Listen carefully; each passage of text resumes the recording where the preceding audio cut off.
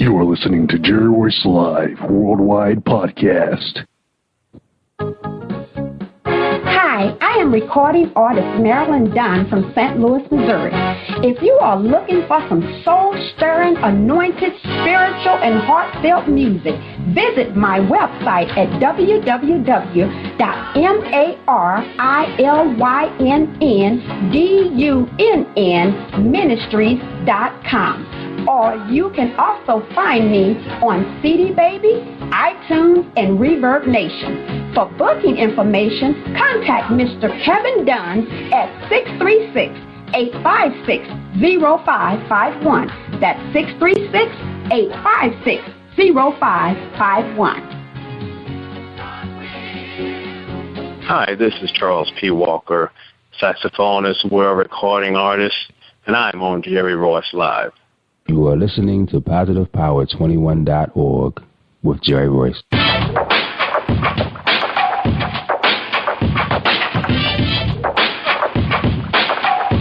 What up? It's your boy Kano Kingston. Hi, this is Angel Sessions. Hey, this is Pat. Hi, I'm Teresa Powell. Hi, Jerry. This is Ira Sandro Carter. Hi, this is Bill Powers. Hello, this is Teresa Bobby with Jerry Royce Live. Hi, I'm Philip Byrne. I'm live on the Jerry Royce Show. Hey, what it do? It's your boy Houston Saint. Peace, this is Dahlia the Poet, spoken word artist. Hello, this is Lamar Marquise with Jerry Royce Live. All right, everyone. You got Robin Lynn, and I'm keeping it live right now on Jerry Royce Live. Hey, what's going on, everybody? What's up? This is a award-winning podcast with the greatest podcast on earth. Thank you for stopping by. I'm your host, Jerry Royce Live Worldwide on Internet Radio, where you get your positive on. So when it's all positive, it's all power. That's positive power. This is a worldwide podcast for growth, wealth, and success. Thank you.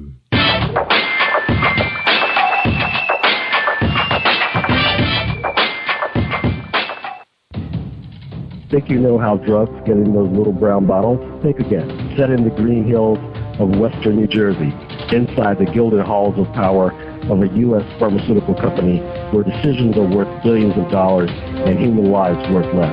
Nicholas Harding, a young executive at Marshall Pharmaceutical, finds his career, family, and life in jeopardy.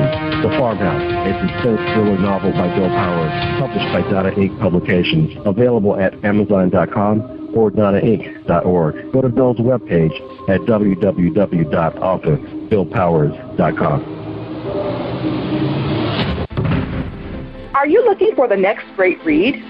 A book filled with love, passion, betrayal, and intrigue.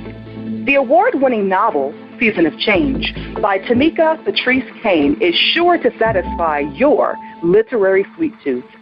Check out this must-read book reviewers are calling uplifting and emotional, and exceptionally great read, deeply intense and thought-provoking. Order your copy today, available in paperback and ebook on Amazon.com or at www.tamikapatrice.com. Are you an author looking for promotional services or a reader looking for a great read at low prices? In this competitive world of books, Writing Royalty Promotions is dedicated to bringing authors and readers together to build a greater respect for literature through our various promotional services and online bookstore. So head over to WritingRoyaltyPromotions.com and check us out.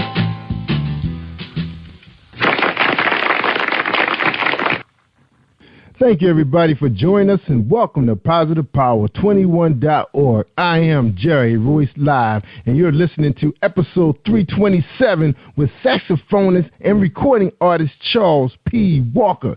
That's right, his bio. Before I read his bio, don't let me forget about our sponsor for today's show, and that is Reach World Publishing. So stay tuned for a 30-second presentation of Reach World Publishing.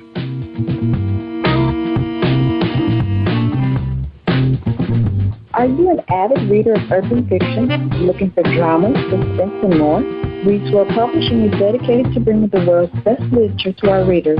Urban fiction, erotica, sci-fi, mainstream fiction, and children's literature are just some of the genres produced by our diversified family of authors. You can reach us on Facebook, Twitter, Instagram, and at our website, www.reachworldpublishing.com.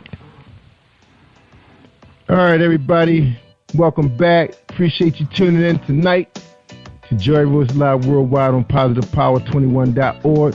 For those of you that are listening to us on Spreaker, Spreaker.com, PositivePower21. Don't forget you can visit our website at www.positivepower21.org, where you can listen to all our shows streaming 24/7, and you got an opportunity to check out some of our new releases, some of the books of some of our guests, and music that's hitting them Amazon top sellers list right now. So if you want to be able to make a quick purchase, one click, bam, and it's your own. You own it on a secure website like Amazon.com, the big monster of online retailing. And don't forget too, my good friend under my brand, Tanika Joy Gonzalez, going to be pushing her spoken word LP, which is so awesome. So many powerful messages. You hear some pain, you hear some hurt, but passion, love, all that's right in that LP. I think it's like 12 poems, and she reads so adequately, and also the music is superb with her voice, so I think you enjoy it. Good listen. All right, everybody, let's talk to Charles P. Walker. Let's read his bio. The name of his CD is called Life Changing, a Journey Called Grace. It's about 15 tracks. Born in Hueytown, Alabama, Charles began playing the saxophone at the age of 12. 2 years later, at the age of 14, his unique skill and passion for music opened the door of opportunity for him to begin playing at the Hopefield Baptist Church in Wylam, Alabama. Charles quickly became one of Birmingham's most sought-after saxophonists. His musical influence and styles attributed to the likes of Grover Washington, Cannonball, Kirk Whalum, Gerald Albright. However, his music carries a distinction that is like no other. In the year 2001, Charles moved to the music city of Nashville, Tennessee, where he quickly began engaged with some of the industry's most elite artists. His studio sessions with countless artists and his contributions to many projects with notable artists such as Bernard Harris, Kevin Whalum, for opening for Snooky Newful and Donnie McClurkin, and sharing the stage with many contemporary Christian artists, including the Planet Shakers, Jamie Grace, and band members from Royal Taylor and Building 429, have respectfully kept Charles' name on the lips of many artists across the country. Charles is one of the featured artists at the biannual Kingdom Global World Connect Conference, the Music Boat, and K-Love Christian Cruises. All right, man, what a bio. Powerful brother. All right, let's bring him on. Mr. Charles P. Walker, welcome to Joy Royce Live Worldwide on PositivePower21.org. How you doing, sir? Doing fine, doing just fine. Thanks for having me. Yeah, my pleasure, Charles. We're glad to have you, sir, and, welcome you to the Maryland, D.C. metro area, where my audience love to get to know you, man. So the first question for Mr. Walker is, who is Charles P. Walker, the saxophonist and recording artist? Well, Charles Walker, I'm just a country boy from Birmingham, as you heard in the bio. Just grew up in a family of five, my mother, father, and had a brother and sister. And actually, I always wanted to be a drummer. And by the time I entered into the 7th grade, I decided to give saxophone and trumpet a try out, and then I had to try to decide what I wanted to hear. And at that time, I think I heard Grover Washington Jr. and some others, Gerald Albright and Cannonball Adderley, and they just wowed me. I just really liked what they did, and took a liking to the saxophone, and that's what I decided to go with. And just growing up, my father was really the only person in the family that had any, I guess, type of musical talent. He actually sang at church, and we grew up in church. My mom and dad always made sure that they raised us up as Christians and God-fearing, and wanted to make sure that we were in church. So had the opportunity at around age 12 to play in church, and got a chance to really experience playing outside of the house, but in your room, and getting those nerves and those cobwebs off of you. And Pastor let me play, and I loved it, and just started seeing how it just kind of blessed people, and just thought I had something going there, and I really liked it, and it touched me in a way I'd never been touched. So I decided I would just keep at this. I think growing up, a lot of people, they call you band nerd, and you're not popular and everything. But it's mighty funny how most of those people, calling me to play for either their wedding or something they had going on. But that's just something that I've always wanted to do, and thank God I'm still able to do that. Finally, went to college and met Gerald Albright. I was really fortunate to meet Gerald and Kurt Whalum, and I was asking Gerald, because I knew he was a guy that was married and out on the road, and you hear a lot of artists that relationships don't work out because they're on the road all the time, and that's one thing that really scared me. So talked to him, and he was like, one thing you always want to do is find someone that has similar interests, or at least like what you do or understand what you do, because the last thing you want is to have to go play somewhere or perform and they don't want you to go. So met my wife at the time, and we both were playing in church, and she was a musician too, great piano player. And so we actually had that similarity where we played together a lot and all over the city of Birmingham, and decided to move here to Nashville back in 2001, and tried to get connected into the music scene here, and finally met an awesome bass player named Bernard Harris. I'm sure some of the people that are listening have heard of him. He's just awesome. He does amazing stuff on the bass. It's crazy. We got to play with him and travel, and recorded a CD, and some of the songs that I put on the CD were really just kind of a testament to what I went through at that time. Don't have funds to finish it. It's very expensive to record, and so just kind of hearing the Holy Spirit telling me just keep going, and just really being in that season where you are obedient to the Holy Spirit and just listen to God and just step out there on faith. And we got this thing finished, and it's been traveling all over the world, been to Brazil. Hopefully we'll get to Africa, and traveling over the U.S. and playing and ministering the song to different people, and it's just been a blessing. So that's kind of the life of Charles Walker in a nutshell.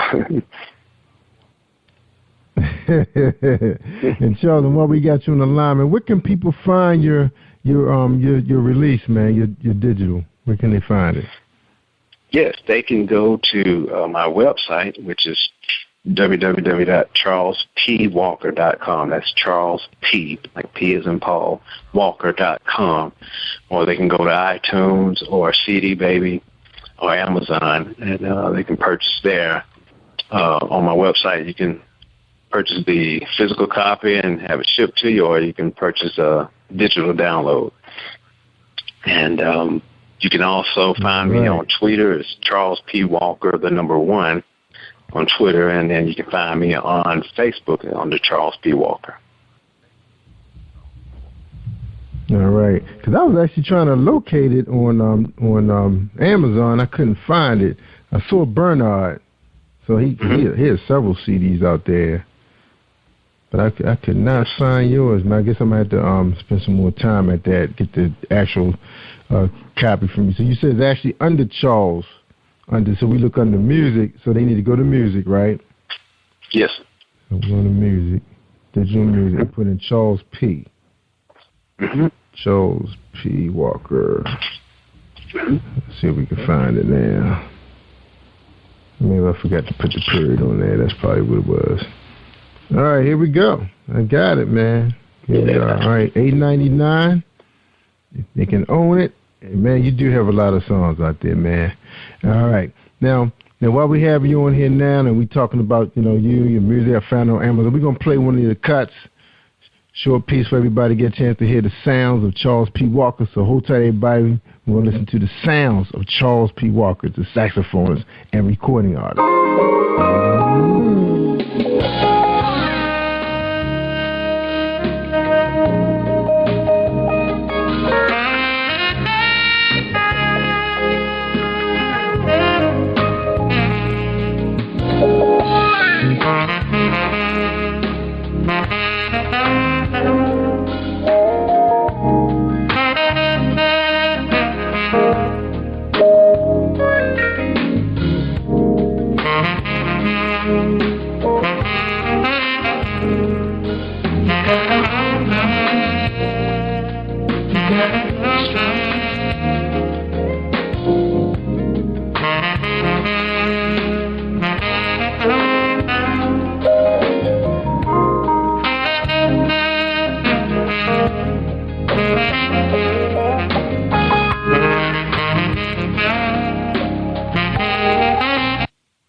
All right, that's called Not the Time, Not the Place. Is that correct? Not the time, not the place? Yes, that is. A couple tracks. That is. That is awesome. Beautiful, beautiful, man. Thank you. Now, Charles. Now, a lot of times, when people had the opportunity to listen to a beautiful, piece like that, saxophone, I have never heard a bass saxophone. Well, maybe in middle school, yeah, bass saxophone player. But once you start getting up to the professionals, playing in nightclubs and they'd never hear the likes of Charles Walker in a jazz club or a blues alley in a place like that, would they? Yeah, actually, I used to, when I lived in Birmingham, I played at a few places down there. There was a 22nd Street Jazz Cafe downtown Birmingham. That's a popular spot that's owned by a singer in Birmingham named Ona Watson. So he has Ona's Place. And I think it's actually still up and running. I played there before and played here in town down in Prentice Alley, down at B.B. King's, downtown Nashville.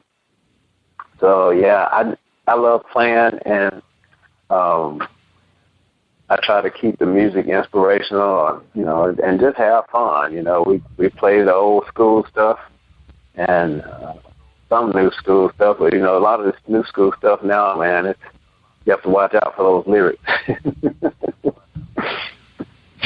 You sure do, man. That is the truth. That is the truth. I remember we used to have a real popular jazz spot here years ago. It was actually named after a famous jazz singer. I don't know why I can't think of her name, because they have changed the name of those places, I think Blues Alley ended up taking over that spot, but I'll find her name in a minute. But we don't really have too many places in the Baltimore area to go to, except for this one spot that's downtown. But I know in D.C. they used to have a couple of places where gifted, professional, musicians can get together and play. And the Blues Alley is one of the most popular places now. We have a good friend named Lori Williams that played there.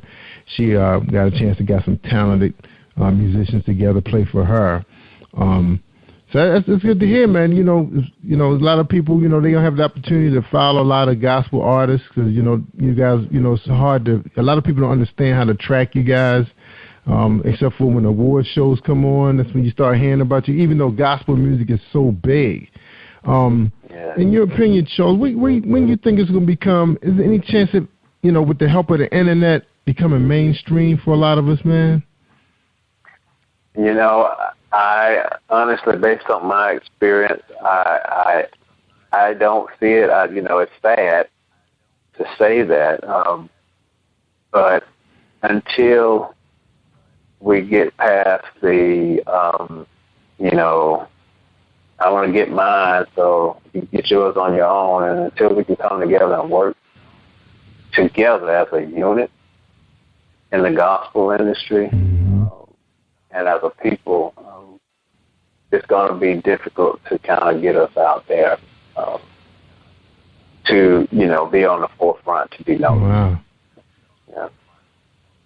But, what's so weird, though, is that you have these mega churches, and I'm not trying to put no bishops down, no pastors down, nobody, but you have some of the largest stages in this country, big mega churches, especially Texas, even Washington, D.C., and this seems like this is the opportunity for people to really, get exposed to gospel music at its finest. But it's always just a little teeny tap piece of the, of the I'm not gonna say show, but of the service. A lot of times people arrive a little late, so they don't get a chance to get the praise and worship. But I remember going to a Methodist church, and this pastor he used this Baptist choir to pack his church to 2 services. Yeah. Because he gave them the stage. After he did his 20p, he gave you the word, got you thinking, about your good and your bad life. Then he just killed you with that baptism. He had people crying in the aisles, man, and they were just crawling to him, man, asking for forgiveness and to be saved. That dude had the community packed up. And I said, why? I wonder why a lot of those guys don't use that form. Use music, the ministry of music. Can you tell us, man, your own words, why you think they don't let the music upstage them? I think music has always been designed to usher people into the presence of God. It was never meant to be the reason people are in church, but it's always meant to usher people into the presence of God. And you're right, music is a powerful thing, and it does attract the masses, or attract people to come to church. And I've seen it where it's worked, and ministers, they know that, and it has helped their congregation grow. I've seen where some ministers, they get a little jealous and may try to not shut it down, but just kind of let them know that it's about me. And it's not about music. It's not about that one person. It's not about no one person. It's about bringing and saving and bringing souls to Christ. But you're right. Back to your point, it is an effective way to get people in the church. Yeah, man, I'm going to tell you, bro. Since I hooked up, I formed a partnership. And I'm going to say God bless Pastor Keith Powell and his wife Teresa Powell for me finding them on Facebook. They've been on my show twice. She's a singer, he's a producer and musician. And they host a 24/7-hour gospel show called iGospelMusic.com. And we partner up, and I actually run their program because it was on my heart that I felt like I should play gospel music on Sunday. I'm broadcasting Monday through Thursday, and my podcast just sitting idle, So they partnered with me. They agreed. I run their broadcast 24/7, as long as I can on Sundays in 5-hour increments. And man, I've seen my followers, man, like just 50 people just joined, just like that. Yeah. I was like, what the heck? It got to be the music, bro. Man, people Crazy. are, people know, and it's just they're drawn to music. And in this day and time, people are hurting, so they're looking for something positive. They're looking for something that can give them hope. And when someone hears that, they may not even be in the church, but if someone hears something that kind of gives them a little glimpse of hope that will touch their heart in some kind of way, they're gonna listen. You're right, man, because people are hurting, man. I've been doing this show December 21st, 2014, made 1 year. And, Charles, I had some people that I thought was coming on here talking about a fictional book, or maybe erotica. It could be urban lit. Doesn't matter. Man, it was some times, man, my audience said they were in tears. Because those people it's been some stuff happening to people in their childhood I didn't think it was possible in the black community. I was like, what? You see your father did what? And this is like a man telling me this, too, in some cases. A woman died right in her bedroom from the hands of two abused ex-husbands. Because her body couldn't take no more. Because she went through 15 years of marriage and just getting battered. It's like, man, wow. So you're right, man. People are hurting. You put a guy like you in front of a church on a Wednesday afternoon, right before the noon service. You just started playing that thing, man. I bet you people be stopping cars to be coming in there, crawling on their knees, asking for God to save them, man. Because you're right, man. The music just touches your spirit in a way that a man's voice can't. Bless you, man. That's Thanks powerful, so bro. much. Now, Charles, in your words, man, tell us an instance, man, where you seen some stuff happen in the pulpit, in the pews that just blew your mind just from you just pushing on those keys. They call them keys, right, on the saxophone? They call it keys, right? Yes, All right, tell us an instance, man, a couple of experiences. You said it's something that kind of blew my mind. You tell me music-wise or just the church experience in general? Yeah. Church experience while you was there playing, and you just saw some stuff. People was just turning their lives over to God just through the sounds of your saxophone, man. You had any experiences like that? Yes, I have. I'll never forget this lady. She actually came up to me after I was playing, and I actually saw her, and I wondered why. I kept looking at her, but I could tell this lady was hurt. And she told me, she said, I buried my mom and I buried my sister probably within maybe a 2-month span. And she just thought that was it. Her world was over. She didn't want to live anymore.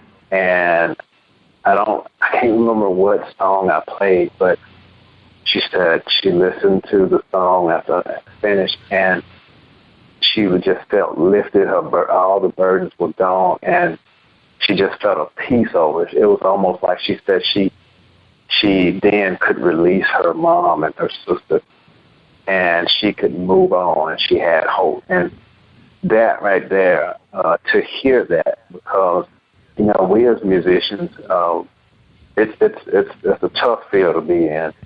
And sometimes when you feel like nothing's going right, or, and then the devil starts making you wonder if you're making a difference, am I wasting my time? And for someone to come up to me, I'm talking through my experience, to tell me how a song that I played touched them and it changed their life in that way, it blesses me.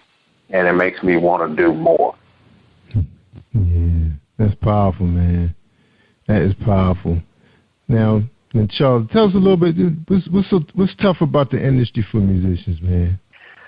Well, one is when you are, it's very expensive. You need a lot of funding. So when you have labels involved, it's a lot of times they'll get in there, and if you sign with a label, they want us all of a sudden start making decisions on how your music should sound instead of actually really using what attracted them to that artist in the first place. So they sometimes take an artist, and then they want to mold them into what they want them to sound like, or what they think would sell. And then that end up not really being the artist, or even for independent. Unless you have a lot of money, you got to try to put everything yourself, which can be hard. And, you're out there. A lot of times people don't really want to pay. They want you to do a lot of stuff for, a little nothing, or a favor here or there. But, going out, singing through microphones, using equipment, playing through saxophones, that stuff is expensive. So just like they have things that they, if you're a business owner, you have certain things that you need to upkeep and pay for to keep your business going. We as musicians or instrumentalists need to have money or funds to be able to do repairs and to purchase more equipment, better equipment, to keep our business going. Now, Charles, let's go back to my other question about the platform, the churches, man. You have more churches almost on every corner in the metro city as you have liquor stores. You got your liquor stores, you got your Chinese store, and you got about 3, 4, 5 churches in square foot to every Chinese store and liquor store. Why nobody has a weekend establishment that's for Christian people to be able to gather, so you be able to meet some nice Christian young ladies, who's not venturing into the secular world to find herself a man.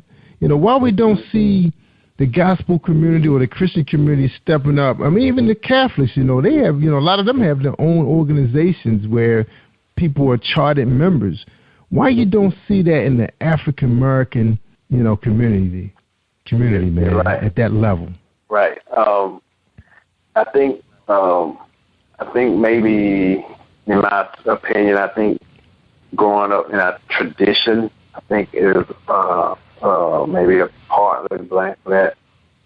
People get so used to growing up and they go to church. So they go to a building with steeple on it, with cross on it, with pews. This is church. And they have church there. They praise God there. They talk about the Bible there. They pray, and they go home. Well, you don't, and instead of realizing that the church is not in those 4 walls, the church is out there, everywhere. So, like you said, we do need more churches to get outside of the 4 walls, stop being lazy, to get out in the community and make themselves known, their presence known, and to have establishments and places for Christian people to go to not have to, be nervous about going somewhere and wondering if they're going to be in the midst of a drive-by shooting or something. That could happen anywhere.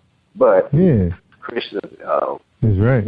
I think a lot of Christians would like to have more places that they can go to, like that. That's right. Because you remember that show called Cheers? They used to come on with I used to always kind of picture that being a spot in my community where I could just go straight from work, even if you just bought dinner, a cup of coffee, and your friends, your homeboys were there, and you're like, hey man, everybody knew your name, and you sit there and watch the news together, like the barbershop. We have such a good time in the barbershops because you're sitting around waiting, about 20, 30 minutes per cut. You're talking about, you're there for about 2, 3 hours before your turn comes, so you're engaging in awesome conversation. We're watching the news together. That's when you take in a lot of stuff. But that happens every other week. Right. And how come you don't have why the church don't have a nice barbershop laid out in the building where you can go get yourself a haircut, hang out with and really get to know the brothers? I don't get to know those guys until the church decided to have a fundraiser or a flea market. They don't have movie night to show movies that I can show my kids. They'll do nothing. It's like, and the pastors and them control so much. I know they just demand, and people always put their label on them when they get in trouble and sleep with somebody else's wife or get caught with the pants. They say, oh, he's a man. Well, why he don't do other stuff to help the community? You come to them for stuff, and then they were like, oh, brother, you got to be a member of my church. or whatever. You know, it's like the buildings are so nice, man. You can have some nice concerts where people can play music that's acceptable and, you know, it's godly, you know, because I don't have no problem assembling a gospel show, a stage play, but because they don't open their doors up, people they go into the secular world, man, and that's why I think you have people sitting on the fence right now of good and bad. They're not all the way in because it's only one day a week, or luckily if they got Bible study for you, and that's only an hour, and you're on your own again. Yeah, I just think that they should have more responsibilities to the community.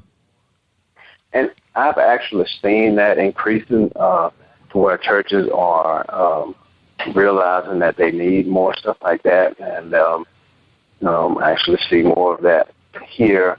And there's some churches that have, they'll have outings and they'll have little cafes and stuff for people to come and just kind of fellowship, and it's becoming more prevalent now, which is good.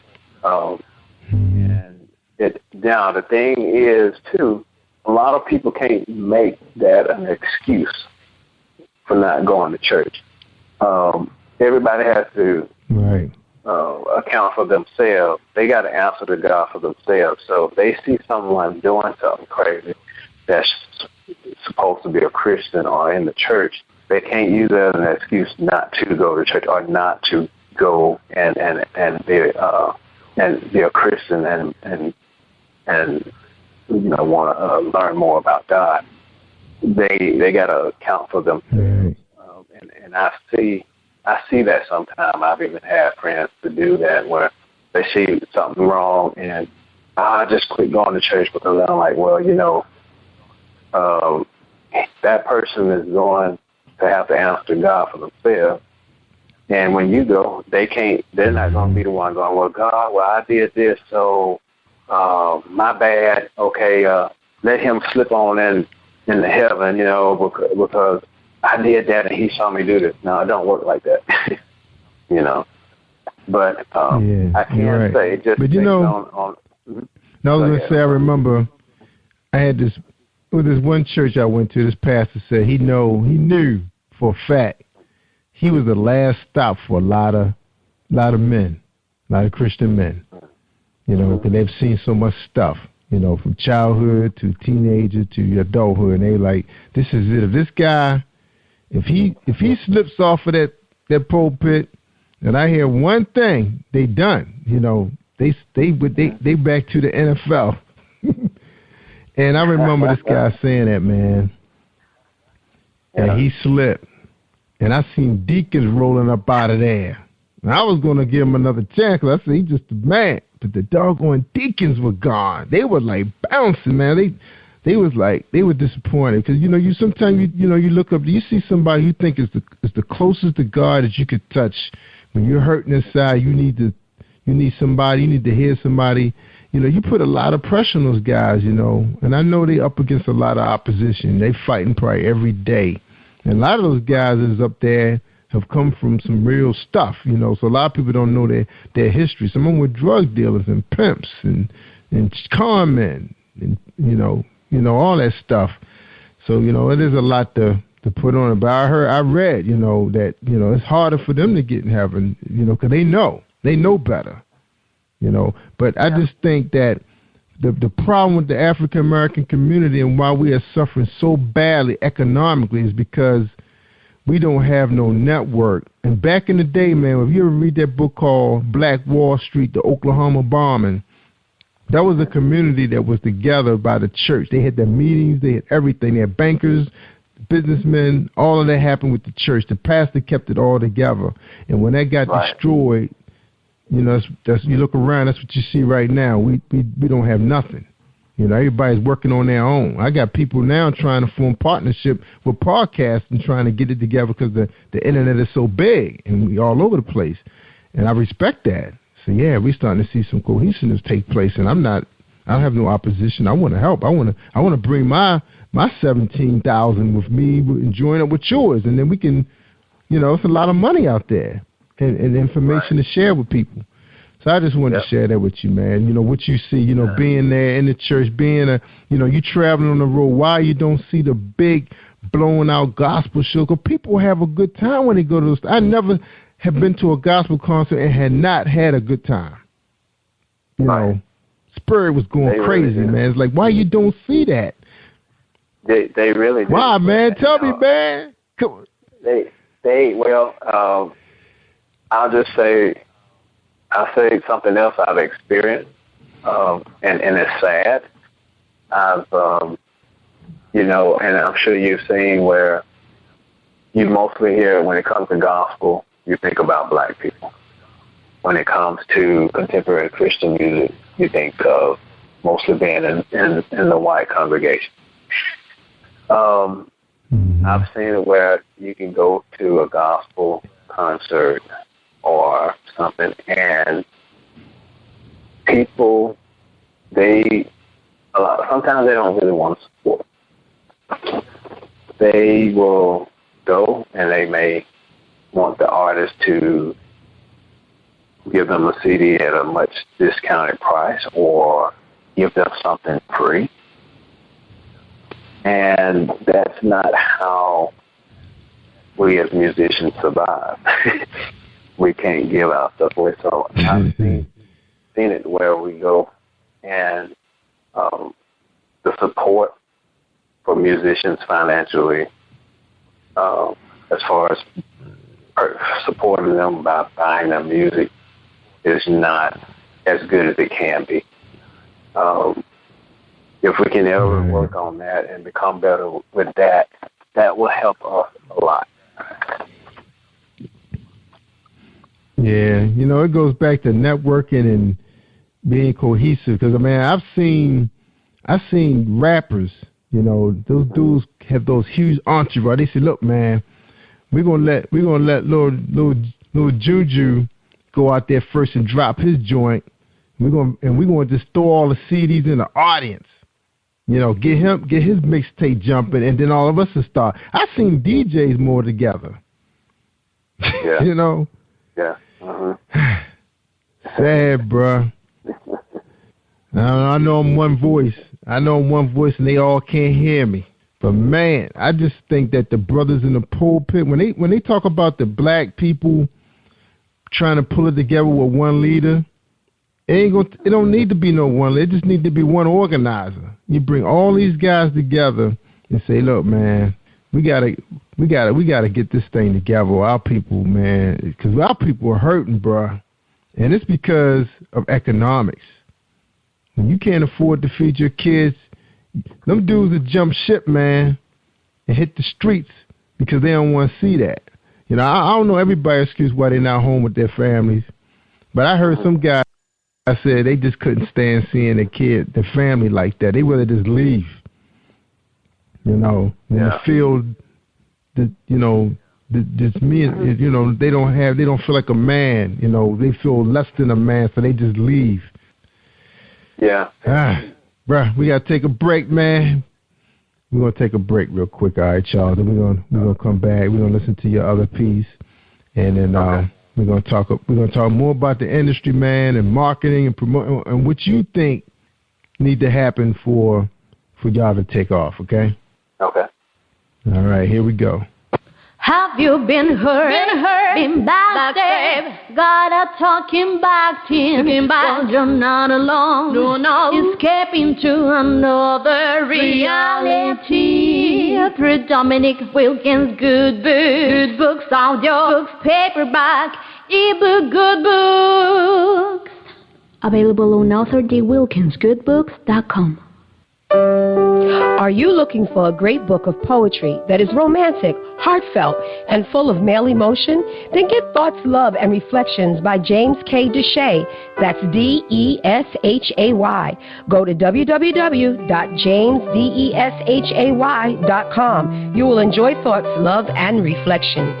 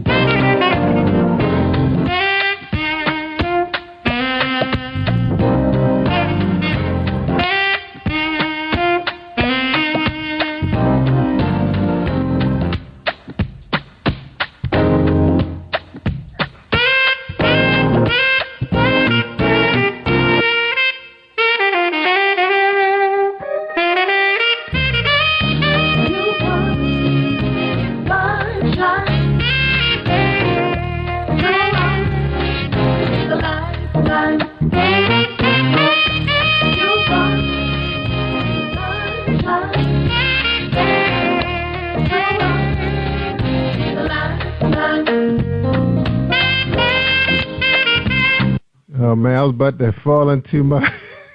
Man, I love that. Woo! That was hot, man. Thank you. He was killing it. Thanks. Man. All right. Charles, let's talk about marketing and promoting, man. How you think the gospel industry, you as a musician, can get on top. Because even the big names like Donnie McClurkin and, you know, some of the other big names you talk about, Bernard Harris, you know, you don't hear about those guys until the Stellar Awards come around. What do you think, you know, you guys need to do, man, in your opinion, man? If you were the organizer, where would you start at? The organizer of, like, the Stellar Awards or something, or just gospel music in general?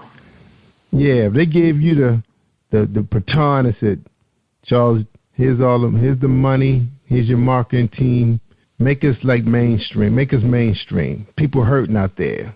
Doggone rap music and hip hop is killing people. You know, they ain't doing nothing for nobody's community. They're just taking away. They're like vampires.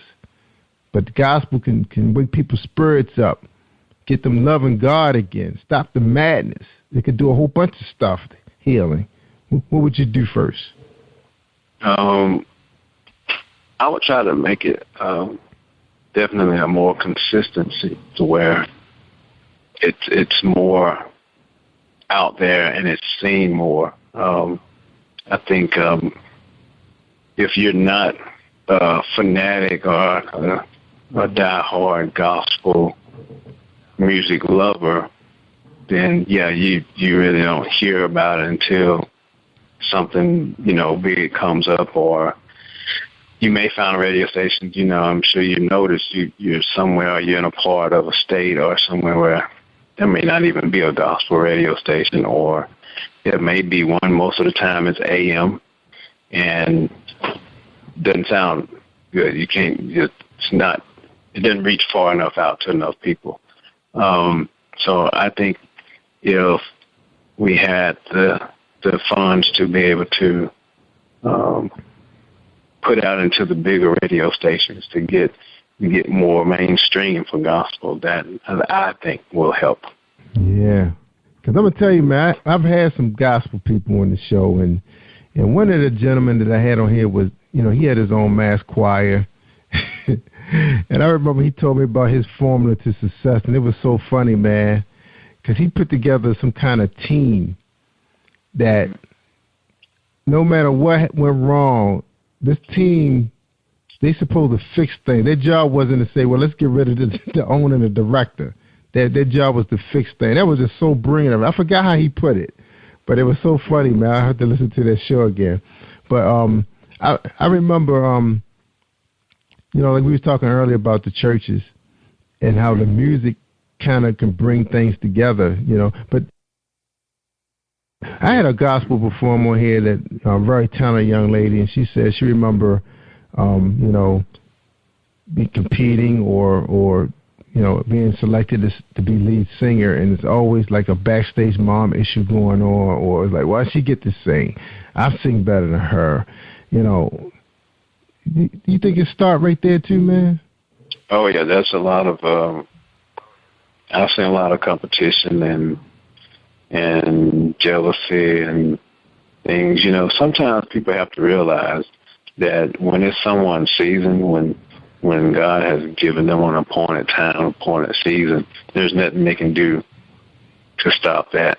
What God wants to come forward, and then you just have people that think they ought to lead everything all the time, you know, and it can really be discouraging to others that's trying, or even others that's really, you know, just decided to go to church or to become a Christian. They really don't know a whole lot about God, but they're going to give this thing a try. And, you know, they feel like they have felt the presence of God, and then they go in church and they try to join the choir because they feel like they have a talent or something. And they, no, you can't lead this because I'm leading it or whatever. And then it like deflates them and they just go back in their shell. You know, not a good thing. Yeah. think because I'll be thinking about I know we got a little delay, because I know some cell towers are kind of operate differently in the South than up here in the bigger cities. So I know you got a little delay. But what I was going to say is, how many times you at a concert and people are going crazy when the artist is just making their debut onto the stage? Man, what's that feeling like, man, when that happens? It's like you almost got those people in the palm of your hand. It's always a good feeling to feel like people love your music, they love what you do. But I think people have to be careful with thinking that, I went out there and they're yelling because of me. That's a dangerous line you walk, because then all of a sudden you'll start thinking, I got here, I got myself here, I'm doing this, I'm doing that. And nobody in this world gets to do anything or doesn't get anywhere where they are without the grace of God getting them there. So I think, as long as they can keep that in perspective and not feel like I did this and I'm going out here and I'm going to make these people clap for me and not be self-centered, then, they'll probably be okay. But once they started going down that road of thinking that they've done it, they've created, what they've created, and it's because of them, then they're on a dangerous slope down. Yeah, you're right. But being a normal man or woman, of course, you're not used to that. You were on a smaller stage with your family, and they thought you were brilliant and great. And who knows, you could have had a sibling that was in the background lurking with jealousy.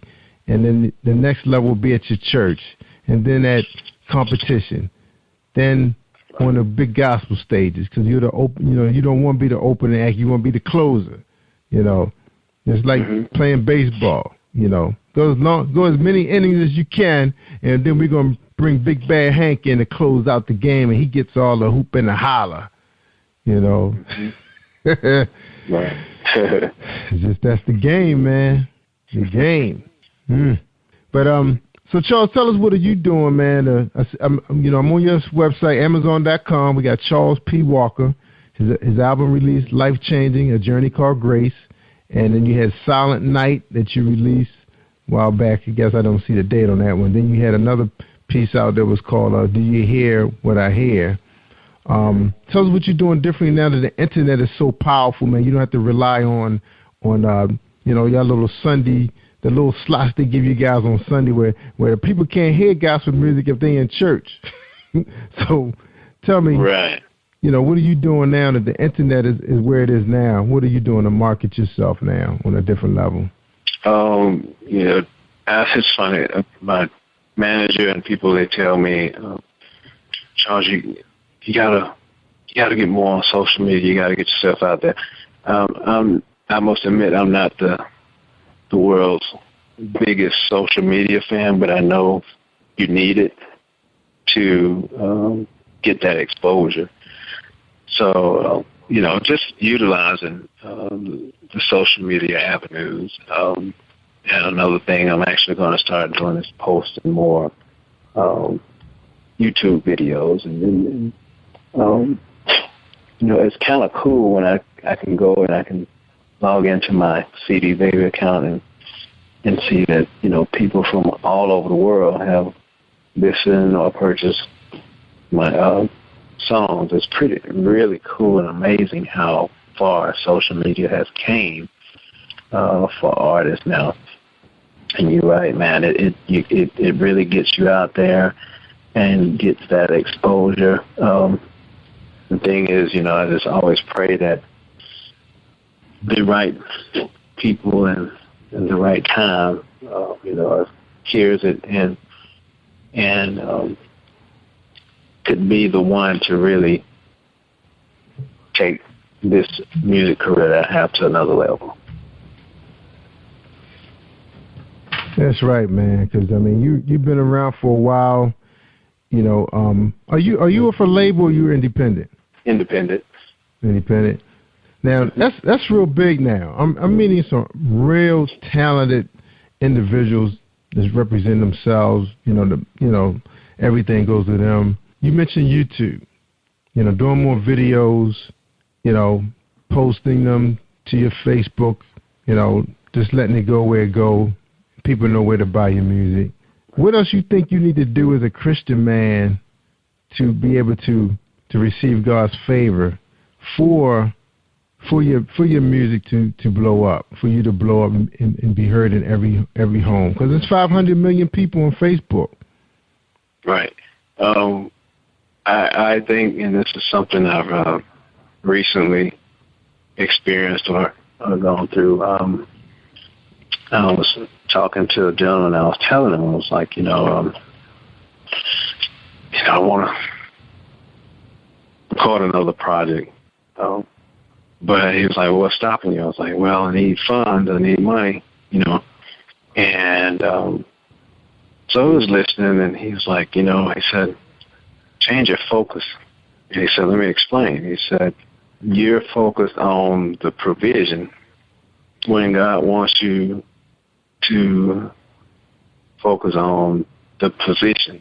And what he meant by that was listen to him, pray. Be in prayer about where God wants you to be, whether that's, am I in the right city, or what position should you be in? And then he will provide that vision of how that provision will come to you. So that really set deep in my soul and really sat with me. And I think that would be the key, is really just listening to God and really knowing where to be and listening to the provision and how things will get done will really make an impact on the next level of my career or anybody's career, I think. That's my opinion. Yeah. You believe in grassroots, going back to your grassroots? Yes. So what are you doing now? What are you going to do about it?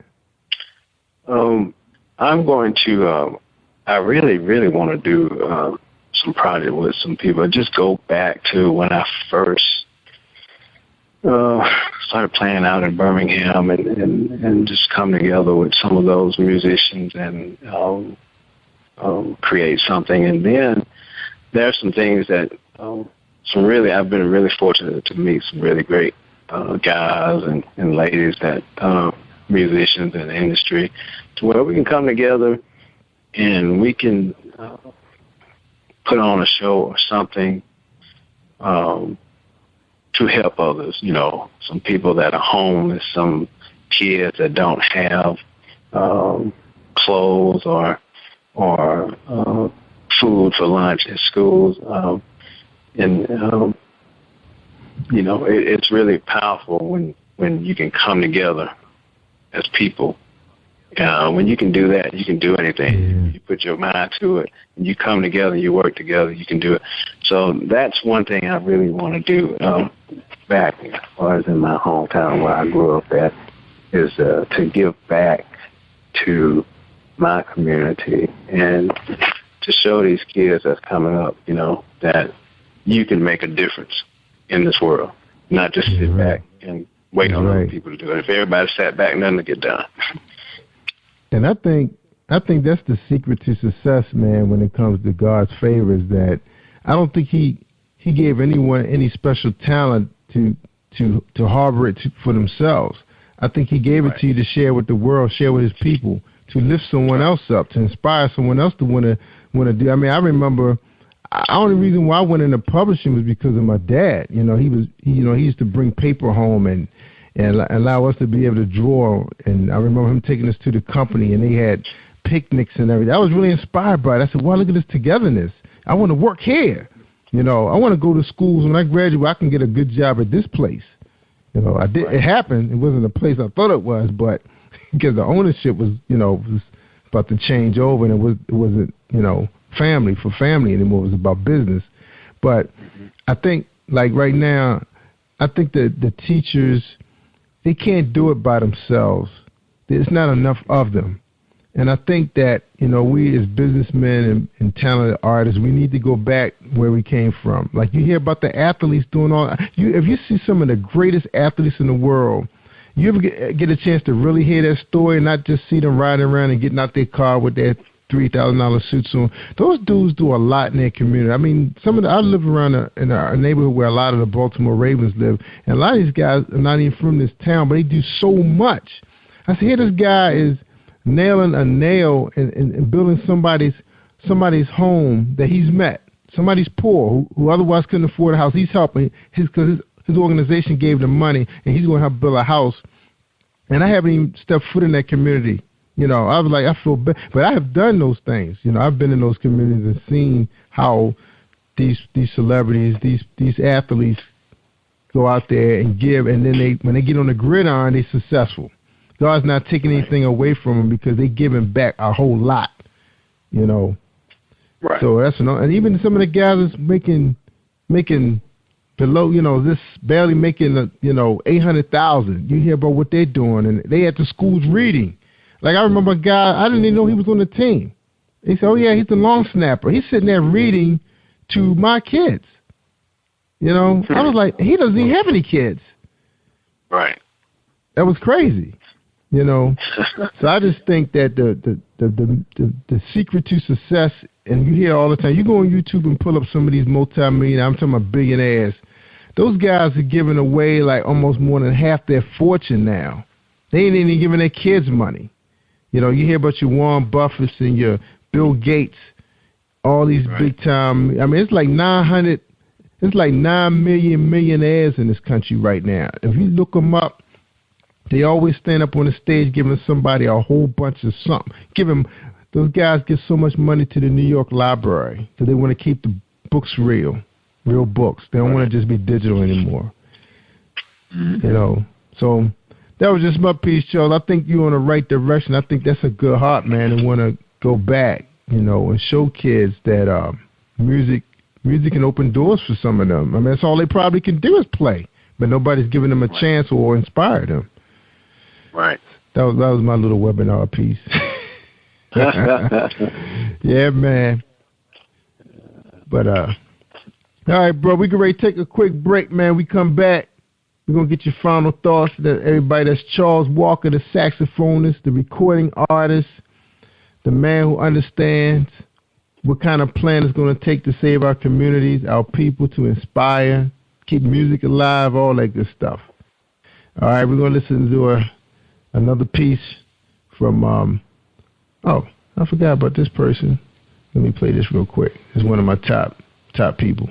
Sponsors. All right, y'all, don't forget about me now. My website is up, www.positivepower21.org.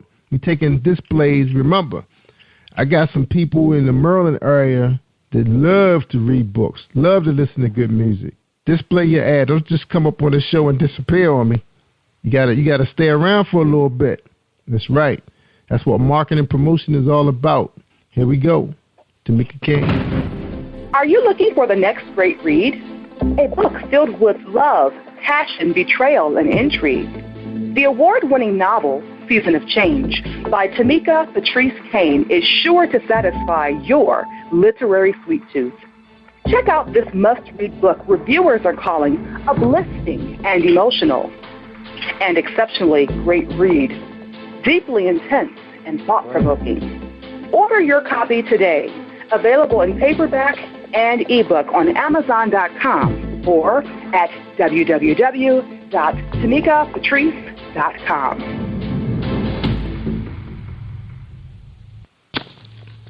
Hi, I am Martha Crystal Alexis, and I'm on Positive Power 21 with Jerry Royce Live. Woohoo! Hey, thank you, Crystal.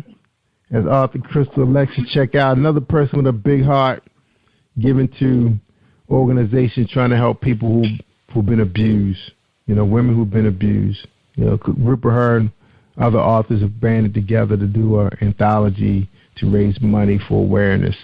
That's a good heart. God's going to bless her. All right, we're talking to my man Charles Walker. God is blessing him too. He's got a plan, y'all. He's coming back, community. Alabama, he's coming back, Hueytown. He's coming back. Save somebody's life. All right, y'all. It's all about helping one another, y'all. That's what I found out the secret, y'all. God just don't want you to share your talent with yourself.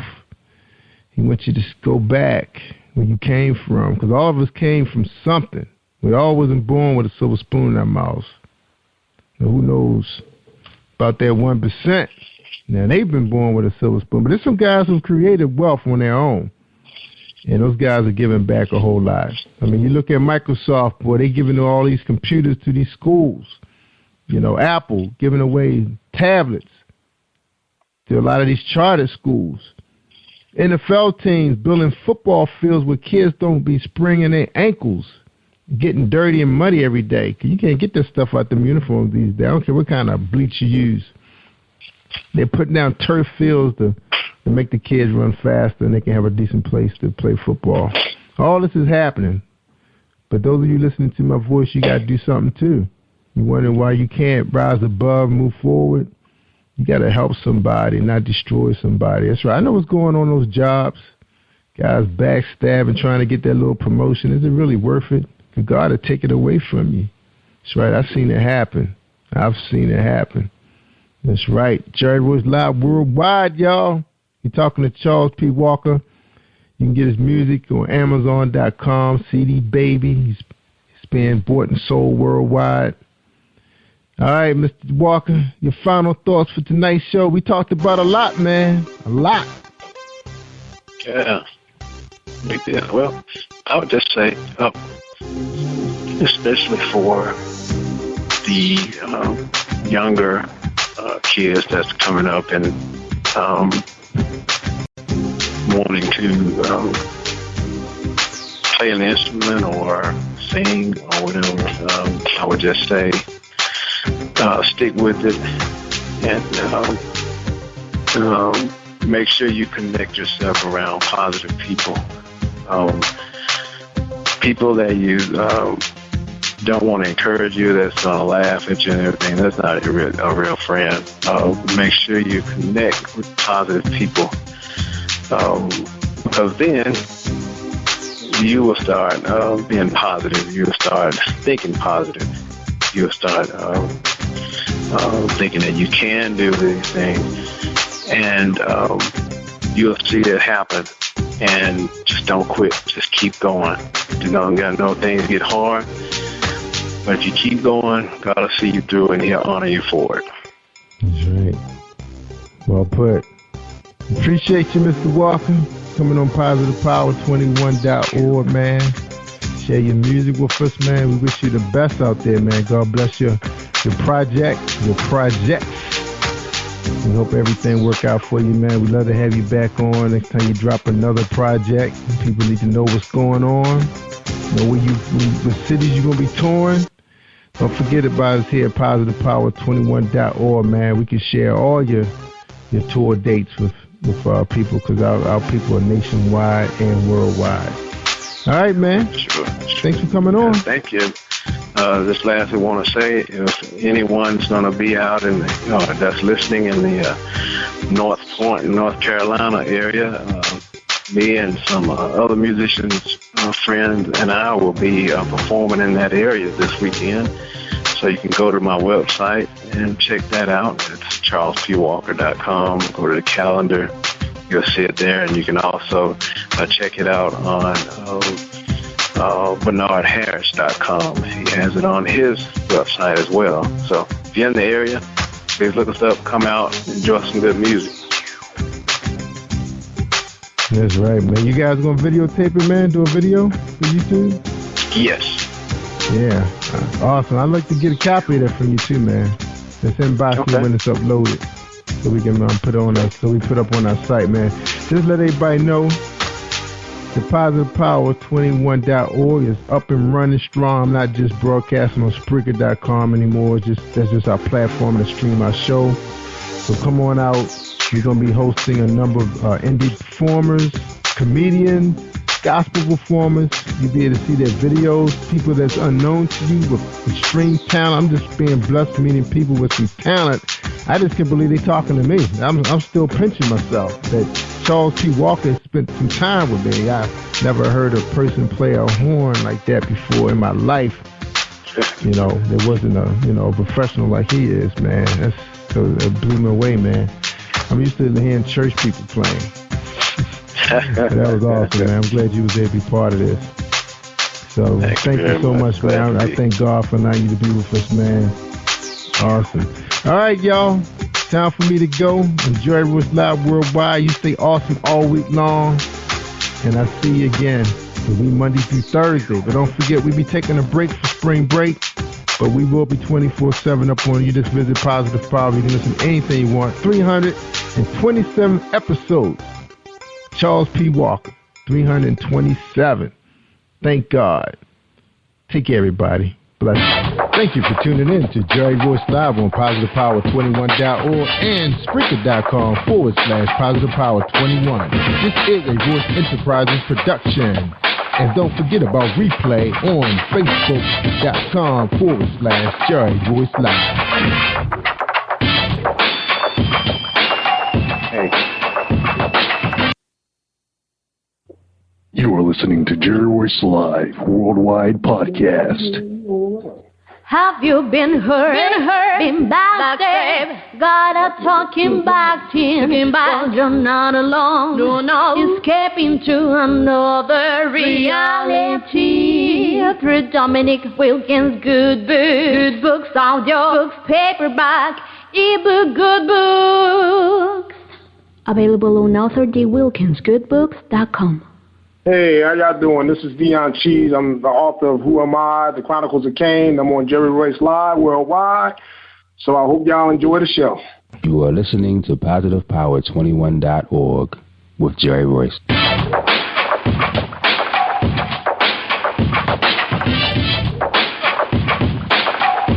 What up? It's your boy Kano Kingston. Hi, this is Angel Sessions. Hey, this is Kat. Hi, I'm Teresa Powell. Hi, Jerry. This is Ira Sandro Carter. Hi, this is Bill Powers. Hello, this is Teresa Bobby with Jerry Royce Live. Hi, I'm Philip Byrne. I'm live on the Jerry Royce Show. Hey, what it do? It's your boy Houston Saint. Peace, this is Dahlia the Poet, spoken word artist. Hello, this is Lamar Marquise with Jerry Royce Live. All right, everyone. You got Robin in, and I'm keeping it live right now on Jerry Royce Live. Hey, what's going on, everybody? What's up? This is award-winning podcast with the greatest podcast on earth. Thank you for stopping by. I'm your host, Jerry Royce Live Worldwide on Internet Radio, where you get your positive on. So when it's all positive, it's all power. That's positive power. This is a worldwide podcast for growth, wealth, and success. Thank you.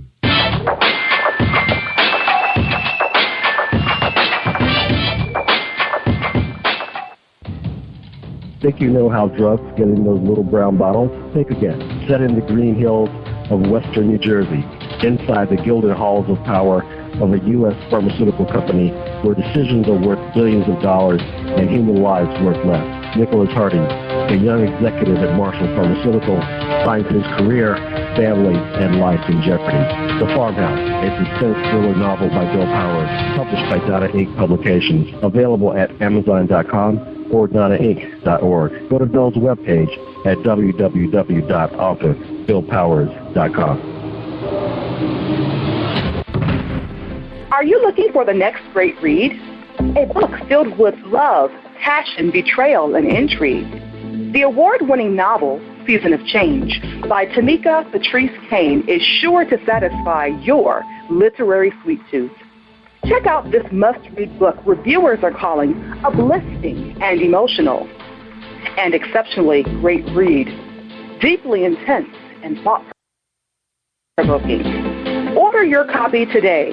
Available in paperback and ebook on Amazon.com or at www.tamikapatrice.com. Are you an author looking for promotional services or a reader looking for a great read at low prices? In this competitive world of books, Writing Royalty Promotions is dedicated to bringing authors and readers together to build a greater respect for literature through our various promotional services and online bookstore. So head over to WritingRoyaltyPromotions.com and check us out.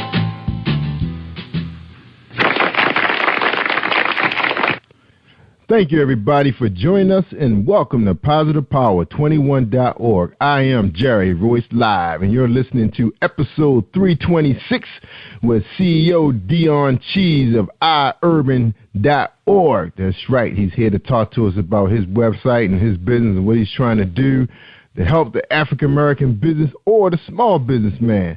And we're going to get him on here in a few seconds after we hear a word from our sponsor, Mr. James Shea at jamestheshea.com. He's the romance man with the poetry books, so check him out. Are you looking for a great book of poetry that is romantic, heartfelt, and full of male emotion? Then get Thoughts, Love, and Reflections by James K. Deshay. That's D-E-S-H-A-Y. Go to www.jamesdeshay.com. You will enjoy Thoughts, Love, and Reflections. All right, that message was brought to you by James Deshay at jamesdeshay.com. All right, my guest is Dion Cheese. Again, he's the CEO of iUrban.org.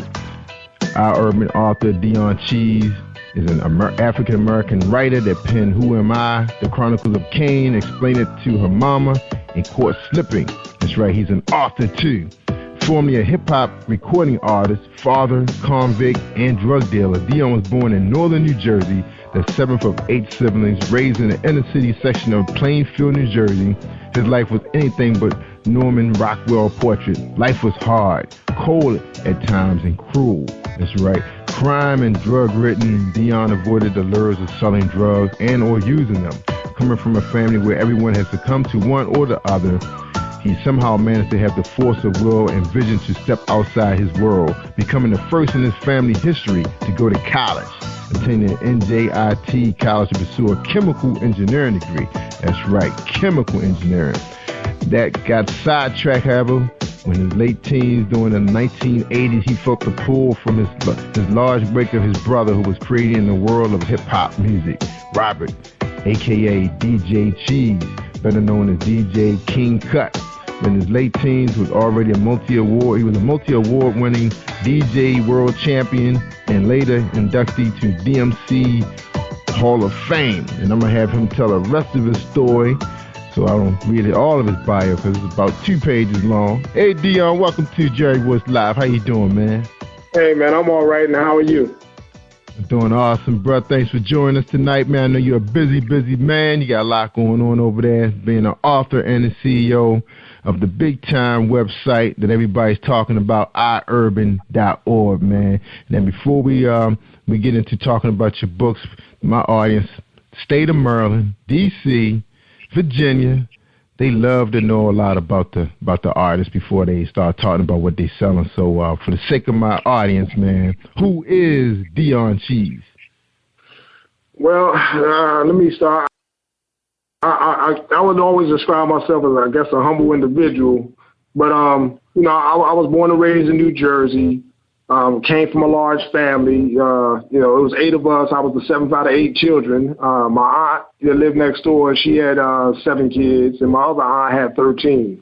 So we was basically like a big army. So if any trouble ever came our way, we didn't have to go get friends. We had enough there. So, we bring the duckers. And basically, like I said, I grew up, at first I grew up in Edison, New Jersey, in Potter's Crossing.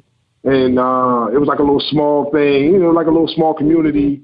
Actually, it was probably the only black section out there in the city of Edison. And there was a whole lot of, back then you had to fight. You had to get out there and had the little fights in the circle or whatever. And then eventually, at the age of 9 years old, I moved to Plainfield, New Jersey. And that's where, I graduated from Plainfield High School in '86. And then I went off to college, the following summer. I went off to NJIT. And then later on down the road, I ended up having my son. But between then and there, growing up, we had our moments, no electricity, no food in the house. There's some things like that. But, I know most people probably might look at that as sad, but a lot of times, even though we didn't have electricity, we would sit down by candlelight, and I would listen to my cousins and my mother and them just, they tell their little war stories, and, we'd be in there laughing. So that was like the times that we actually bonded. And my brother, watching my brother, speaking of my brother, because my brother, he like toured with Run DMC. He was the first, he was a world champion DMC contest back in '86, which was basically he was signed under Duke Booty, who wrote the song The Message. And but Duke was the type of person, he really didn't treat his artists fair. So I mean, he was signed with Cynthia Robinson, and she basically took her artists, for their money, and then basically my brother and them didn't really get paid a lot of their royalties and things like that. And that's like some of the story that nobody never really hears about. Yeah. And we ended up, he had Beauty and the Beat records, and the record, my brother record that went gold at the time. He toured all around the world, but he never really had any money because he wasn't really getting paid.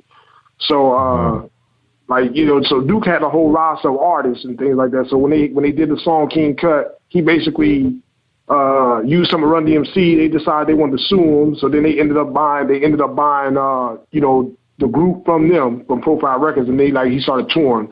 So then at that time, that's when I started doing like the hip hop. But, we had like the little brother rivalry. So it's like if I would grab the mic, he would turn the mic off or whatever. So I just kept doing what I kept doing. And then eventually I ended up, matter of fact, it was crazy because he wouldn't let me rap for him. But then he had introduced me to my manager, Bruce T. Dugan.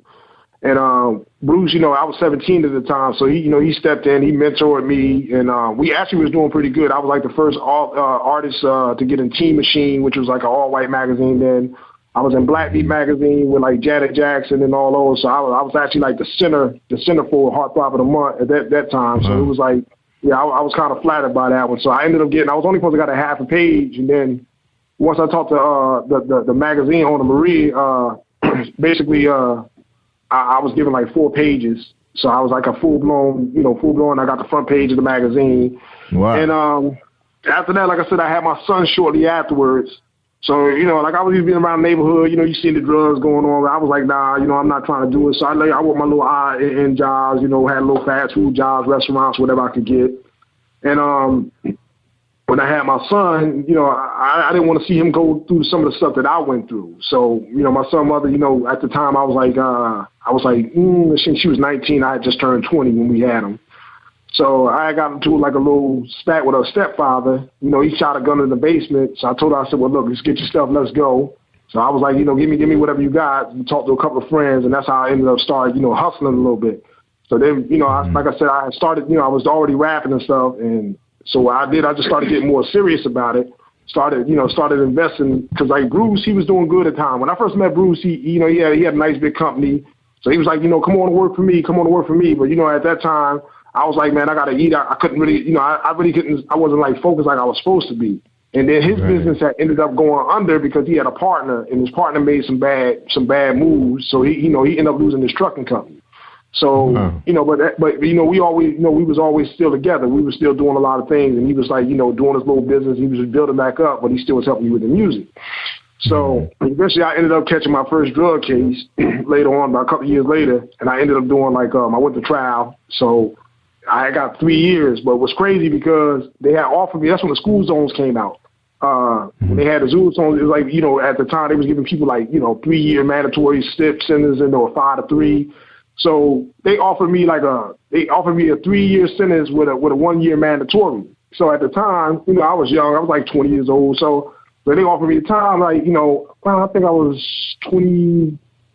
I was 22, just about to go on 23. So they offered me a year. So I'm like, man, I can't do a year. I was like, man, a year? I said, oh, no, I said, that's too long. So my brother was like, my older brother, he had been through time. He did stuff. So he was like, look, man, he said, that's a good deal. You better take that deal. I said, a year? I said, oh, man, I can't do a year. I said, nah, I'm going to trial. So I ended up going to trial. I ended up getting 3 years. So I served my time. So then that was like in 95 I got out. So I didn't have no parole or anything. So I came home, got a job, was working, doing like a little construction job. So, and having a record, like my brother got me the job. So then like about when my brother came home, my brother, he was getting high and everything like that. Then he stopped getting high. So he had got to sit like together a little bit. But he had ended up dying from cancer. So Yeah, I used to get the job so when I got the job, we was getting a ride with this guy, so he quit the job. I'm trying to get another job. So, I got to the point where I was looking for jobs and when nobody hired me. So, I walked down the street, people beeping horns at me, like, yo. And so I'm like, man, I'm sick and tired of walking, taking the bus, doing whatever. So eventually I just got right back into the same thing I was. But then when I got back into it the second time, I had started another label because I had a label before I got locked up before. Called Big City Records, and then I started another label called Upfront Records. And now this one I was in West Virginia. So while I was in West Virginia, I was making probably like $20,000 in 3 days. So wow. I started, but I was always an investor. I never was like, I didn't get high, I wasn't getting drunk, I didn't drink, I didn't smoke weed. I always kind of took care of myself. But I always had a straight mind. Like I said, because I was like basically, I was college bound. I was going to school for chemical engineering. I was getting good grades and things like that. So, out of 597 students, I think I was like number 13 in the ranking of the school. So then, I started going back into that. But like right before I was supposed to went on tour, a month before I was supposed to be on tour, my cousin's girlfriend wore a wire on me. So I ended up getting like a 20-year sentence. So wow. Wow. So I was young, I was like 20, and I'm like, man, they was like 20 years, and I'm like, I didn't know what to think. So, and that was with a cop out, that was with a plea. So people don't understand about the federal system is the fact that they treat crack cocaine and they treat cocaine quite vastly different. So if you get caught, basically, let's just say if you get caught with some crack cocaine, which is basically at the time that I got sentenced before they changed the law. If you got caught with a packet of crack cocaine, you would get 5-year sentence. In order to get the same thing for the cocaine, you actually have to have basically a 500 grams to 1 kilo, which is basically the size, of a small bag of sugar. So you can imagine a packet of sugar. And the ironic part was that, in the federal government, under the statute, basically we're sentenced under the Food and Drug Administrative Act, which is Title 21. And Title 18 doesn't really, that's where the criminal statute is at. And they'll get you with that with the conspiracy, but they basically turn you into a corporation. But it takes almost 85 times the amount of cocaine to get you that same sentence that you would the crack. Wow. So the crack basically, so for having like a small amount of crack, and what the whole thing was, even like when I got caught, I didn't have no guns on my case. I didn't get caught with a lot of drugs, and basically you're getting sentenced for hearsay. We call that ghost dope in the feds, so they would call it ghost dope because you basically had to prove that you never had the drugs that the prosecution says you had, or the witness says you had, but he ain't got. So you have to prove that you never had the drugs that he said you got, but he ain't got them. So you have no laboratory, no hardcore evidence, basically with hearsay. And then they would aggregate the amounts of drugs you had. So if you had somebody maybe like he was a crackhead and he might have bought maybe a few grams here and a few grams there, they would add all that up, and then they would come up with their sentence. So, wow. But like I said, if you had like a half a key of crack, and they would have caught you with a half a key of crack, you can forget about seeing the streets ever again. But it would take somebody to get caught, like like I was talking to guys, you got like white guys would come in there and they might get caught with like 16, 17 kilos. And they get a 10-year sentence. And then you got somebody with crack, they got like 2 ounces, and this guy over here would be sitting with like 15, 20-year sentences. And when I came in, if you had 10 years, they would tell you go sit down in the corner and don't say nothing because it was like everybody was getting double digits. So, and that was the type of thing that I went through. So, like I said, when I was in jail, I stayed in the law library. I literally like learned the statutes. I would quote them like it wasn't nothing. I could tell you like what title it was. I could tell you the sentencing guideline table. I could tell you, go to chapter 5, Part A. I would tell you look under 2D 1.1. I would tell you like 18 U.S.C. I could just tell you all the statutes like they was the back of my hand because I knew I wanted to get out, and I wasn't really trying to get out there and go back and testify on nobody and then get killed on the streets or whatever. You bring yourself down and you got to handle what you got. So, because a lot of people, they snitching. But like I said, a lot of people say what they won't do, and you'll never know what a man will do until they get into that trouble. Now, when they start, because like I said, in the state, you got to taught them 3 years or whatever. Now, when they start whispering them football numbers and they start talking about 15, 32, 25, then there's a whole different ball game.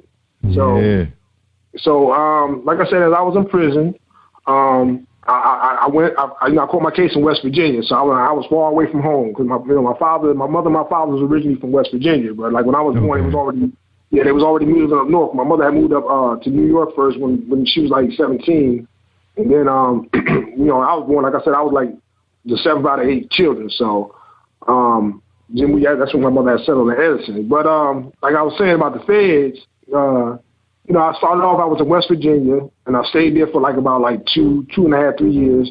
Then from there, I went to Lexington, Kentucky. I stayed there for 6 years. Then they sent me back to West Virginia up in the mountains in Glenville. I went to the camp, stayed there for 5 years. Then I ended up getting into a fight with this big white guy, and I had to put the hands on him because he had a lot of mouth. Because like I said, he was going into that territory, and basically, and I'm not one to be, I'm not racist or nothing, but basically it was like being in hillbilly city, for a nice word. They thought they could talk to you any kind of way or whatever. So we had words, everything went down. Then I ended up going from there. I was in a hole. So like I said, I used to write a lot of poetry. I would write letters for guys. I would do a lot of legal. So people used to always like, man, why don't you write a book? Why don't you write a book? And I was like, man, I can't write no book. I said, I never wrote no book. So while I was in the hole, I had a friend, and he was writing this book called I forgot what he called it. It was about, I forgot the name of the book, but he was writing a book. So he asked me, I got stuck. So I said, well, I started writing the chapter for him.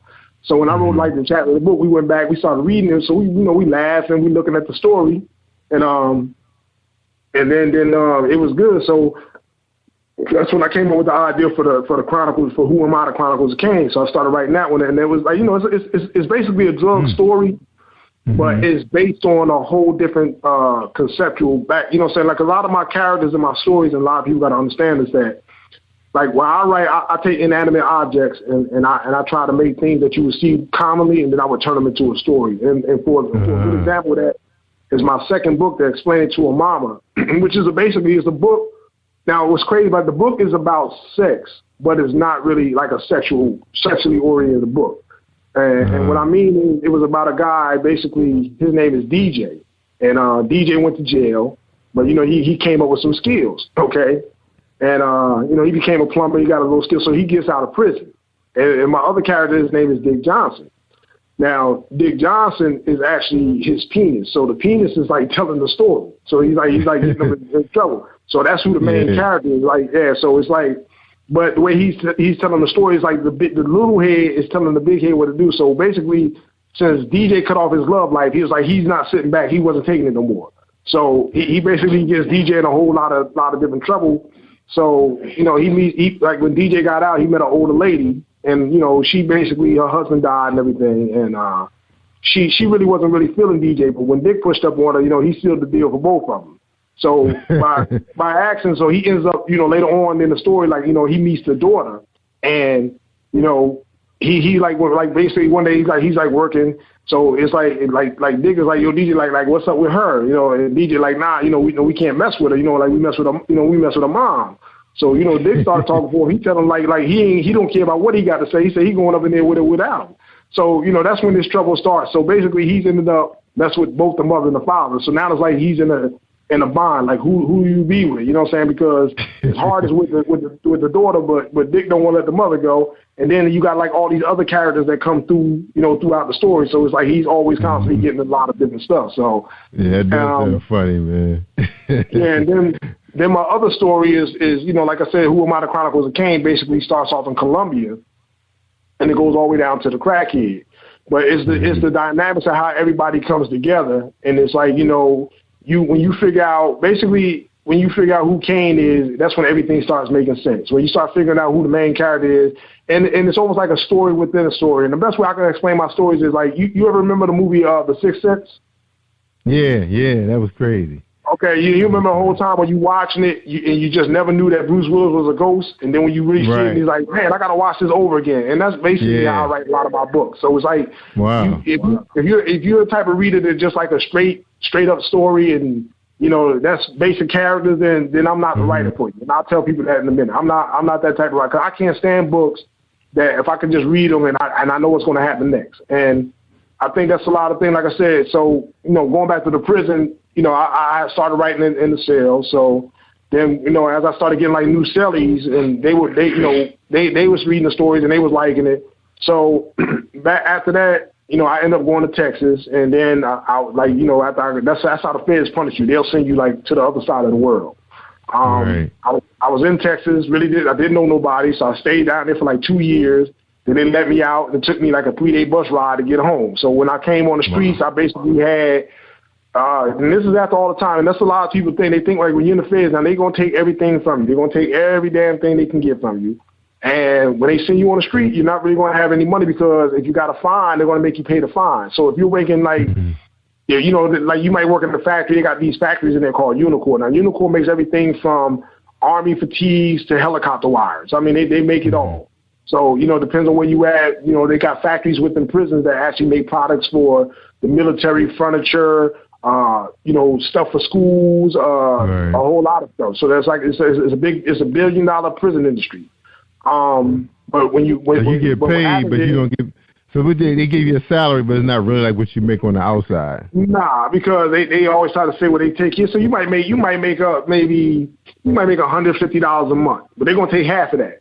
So then you got $150 a month, and in the feds they don't give you like a bunch of soap and all. They might give you some soap, but it's like little bars and whatever. And the deodorant is like it's not. So you want to go to the store and you got to buy the basic necessities. You want to buy that, and then if you work out and you stay in shape, you're gonna get hungry, and the meals ain't gonna do it for you. So you want. So basically you end up spending a lot of that money back. And then like I said, I educated myself. I taught the religious classes. I was doing that, whatever I could do to make myself. I took up a dental technician where I learned how to make dentures. I took a soldering technician. I took a green mill technology. And, I could use some of the skills, but like I said, when you get on the street, nobody really wants to hire you. So I came home, like I said, I had less than $100 in my pocket. Then I had to catch and glad that people was when I met a lot of people on the bus on my way back, so they was buying me food and stuff. And had they not did that, I wouldn't have had enough to pay the taxi cab to get to where I had to get to the halfway house. So they gave me basically like $40 and a bus ticket, and that's what you get. So I got out, got a job, it was working and everything. So as when I got out, I got back in contact with my manager, because I hadn't talked to anybody who I really knew on the streets, because I was so far away. And when they cut me off, I lost all my contacts. So basically, I was out of everybody's life. I didn't get to see my son grow up. I seen my mother maybe like once, because like I said, I was so many miles away. I wasn't going to tell somebody to fly 500 miles to visit me for a couple of hours. It was like crazy. So a lot of people, when they got their families coming to see them, they actually got to travel to other states to see their relatives, because they consider you to be close to home. And anything within 500 miles of your home residence, that's what the feds consider you to be close to home. Get out of here. Yeah. So how long were you gone? How long were you locked up in it for the feds? I was in there from 97 to 2011, and I was actually, this was supposed to be the year I actually got out. So what happened was, and back in 2008, that's when they proposed for the crack amendment change. That's when they first did the first crack amendment, and that's when Obama, when he started running for president. So they had ended up, everybody started. Really was because it was what really changed the law was the fact that the housing industry went down. When the housing industry went down, that affected the prison economic center. So what they wanted to do, it's like a relief valve. They don't want to let everybody go, but they want to make it just enough where they can let certain individuals go. So they tweak the guidelines. So and the crazy thing, like I say, with the Supreme Court, everybody knows that crack cocaine and cocaine is the same thing. You can't have crack cocaine because cocaine is a hydrochloride, which is basically a salt, and then the crack cocaine is an alkaline. So in order to bring it back to its own self, basically when you're cooking it up with baking soda, you just bringing it back to its original, alkaline, instead of the salt. Now the hydrochloride form is the salt form, which basically, that's how you get the powder, and the alkaline is the base. So with the base, you basically bring it back. So you can't have one without the other. So it's almost like the thing like you got your kids and you wanna tell your kids to you say, well, look.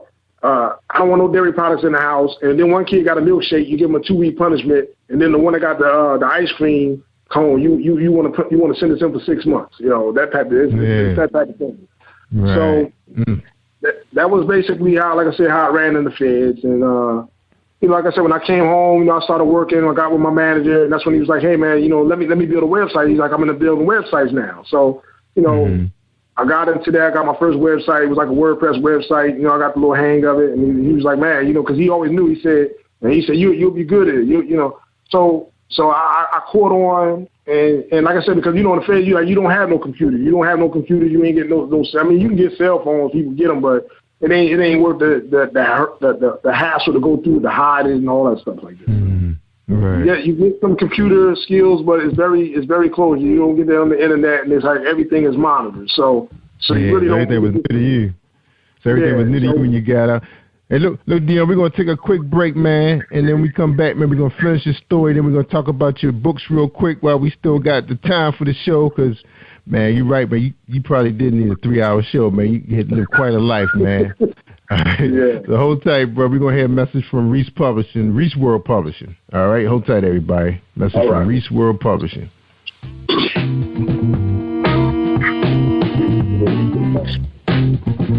Are you an avid reader of urban fiction, looking for drama, suspense, and more? Reese World Publishing is dedicated to bringing the world's best literature to our readers. Urban fiction, erotica, sci-fi, mainstream fiction, and children's literature are just some of the genres produced by our diversified family of authors. You can reach us on Facebook, Twitter, Instagram, and at our website, www.reeseworldpublishing.com.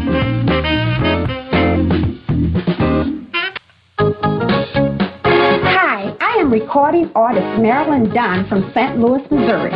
If you are looking for some soul-stirring, anointed, spiritual, and heartfelt music, visit my website at www.MarilynDunnMinistries.com.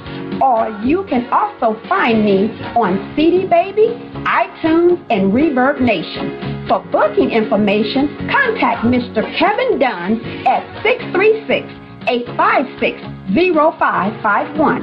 That's 636-856-0551.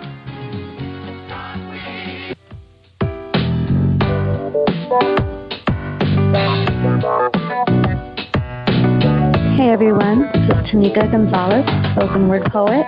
Whenever I'm online, I'm always listening to Jerry Royce Live. You can find Jerry on www.spreaker.com. Positive Power 21.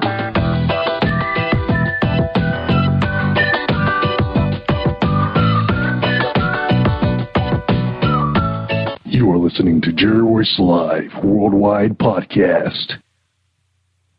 All right, we're talking to Dion Cheese, CEO of iUrban.org, and author, Who Am I? The Chronicles of Cain, Explaining the Mama, and Caught Slipping. All right, Dion, we got you back, man. Quite a story with a life, man. It looked like a lot of it was caught up in the system, but you're back now. And one of the things that, we really respect you, that you're helping a lot of people understand the internet, the business part of it, which a lot of people still don't have a clue. But you have brought us some really good ideas when we was chit-chatting about how individuals should market themselves. Like, let's share some of that, man, while we still got time on the show.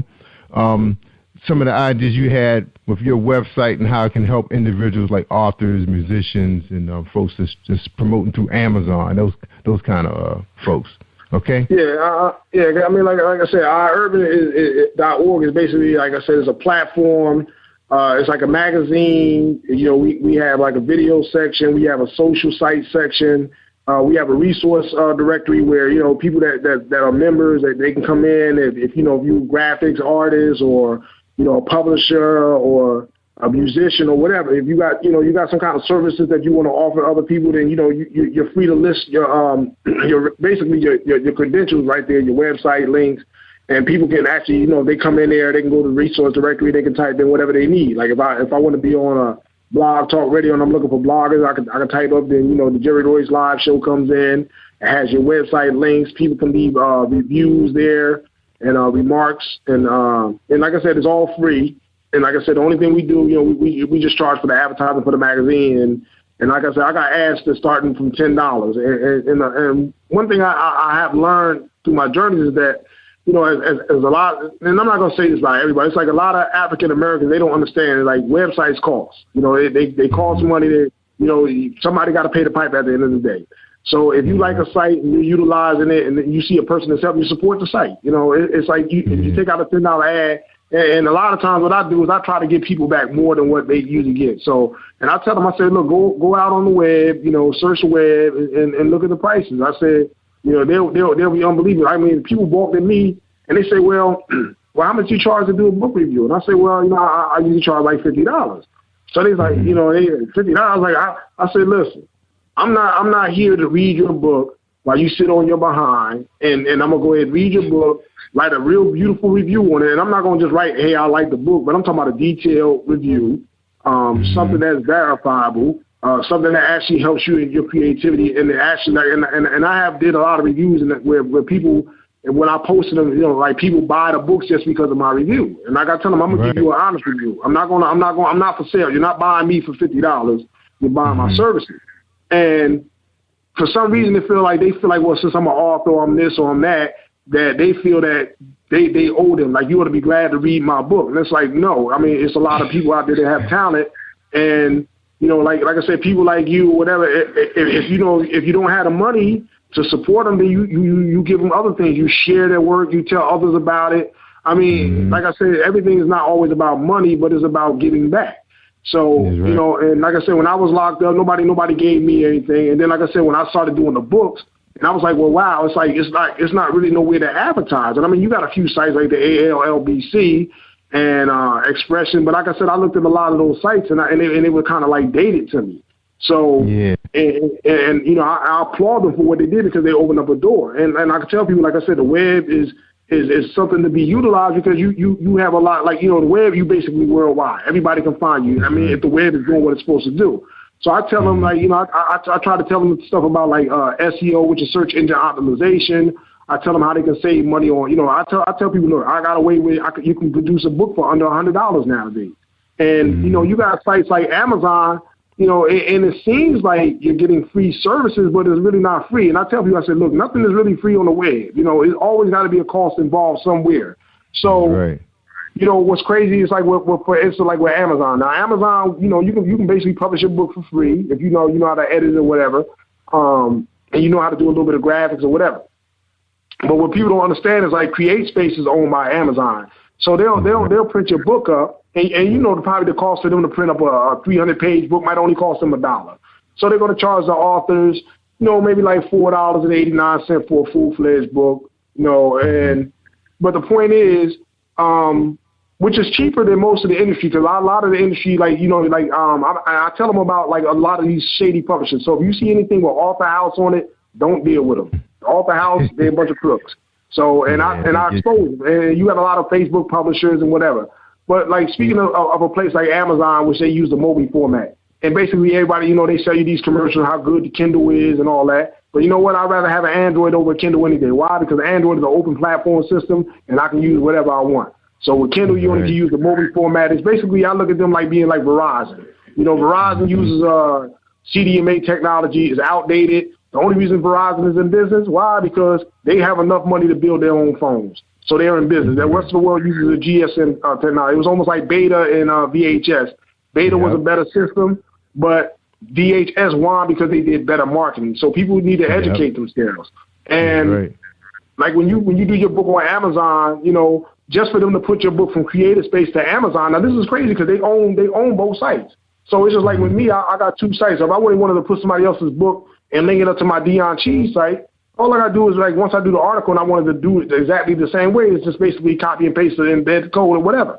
And it doesn't cost nothing once you get the system.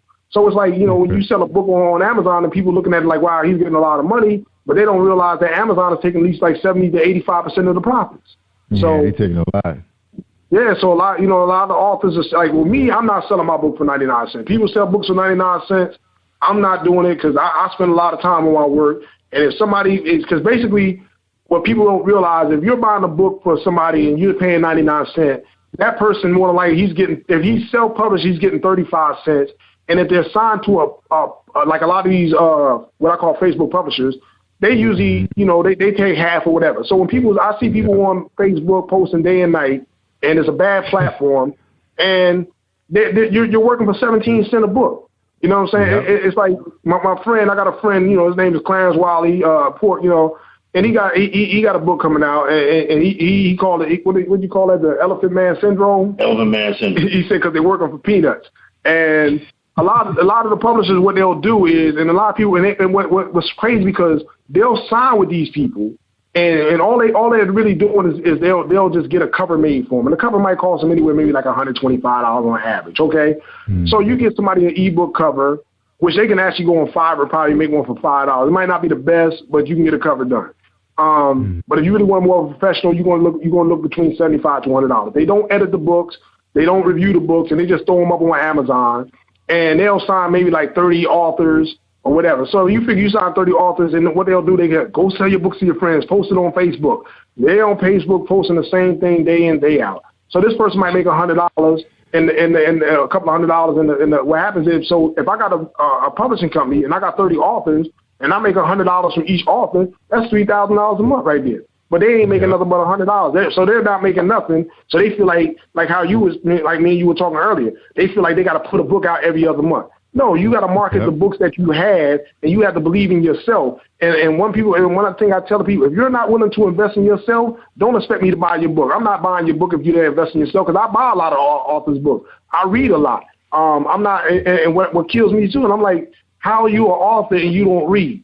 I hear a lot of, I don't have time. So if you don't have time to read somebody else's book, then why should I read your book? Why should I take the time to look over your stuff? Because you're not looking at mine. They write. Yeah, they writing 3-4 books a month.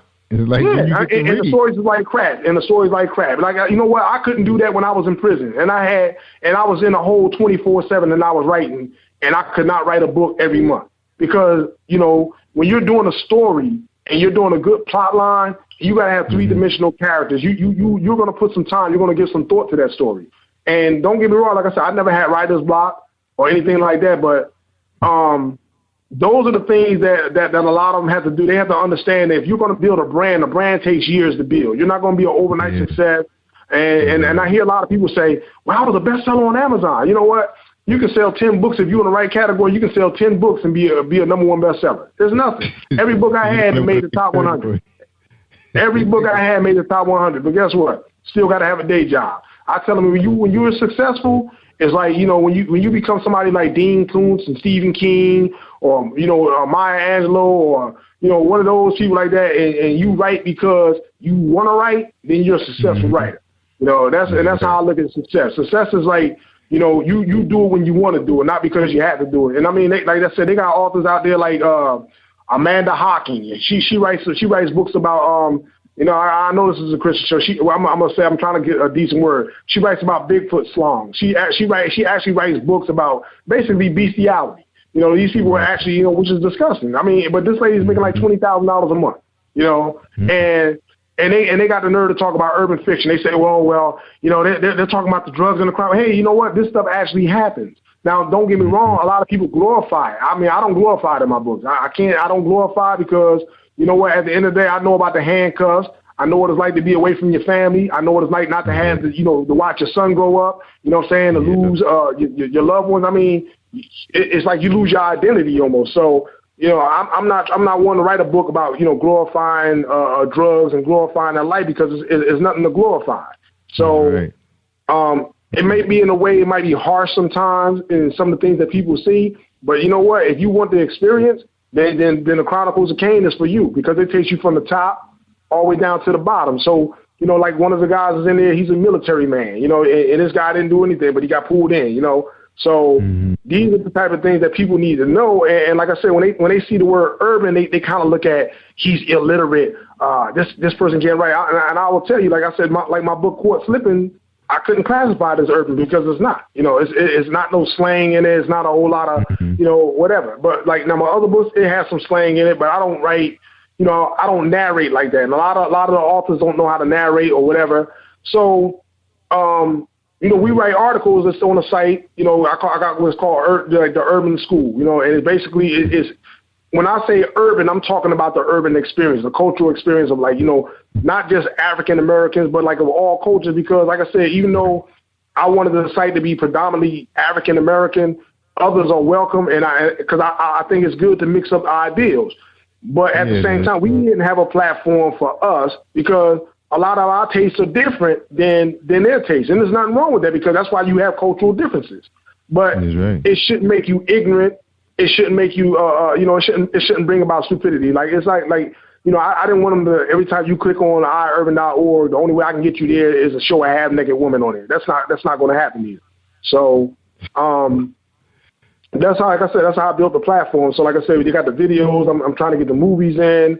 I invite people like you. Like I said, you can share your links into the site.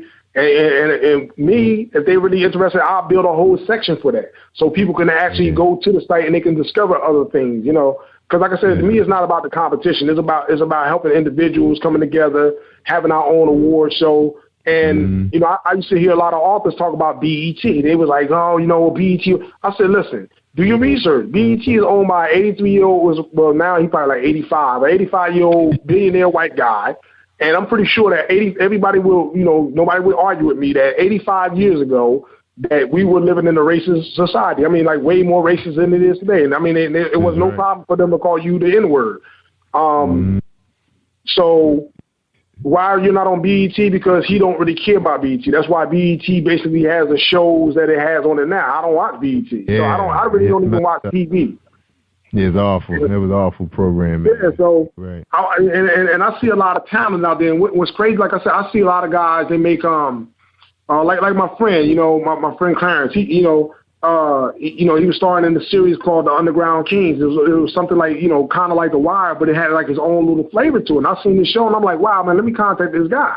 So me and him, we became good friends, and so, this guy is very motivated. He's pushing himself. So I said, well, let me reach out and help this guy because the guy he's shooting the film with, it's like he's kind of like a little sidetrack. And I'm like, look, why don't you put this on another platform and you can get sponsors? Because like they'll understand when you just throwing your stuff on YouTube, you're basically giving the money to Google. You're not getting nothing for yourself. So if you're going to go out there and film something, get actors and whatever, make sure that you can remunerate them and give them some kind of pay in exchange for their services. And people got to understand So Dion, so what you saying? So he'd be able to run his webinars off of your platform and it would be and that's what I would say. They would be able to do the platform, and then when people buy ads, it's just like regular TV. The web is basically the new TV station. So with the streaming and everything like that, hell, you can do everything you can do on the radio. On the radio or TV, you can do it on the web now. So and the prices can be a lot cheaper, and you can actually get to the home of the individual. And a lot of authors need to utilize this. And like I tell them, it's like with that web when I do an ad. Sometimes it takes me a whole day to do an ad for somebody. I mean, I put my heart into it. I'm not going to give you some, crappy little ad. You're paying your money, so you deserve the best. So, and my thing is, don't come and Jew me down, and then you want to go over here and talk to this guy and try to pay him full price. And I mean, that's what people would do. Like, and like I said, me, I try to get back in some kind of way. We all got it hard. But one thing for sure, when I see the mistake that a lot of authors do, you want to write the book, but you don't think about the promotion. You should be thinking about how you're going to promote your product before you put the pen to the paper. And that's one of the things that they should always remember. Start looking at your advertising. And that's what I want to do with our Urban. And I invite you because, like I said, you got a wonderful platform. I want people to know about you. And I will recommend and send people your way because I tell them, hey, look, if you're looking for exposure, you're trying to get known, hey, go to this guy, but, also try to patronize this guy. If you got it, man, let him know, hey, look, I don't have it all. Maybe you got a payment plan or whatever. Maybe he can help you. But the whole point is you need the different platforms in order to get the word out. So if you're not willing to do that, you're not willing to invest.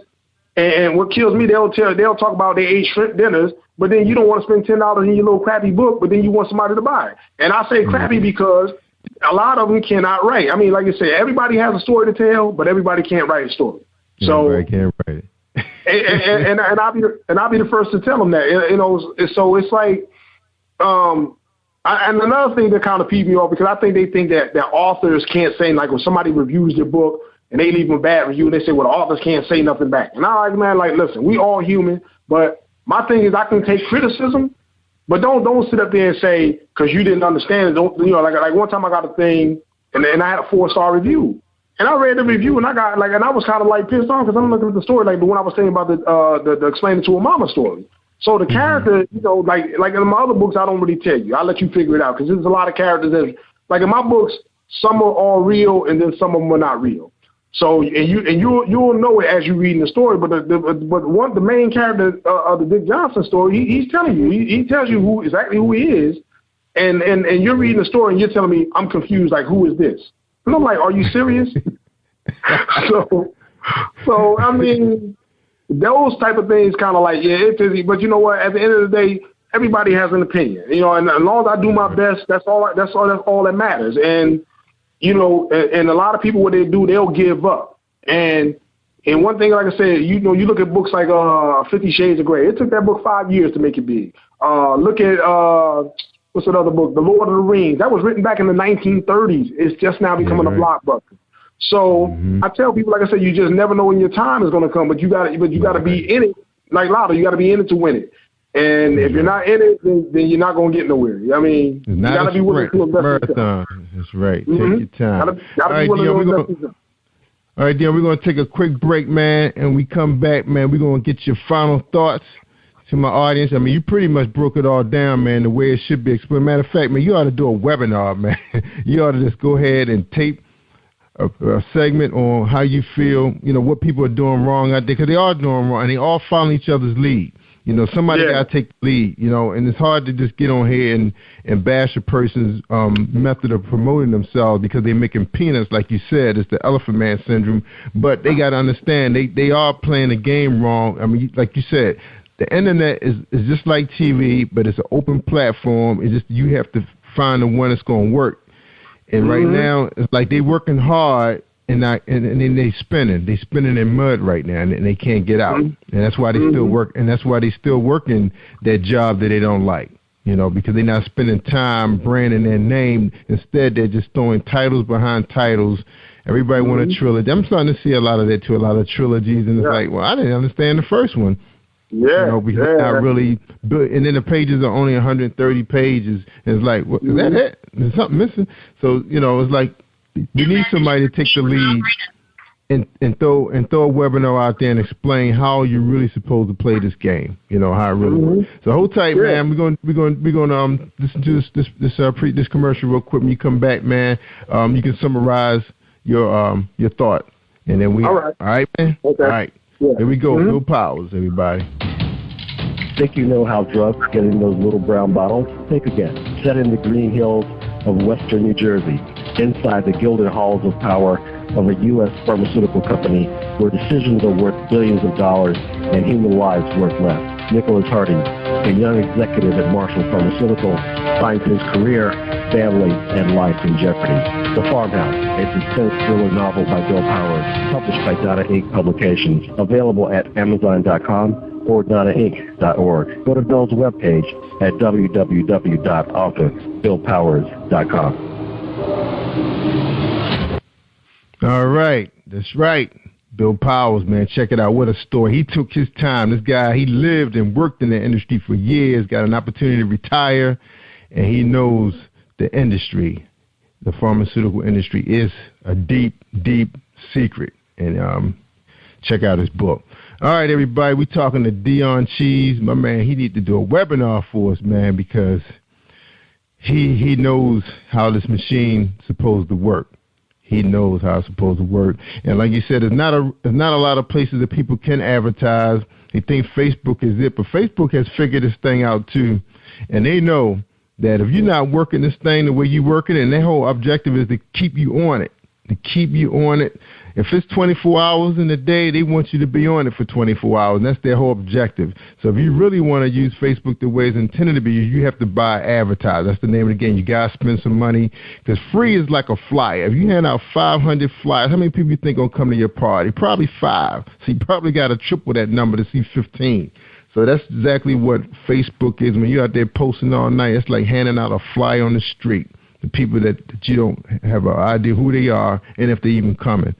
When you buy an ad, it's almost like an invite. You know, they sending it to the people who fit your profile. And just like urban.org and positivepower.org, when you buy the advertising, we know who our audience are. I know who my people are. You know, Maryland, Virginia, D.C., they're government workers. They make good money. They own devices. They own Androids, all the stuff that Dion talked about. We know who our people are. So, you know, come on board. You know, we're building a platform so it can work for you. Dion, his numbers are good. My numbers are good. We do get traffic. So we invite you guys to come out and sponsor our site. And like you said, we're not asking for a whole lot of money. You know, you don't need a payment plan to advertise with me. Eventually, you know, who knows? But right now, you don't need a payment plan. I'll work with you. So we're going to get Dion back on here. We're going to get him to close this out. And don't forget that you can get the Chronicles of Cain, Explain to Mama, and Court Slipping. I think all three are available on Amazon. I did see Chronicles of Cain, Who Am I, on Amazon going for $2.99, the Kindle price. And that's pretty much it. That's Dion. He told us a lot. He gave us a lot today. I'm going to classify this as a webinar. All right, Dion, I'm going to let you back on because I had you on mute, man, because y'all had some background noise going on, man. Welcome back, man. Dion. Yeah, all right. Welcome back. All right, man. So you ready to close this out, man? Summarize what you think people need to know. Yeah, people, like I said, you know, make sure that if you got a brand, make sure that you advertise, make sure that you get the word out. Start utilizing, you know, the platforms that are built for us, that's built for the type of audiences that you're looking to market in. You know, you can't go over there. You know, I hear a lot of people cry about being in Barnes and Noble and everything like that, but, you know, I mean, and they're not going to, some of the titles that they have, you know, especially when it comes to like Urban Lit or whatever, they're not going to put your books on the front shelf. They're just not going to put the black faces on there. And like I said, they want to see a real ad. Come on to iurban.org, and they can compare my ads to Amazon, and I guarantee you'll get a better deal on iurban.org. And like I said, especially with your show, you know, they get to hear your side of the story. And this is wonderful to be on the radio, to be able to connect with the people, to let them hear what you got to say. And me, I'm all about the positive. So, you know, I mean, and I tell people, if you got a view and you got something to express, you know, go ahead and express it, but just express it in a way where people are going to understand it. Make sure your message is clear. And like you said, it's going to resonate. And then, like with sites like mine, sites like them, like one guy, he asked me one time, he said, well, how many people do you get? And I'm like, well, are you buying an ad? If you're buying an ad or whatever, you support, then I'll take the time and send you the Google Analytics and show you how much traffic I get, who's looking at what or what they do. And that's the whole thing that, you know, these sites, and like I tell people, it's not free, you know. The site is free, but what I'm saying, being on the web is not free. So you gotta help support the people like you. Like I said, you can't work a 9 to 5, then set up and get a show for people like me. So, and like I said, as soon as, you know, cause like I said, I got a budget every month, but as soon as I get some extra money, you know, coming up, hey, I'm coming back to you. Hey, Jerry Royce, like, hey, let me buy an ad from you. Why? Because I appreciate what you're doing, and I understand what it means to give back, and that's what people got to be willing to do. They got to be willing to give back. And I sent out a message the other day on Facebook, and I said, you know what? When a lot of people are throwing these events, it's not that people don't come because your book sucks or, you know, your words suck or your cover is ugly. No, I said it's your attitude, it's your character. Your character is ugly because you have to support others. Like I said, I'm busy. But I'll take the time, and I see somebody over here doing an interview or something, and I'll let them know I'm there. I ask them a question. I'll share it, you know, through the media form. But you know what? At the end of the day, they don't even come back and say thanks. A lot of them. So, you know, and the next time that they come back, you know, the door's gonna be closed. Like I tell them, I was like, look, it's not that I need to have them, because I remember when I first started my Dion Cheese site, I only had like 12 people coming to see me. And then, like, you know, a few months later, I had like 2,000 people coming to see me. So, and I got, between Facebook, between my two pages now, my Dion Cheese got 4,000 plus, and then my other page got almost like, you know, the iUrban, which is still kind of new, it's got like 1,900 followers. But like you said, with Facebook, they cut you off. You know, you really don't get the news feed, and they're cracking down on the people that think they're getting these free advertising. They're not going to keep doing it. So, like I said, eventually the doors will close. And like I said, you know, you got to, like you said, the most important thing is to figure out who you're marketing to, what type of audience you're trying to reach, and that's where you should be advertising. Yep. And one of the things I want to tell people too, It's a woman out there who's she specializes in Facebook. She used to work for Tony Robbins when he was trying to figure out social media. She came aboard. Her name is Amy Potterfield. She can really give you a strong explanation how Facebook really works. And she's been on a number of people's shows who do Google Hangout, and she's on camera telling you that you know you're not getting anything free. You're not getting anything. You're reaching like 6%. Maybe 16 if you're in there for 20 hours posting. You know, I'm hearing people posting 300 times a day in these groups, and you're only reaching 16%. So if you got 3,000, 4,000 followers, you're only reaching 16% of them, especially because they may miss your feed, and people are now allowing you to post to their timeline, so they're not going to see what you're doing. So you have to find a platform similar to yours, similar to mine, where people can come right to the website. Like, you can listen to my show right from my website, and while you're there, you're looking at people's ads, and you can click on it and buy it.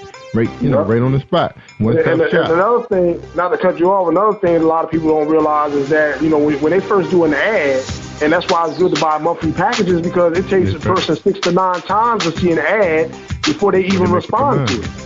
Right. So, you know, a lot of these companies like Coca-Cola and all that, they got these big boy budgets, so they can do that. And that's why, you know, I remember one day I was watching on Facebook, and I seen the guy say, you know, he was like, well, how much would you do for a book? He said he wouldn't pay no more than $50 for an ad. So, and he was like, well, maybe if I was on Oprah, he said he might spend $100. I'm looking at this guy, and I saw a laugh. I said, because it costs $50,000 minimum to advertise on Oprah Winfrey's site. That's the minimum.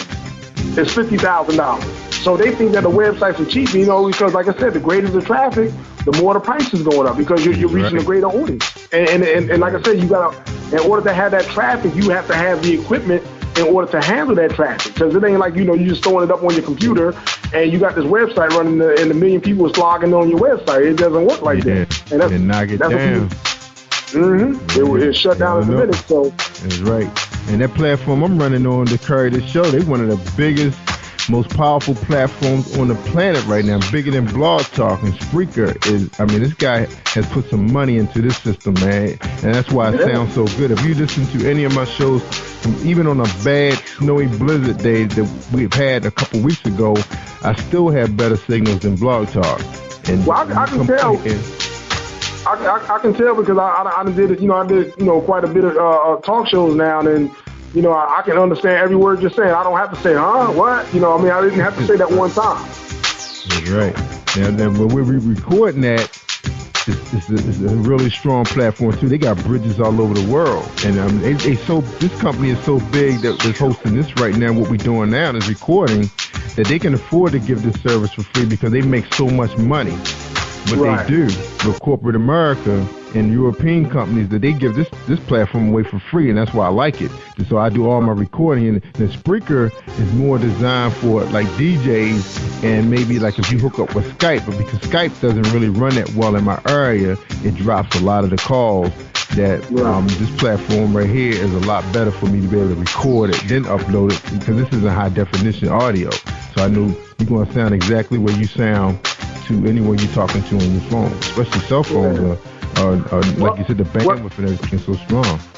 Yeah, what I like to do, like I said, because I mean, you know, I'm gonna see about it, like I said, with the MP3 thing, whatever, or yeah, I mean, if you run on YouTube a lot, what I can do is I'll try to, if you start letting me know, I'll create a spot just for you on the site that, like I said, when people come through there, I'll link, you know what I'm saying, any recordings or embed it to my site where they can be able to listen to your broadcast. You know, yeah, I seen your plan. Yeah, matter of fact, I seen your plan. Matter of fact, you know, let's go ahead and close this show, and I'll tell you exactly what we can do, man, since you're interested in turning our program.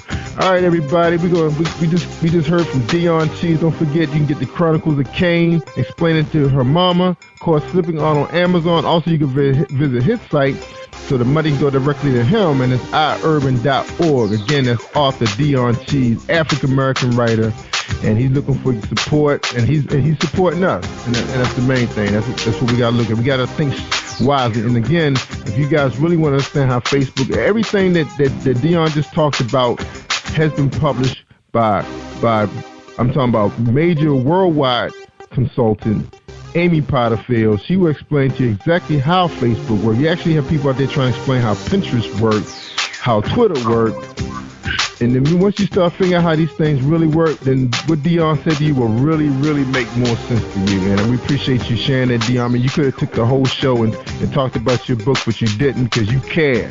You care about our people. You want to make sure they do this thing right. All right, man. So we can ready to close out. Thank you, everybody, for listening to us. I'm Jerry Royce Live. All right, let me go ahead and end my show.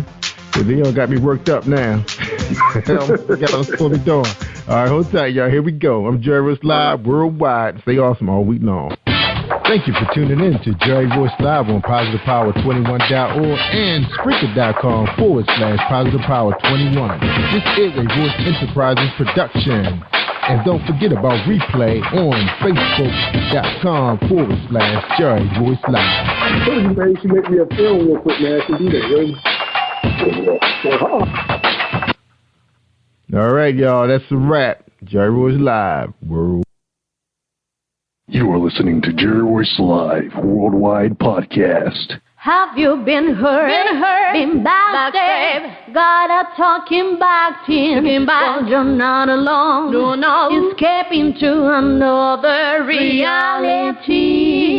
Through Dominic Wilkins' good books, audio books, paperback, ebook, good books. Available on authordwilkinsgoodbooks.com. Hi, this is K.S. Oliver, the author of Flatline Almost Doesn't Count, coming to you from Jerry Royce Live Worldwide. You are listening to PositivePower21.org with Jerry Royce.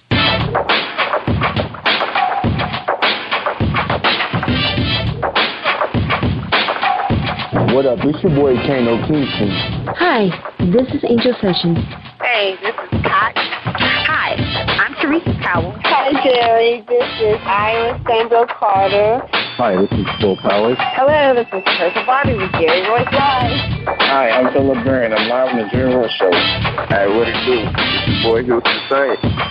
Peace, this is Dahlia the Poet, spoken word artist. Hello, this is Lamar Marquis with Jerry Royce Live. All right, everyone. You got Robin in, and I'm keeping it live right now on Jerry Royce Live. Hey, what's going on, everybody? What's up?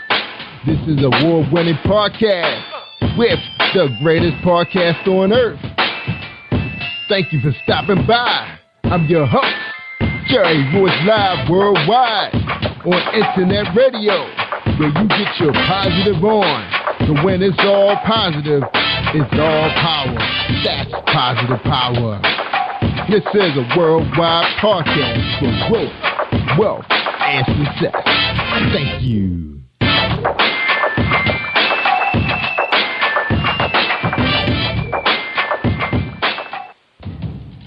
Think you know how drugs get in those little brown bottles? Think again. Set in the green hills of western New Jersey, inside the gilded halls of power of a U.S. pharmaceutical company where decisions are worth billions of dollars and human lives worth less.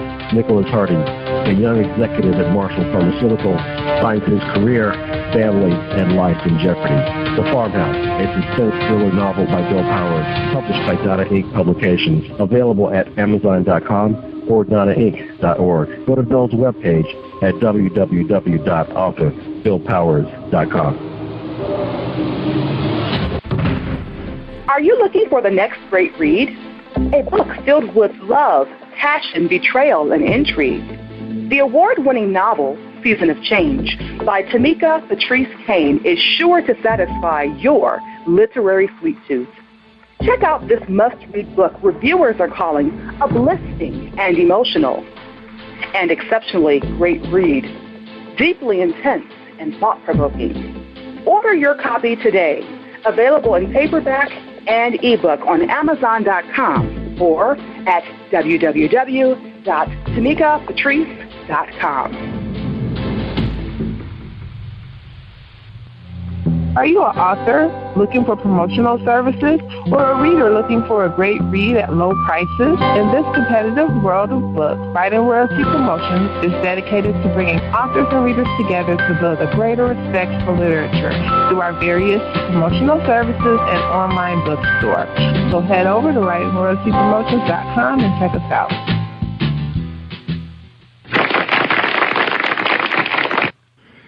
Thank you, everybody, for joining us, and welcome to PositivePower21.org. I am Jerry Royce Live, and you're listening to episode 325 with K.S. Oliver. That's right, a.k.a. Ebony. And she's here to talk about her fictional book called Flatline, Almost Doesn't Count, available in paperback. That's right. We'll find out if it's available in Kindle when we get her on here. Now, also, before we get her on here, let's I almost forgot about our sponsor. Let's get a word from our sponsor. All right, and this is my man right here, Deshay, James Deshay. Are you looking for a great book of poetry that is romantic, heartfelt, and full of male emotion?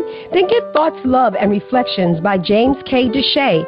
That's D-E-S-H-A-Y. Go to www.jamesdeshay.com. You will enjoy Thoughts, Love, and Reflections.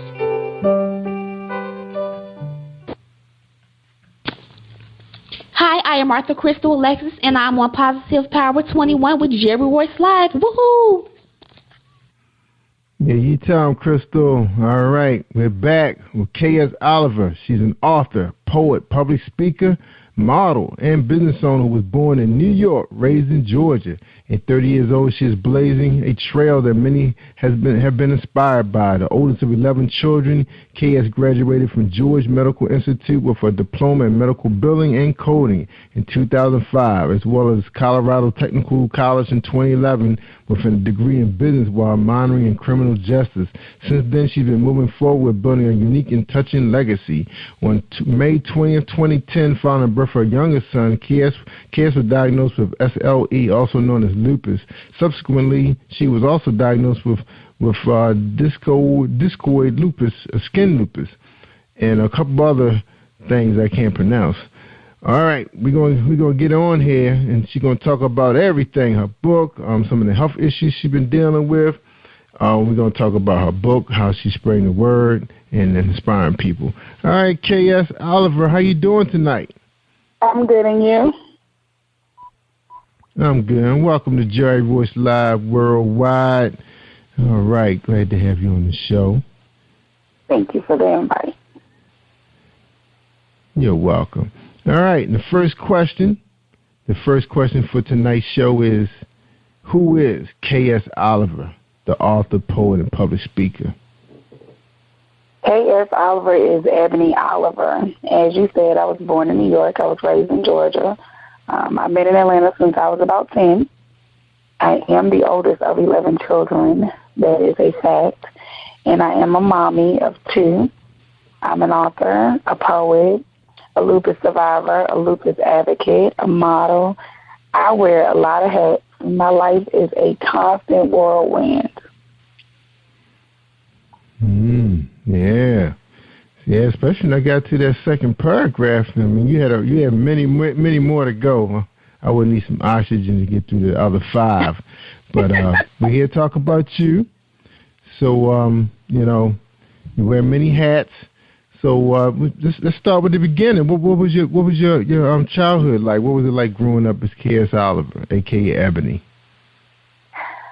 Ebony is the oldest child. So, a lot of the times when you're the oldest, you have the weight of the world on your shoulders. I got in trouble for everything everybody else did. My mom expected greatness out of me, and between her, my dad, and my grandparents, I was pushed to do such.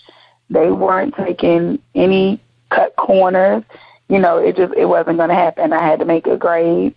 I had to stay on top of my game, and I had to set an amazing example for everybody else. And, I did all of that. I graduated from high school with 3.9. I graduated from college with 3.7. And then I got diagnosed with lupus right in the middle of that. And I failed my last semester of college, actually, because I got sick in between. So it was hard, and I didn't go back for a year to take one class. I was one class down, and it took me a year. Now, we do hear, you do hear, I had a coworker who was, trying to work through it. I mean, she had a very successful government career, I think 30-something years, and then I think her last 5 years, things went haywire with her health. Some days are good, some days are bad. Tell us a little bit about this disease that you were diagnosed with while you was in college. You said college, right? While you were in college. Yes, I was in college right after I had my second child. I was already married, and I lived in England. So I was overseas living life. I was supposed to be having a good time at this particular point. I was 25 years old. I mean, I was having a good time. In the interim, I mean, it was crazy. It was like one day I woke up after a trip to Vegas, which my husband sent me and my sister-in-law on, and I couldn't move my neck around too well. And I remember my mom, I was visiting in Atlanta with the new baby. And my mom was like, oh, you know, you just slept wrong. I'm like, no, that ain't what this feels like. You know, this feels a little bit more strenuous, just, you know, than just a crick in the neck. She's like, Aubrey, and, you know, my middle name is Marie, so, you know, Aubrey, you know, you just overthinking it.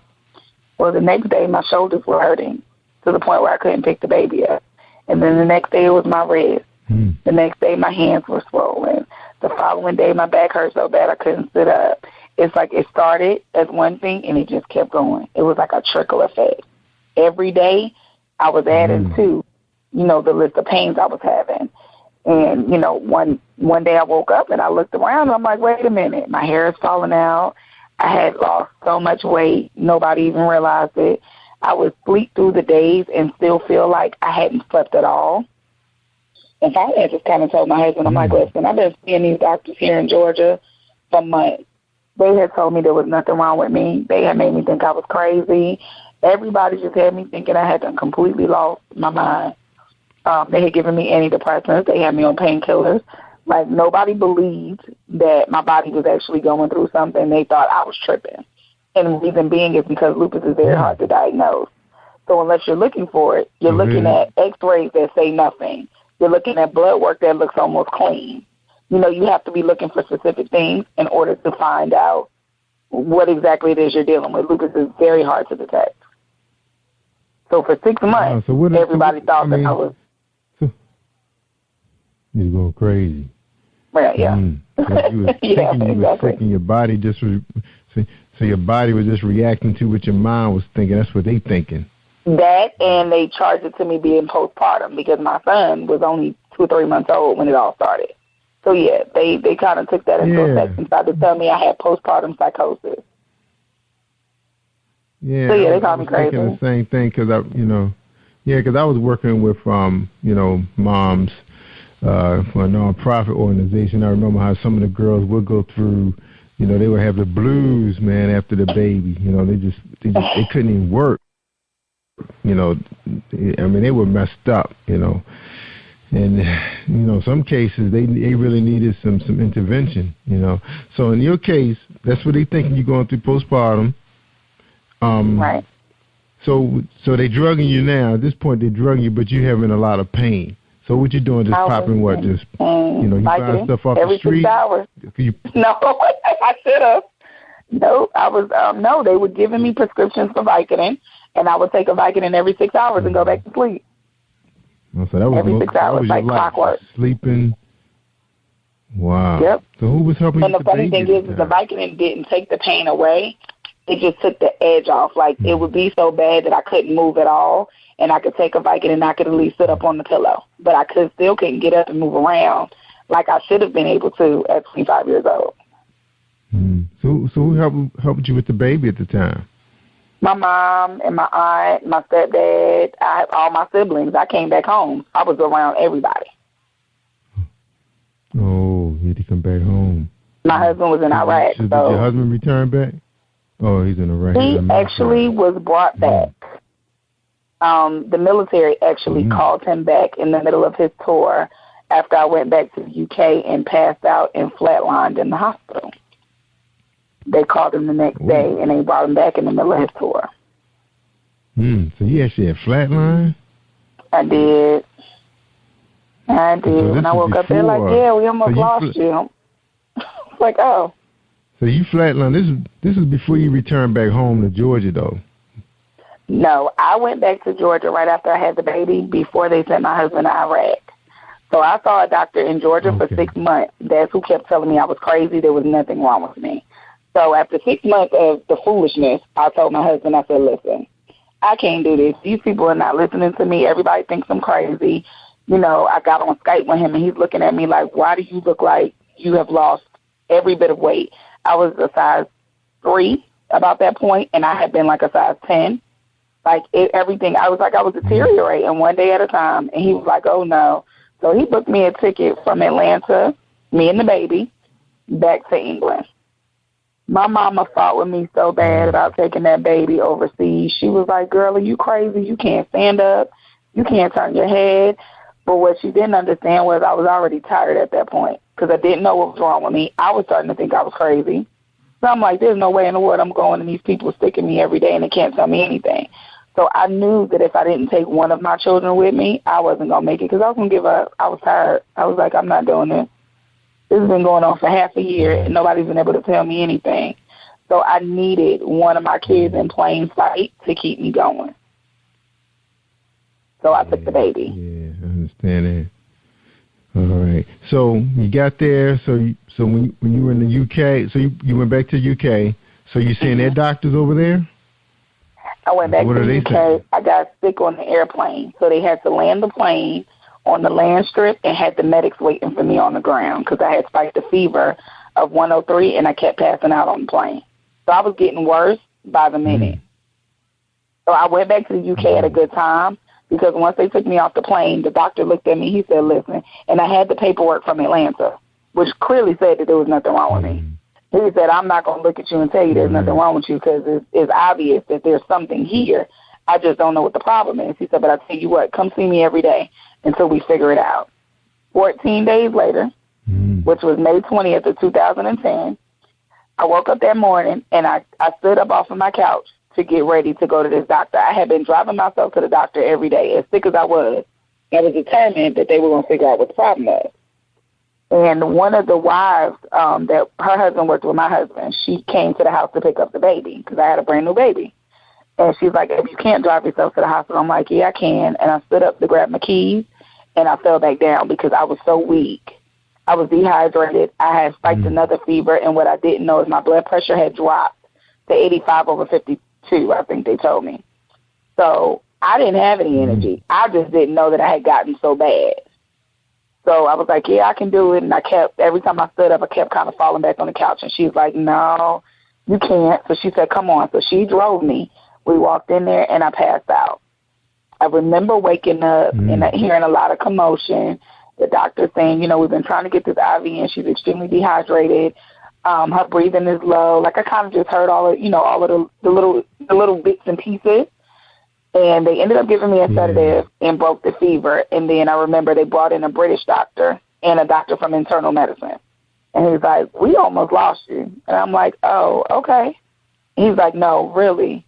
And one of the other doctors was like, she knows what you mean, because I was just kind of looking at him like, okay, well, whatever. That's kind of how I felt at that point. I had been through too much at that time. It was just like, okay, great. And I woke up, and now what? Yeah. I had a real nonchalant attitude about everything at this point. It was just like, great. I woke up again, and I'm still in this nightmare. Like, what are you going to tell me now? And that was my attitude. It was just like, whatever. Yeah, you couldn't enjoy being a mom, a newborn baby, because you was fighting for your life. All right, so who figured it out? Who's the one that, said, hey, this is what's up? I had Dr. Hayes and Dr. Martin. Dr. Hayes had done all the blood work over the 14 days. He had brought in Dr. Martin to help him kind of dissect it some. And he came in there and he said, after he told me about the flatlining part, and I'm like, okay, now where's my baby? He's like, no, we need to talk to you. I said, no, where's my son? Because I didn't really know anybody. I hadn't been in the UK long. I got over there already 7 months pregnant. I had the baby and came back to the United States. So, any real mother is like, where's my kid? I didn't want to talk about anything until they could tell me where my son was, because I know he was in my face when I passed out. So once they told me that, I'm like, okay. They ended up calling my husband. They're like, she won't listen. She's trying to go home. He's like, she's not going to stay there as long as there's nobody there to care for the baby. Ebony's not having it. She's going to go home. So they're like, okay, well, we got to figure this out because she can't leave this hospital like this. So he came in there and he said, listen to me, I believe that you have lupus, but I have to do another test. I said, oh, okay, so now what? And he just kind of was like, well, I could start you on the medication, or I could not. He said, but if I don't, you may not make it until morning. And I just looked at him. I said, well, that's a double-edged sword. I'm damned if I do, and I'm damned if I don't. So it seems to me like the easiest thing to do would be to let you give me the medication, and either it's going to kill me or it's going to save my life. But if I don't take it, either that's going to kill me or it's going to save my life. So it was really no, you know what I'm saying? It wasn't much decision for me to make. Yeah. So I was like, well, go ahead. So they started me on, all these medications and IVs. And I just remember I called my husband and I called my oldest son's father because I had left my oldest son in Atlanta. And I said, they think I have lupus. These people don't know what's going on. And I was really calm about it because little did they know I was calm with at least having a slight inclination to what was going on, I didn't really have an issue with it. I'm like, okay, now I at least have a half of an answer. And I just kind of told him, I said, well, listen, I don't know what's going to happen. I have 2 children, one by you and one by you. And I just need the both of you to make sure that they grow up together and they have a good relationship. The 2 of them get along, so I knew that wasn't going to be an issue, but that's just all I had to say. It was like my final words. Make sure my children grow up together. Make sure he takes care of his brother and make sure he takes care of his brother. And they both were like, Ed, don't do this. And you're talking about my oldest son's father he played football for Morehouse. You can just imagine 6 feet tall, 280 solid. My husband, 200 pounds, 5 feet 8. These 2 big people on the phone with me about to break out in tears. Like, why are you even talking like this? What is up with you? And I remember my oldest son's father was kind of like, no disrespect, bro, but I've known her since we were 15 years old. Eb, don't do this. Like, what are you doing? I'm like, man, I'm tired. Listen, I'm going to sit here. I'm going to let these people give me this medicine, but if something happens to me, neither one of them was trying to hear that. It was like, no, we're not going to have this conversation. I said, yeah, but we are, because I need to make sure y'all know exactly what I need for you to do if something happens to me. And they kind of flipped out on me. It was like, we love you. Your kids love you. I'm like, yeah, whatever. And I hung up on both of them. And I sat in the hospital by myself. Didn't really want to do too much talking. I called my mom, and she cursed me out, literally, because 3 years prior to that, my baby brother, he was 11 years old. He passed from leukemia. So, to my mom, it was I'm not burying another one of my kids. You're the oldest. You know better. You better fight back. I'm like, man, lady, I'm tired. Right. She's like, you don't get to be tired. And I'm not burying another kid. I was done. I was like, I'm not doing this. These people don't even know if I'm going to be alive tomorrow. Yeah, I was just like, I'm just not going to do this. I went months, without knowing anything.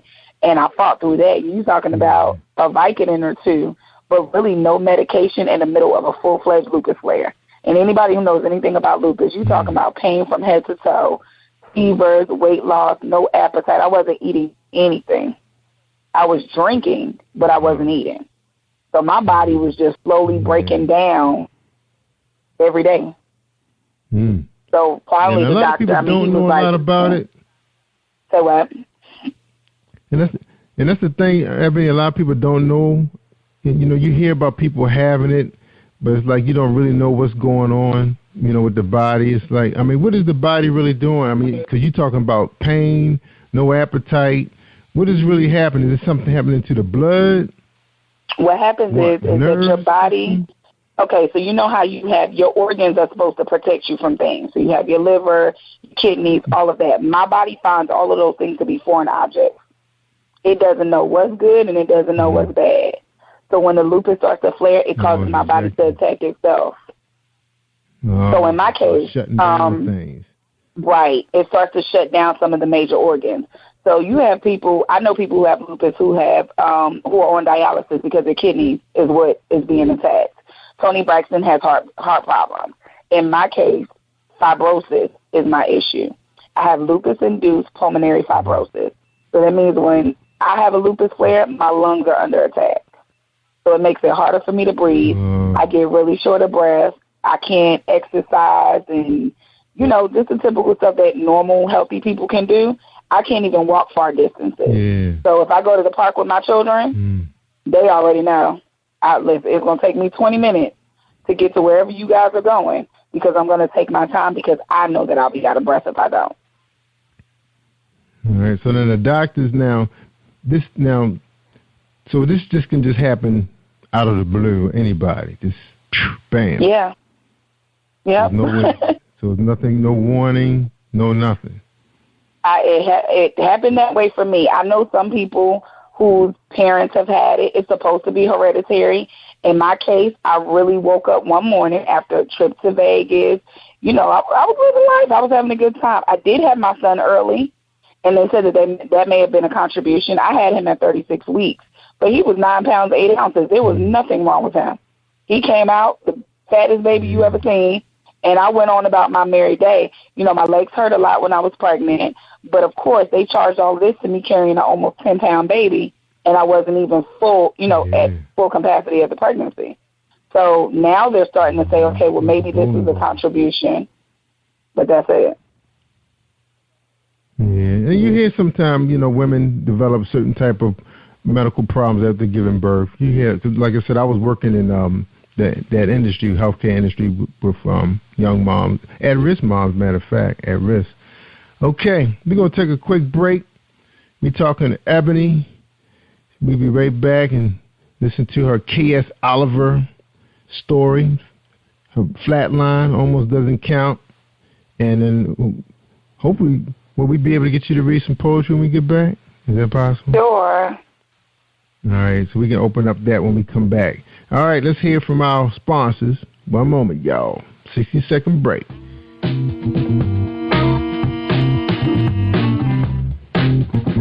Are you an avid reader of urban fiction, looking for drama, suspense, and more? Reads World Publishing is dedicated to bringing the world's best literature to our readers.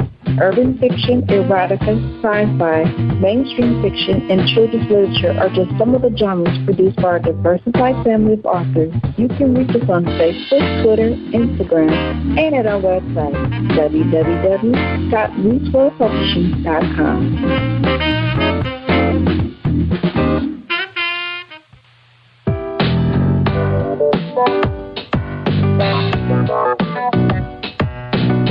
Hey everyone, this is Tanika Gonzalez, spoken word poet. Whenever I'm online, I'm always listening to Jerry Royce Live. You can find Jerry on www.spreaker.com. Positive Power 21.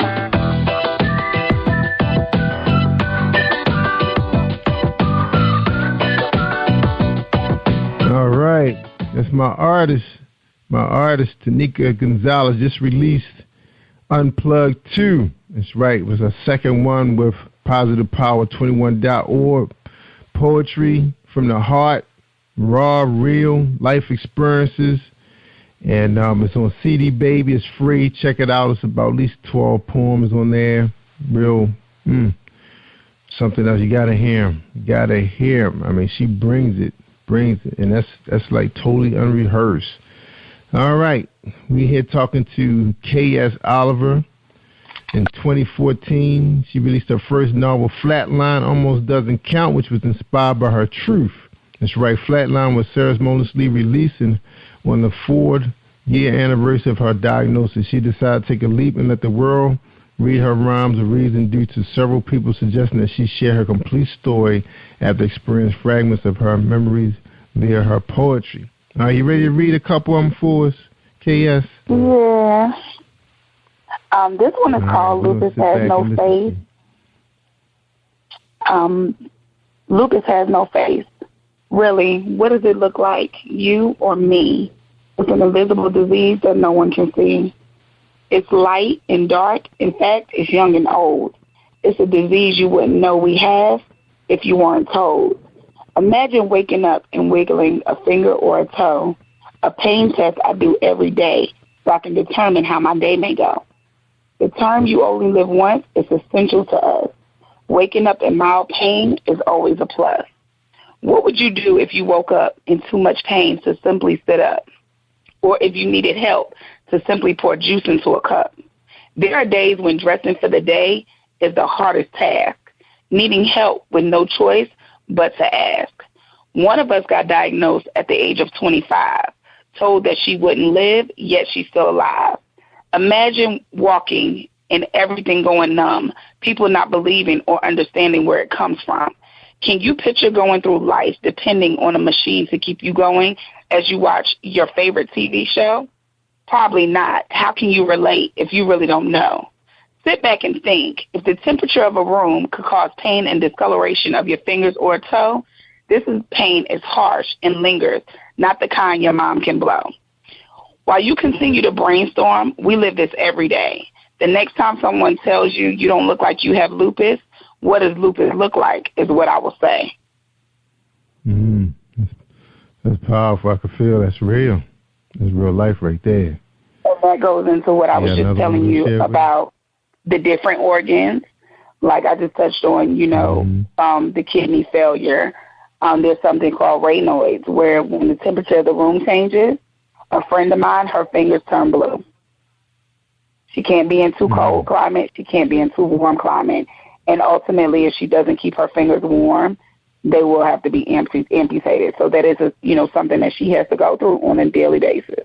Another friend of mine has no feeling from her knees down. Her feet, like all of that's completely numb. She is the only one of us that can wear 6-inch heels all day long because she couldn't feel it if her feet started hurting anyways. These are like some of, just the random things that people don't think about. Yeah. So you made friends with these people from the hospital? Is that how you met them? No, I met each one of them differently. One of my friends, I met her before I got diagnosed. And I would be on Facebook while I was, overseas at the hospital and stuff. And I'd be like, oh, I'm going through this. Oh, I'm going through that. And I remember the day I went into the hospital, she sent me an inbox message. She said, I've been following your post. She said, and I'm almost positive you have lupus because I do. I said, if these people didn't just walk out this room telling me the same thing. That was one of the girls. She's on dialysis. Another one I met in church, my baby, my youngest, was talking to her. And I kept shifting in the chair, and I started crying because I was in so much pain, but I was really trying to sit through the service. And she gave me a tissue, and she goes, are you okay? And I said, yeah. I said, I have lupus. I said, I'm in so much pain today, but I'm trying to get through service. She goes, me too. We exchanged numbers. We've been friends ever since. So I meet people at random moments. Well, now because I'm an author and, I do so much public speaking, I meet more because I do, the lupus clinics and the lupus groups and the lupus walks and, just all of the things that we have. But then I was just walking into people. Yeah, that's right. All right, we ready for another one. Ready for another one? Another poem. Let me get y'all something else. Got something else. This one I call Brick House because I tend to be made of bricks, all depending upon which day you catch me on. I'm human, so I have my tears, but for the most part, I'll take it like a G, like I call it. I'm a pain in the butt. This is very true. Hey, me being real is all I know how to do. I've waited what seems like forever to wake up in minimum pain, to feel a bit of normality, a little more sane. The old folks say never forget where you come from, but I'll never forget where I've been. Lupus is so unpredictable, you could end up at that very spot again. I'm unlike others. I appreciate the smaller things that they seem to overlook. Waking up and not being able to get off the pillow, that was all it took. Barely able to even open my eyes, face throbbing from pain, not able to open my mouth without a cringe or a strain. I have an invisible disease you wouldn't know unless you were told. I'm built of bricks, not even SLE can make me fold. Pills and shots may get me through a day, but I live life like a CEO, strictly my way. From a petite perfect size 3 to the new double-digit me. I'm a small on Monday, by Friday a large. That's just my physical appearance. My personality is in charge. Living my life requires faith and a large amount of guts. Trusting the Lord to cover me, no ifs, ands, or buts. I have a big mouth, and if you know me, you know this is true. Like you, I have a purpose, and it's to inform you. Wow, you bring the real avenue. I'm trying to. That's real life. I tried to. So tell us about this book, this fictional book, this Flatline. Tell us a little bit about Flatline. And thank you so much for reading your poetry. Really appreciate it. I love poetry. And like I said, I'm actually working with an artist out of Florida, bringing the real, message to the world. Okay. Yeah, poetry got me started on that. Nice. I actually have an audio book to the one that I was just reading. Still Standing was the first thing I ever released. When you go to see a therapist, if you've ever been to a shrink, which most people won't admit, I've been to a shrink. I've been seeing a shrink for years. I have no common sense, and I think that I'm certified crazy, and I think she's the only person that can deal with me. But she wanted me to write a diary, you know, kind of a day-by-day on the depression and, you know, being in pain and just coming to grips with my new life, because that's what happened. When they walked in there and told me, okay, you have lupus, Ebony died. She died at that very moment, because following that came a whole conversation about what I could and couldn't do from that moment on. Some days you're going to wake up and be able to hop out your bed and go on with your merry little life. Some days you're going to wake up and you're not going to be able to move. Oh, yeah, you got to take these 30 pills every day or you're going to die. That's a change from somebody who didn't even take a Tylenol. That was a lot of change. So I was no longer myself anymore. I had to conform to the loopy. I had to conform to eating a bit more healthy. I had to conform to not overdoing it, knowing when to stop, when to listen to my body and when not to. There was a whole lot that came with that diagnosis in a matter of moments, which would bring me to why I titled the book Flatline. I titled the book Flatline for multiple reasons. I died that day, period. There's just not another way to put it, in more ways than one. You know, my heart stopped. My husband had to be pulled out of Iraq. Life as I knew it was over. There was a drastic change. She died that day. And then the new Ebony had to come about. And it's like, okay, now are you going to follow these directions and save your life? Or are you going to leave your children without a mother and your husband without a wife? Which way is it going to go? Yeah. And that was a decision I had to make. And it was a hard one. That's right. I believe you. Now I'm looking at your reviews on Amazon.com. That's where Ebony's book is available under her author name, K.S. Oliver. Paperback. Now, is this available in Kindle? It is. It is available on Kindle, and it's available in paperback, and it's available on my website in paperback, which is where most people go to. Because, you know, people like signed copies of books. I write personal messages because I meet so many people going through something that feel like they stuck, and I've been there. Yeah, that's right. Now, some of your reviews, you have some reviews out there. They're saying courageously brilliant, loved it. He said the author comes at you from a different angle with fresh perspective, creative approach. Really appreciate it. This is a wonderful book. If you're suffering from lupus or other chronic disease, this book is a wonderful way to look at it in a way to help you along the way. And they said, survivor, amazing story. People right there with you. They feeling you. Yeah. So what you say to your readers, your audience, your fan base? You know, you appreciate them people? I appreciate everybody. And, I even appreciate the people who don't like me. You know, to me, it's a push. And that's just in life. My life is too complicated to not be able to keep going. You know, I get inboxes from people. I get emails from people. There are people that are starstruck when they talk to me like, oh, my goodness, you know, I read your book. And, you know, I like to talk to these people. I like to talk to people who go through the things that I go through. Sometimes I talk to people that are like, you know, you're so inspiring. And there are other times I talk to people like, what was your purpose in telling people that story? Well, either you like it or you don't. And it was to inspire those people who can appreciate it, those people who go through what I go through, those people who may not go through what I go through but know somebody else who does. I've had people buy my book for somebody else. That's right. So it just, you know, I appreciate everybody. I'm a very humble person. I've been through too much not to be. I appreciate the smallest things, like you have no idea. When I tell you the smallest things, I appreciate being able to get up out of this bed and walk down to my son's room to wake him up in the morning for school. Because once upon a time, I couldn't do it. I appreciate being able to drive my car on my own. As my husband is over here mouthing, so why don't you wake the kids up for school? Because you do it. But, you know, it's you know, I appreciate being able to do those things. Mm-hmm. Now, are you signed under Kenny Enterprise? Nope. I am self-published.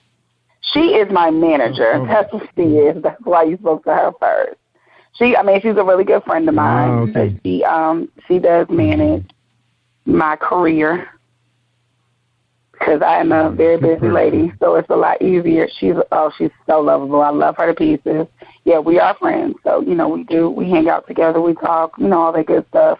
But I feel like in having a manager or marketing agent or anything it is that you choose to have, and I've had a few of them, it's always a lot easier for me, it's better for her because she knows me personally. She's watched me go through a multitude of these things. She's had to come to the house and cook dinner for the kids when my husband was, gone in the military. She's come to the house and sit with me all day long because I couldn't move. She's kind of lived it with me over the past couple of years. So, see, when she's talking to other people about me, it's very easy for her to convey because she's seen it herself. Yeah, that's right. Yeah. I've had, managers and... yeah. I've had marketing agents and managers that have no clue.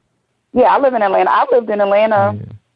I moved back to Atlanta in 2011 because I kept getting sick in the UK. So ultimately, they sent me back to the United States. I didn't finish the tour with my husband at all. Oh, wow. Okay, so he's back with you now. He's sitting right here. All right, cool. All right. K.S. Oliver, the poet, the author. All right, you have another poem to read us to close us out for tonight's show? Sure, I'll read the one that started me in this literary game. I posted this poem on Facebook a couple of years ago, back in 2012. And Marissa Palmer, also known as author Janae Robinson, she read it, and she inboxed me, and she said, I don't know you from point A to Z, but you just had me crying. And she said, I really think that you should publish this. And I said, no, I can't do it. And she's like, yes, you can. I'm like, no, because then I have to tell people, how my hair falls out and, all these intimate details about having lupus. And I wasn't ready yet. Like, I wasn't to that point. And she's like, no, you can. We've been friends ever since. And when I tell you, she inboxed me every day until I wrote this book. This poetry book came out because she pushed me to finish it. This is called Who Do You Think You Are? I wrote this sitting in the emergency room. Who do you think you are coming in trying to take over my life? Constant tests and countless times under the knife. I remember all of the days you tried to just take me. I have way too many people praying for my healing. Did you miss the memo? Can't you see? You messed with my white counts and caused me extreme amounts of pain. I'm a child of God. You can't claim my life, so what's the point? What do you have to gain? So when the pain didn't work, you decided to hit me where it hurt my self-esteem, taking away my pretty girl defense when my skin was clear and clean. Then a few months later, putting the shortness of breath to the test. A mass on my lungs shone with an x-ray of my chest. And a major flare for the next 122 days, trying to break my face in several ways. Another go-round with the constant nerve ache, so excruciating, the best actress couldn't fake. One more try, you sent my body into shock. It came and went with no explanation, not even from the emergency room doc. So let me tell you, Satan, once more, stay under my feet where you need be, because I can promise you, you'll never have a victory with me. That was the poem that started this. Yeah, it sounds like it. Well, Ebony, I really appreciate you having you on the show, sharing your life, your pain, your struggles, being real with us. I'm sure somebody out there, could be going through that same thing, either themselves or with a family member, and probably have no idea, no clue, just like you. And maybe this can kind of shed light on what's going on. All right, we're going to take a quick break. When we come back, we're going to get K.S. Oliver's final thought on tonight's show. That's a.k.a. Ebony, fictional writer, Flatline, Almost Doesn't Count, available on Amazon, paperback, Kindle. Get it, support her, and pray for her. All right? Hold tight, everybody. A commercial break with Bill Powers. Think you know how drugs get in those little brown bottles? Think again. Set in the green hills of western New Jersey, inside the gilded halls of power of a U.S. pharmaceutical company where decisions are worth billions of dollars and human lives worth less. Nicholas Harding, a young executive at Marshall Pharmaceutical, finds his career, family, and life in jeopardy. The Farmhouse, a suspense thriller novel by Bill Powers, published by Donna Inc. Publications, available at Amazon.com or DonnaInc.org. Go to Bill's webpage at www.authorBillPowers.com. All right. We're talking to Ebony, a.k.a. K.S. Oliver. Man, she brought it tonight. And everybody listening to this show, I know you probably got some questions, what's going on with your health. A lot of us got little small aches and pains. But K.S. Oliver can tell you a story, and she just told us one. All right, for that story, K.S., I want to play this song for you, okay, because I think you're a champion. This is one of my favorite songs. I love listening to this in the morning. You know, I get up a little back pain here and there. Sometimes, you know, we got our little struggle, but it's nothing compared to what you're going through. But I want to play this for you, if you don't mind, for a few seconds of it, okay? Go on. All right, here we go. This champion by Epic Failure out of New Jersey. Rap duo.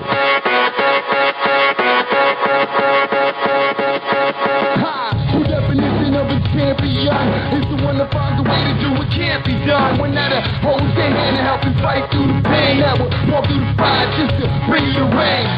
Obstacles are only rocks for the common. It's a race against the clock and you got the perfect timing. Bring the thunder so we all can catch the lightning.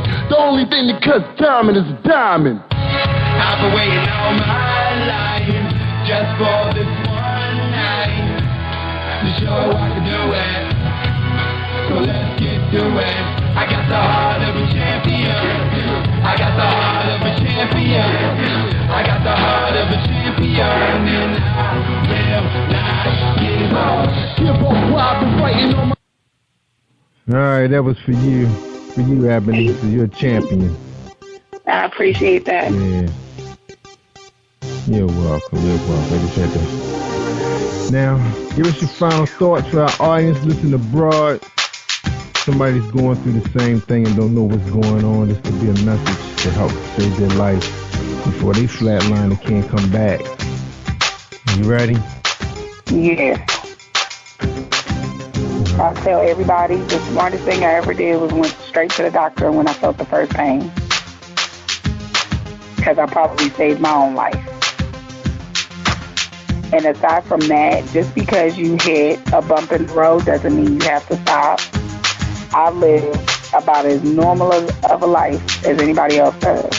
I just have to gauge what my days are. I have to do it a little bit slower, and I have to be very careful about it. But that doesn't mean that you can't go on to do whatever it is that you're planning with your life and you can't achieve your goals just because you got smacked with a little bit of reality. Everybody goes through something. The something I go through is just a little different than the something you go through, and it doesn't make your something any less important than mine. Yeah, that's right. I've been hearing it on this show. I've been on here over a year. And there's been some struggles. People going through. But don't tell me about a headache though, because I'm gonna ask you, do you want to switch? No, I ain't about headache. I'm talking about some people who going through domestic abuse, you know, rape, violence, death, you name it. Some stuff. People going through some stuff. But we all got to band together and be here for one another. You know, because Jesus is coming. He's coming. You ain't lying. We're here. We gotta be here for one another. You know. And people should be more vocal. Right, but you never know who's been through something that you've been through. We can all help each other. That's right. So that's the purpose of Positive Power 21.org. Bring the message to the people. You know, whether we're in business, we got entrepreneurs out here all coming together for same common reason to share our talents, our pain, our sorrows, you name it. You know, we're here to build each other up, not tear each other down.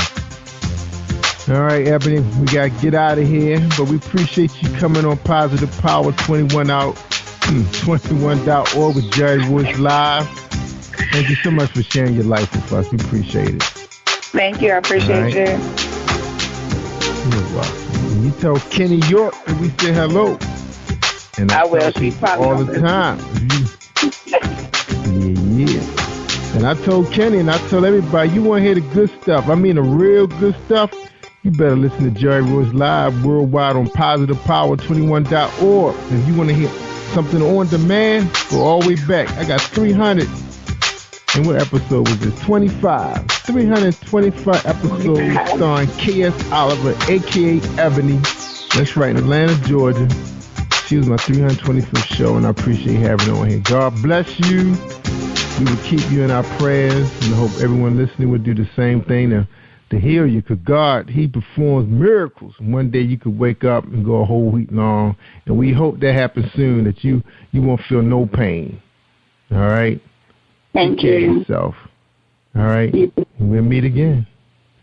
Jerry Royce Live worldwide. Thank you for tuning in to Jerry Royce Live on PositivePower21.org and Spreaker.com/PositivePower21. This is a Royce Enterprises production.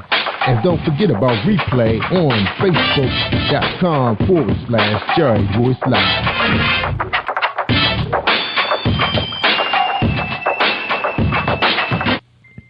Take care, everybody. Peace. Stay awesome all week long. Jerry Royce Live. You are listening to Jerry Royce Live Worldwide Podcast. Hi, I am recording artist Marilyn Dunn from St. Louis, Missouri.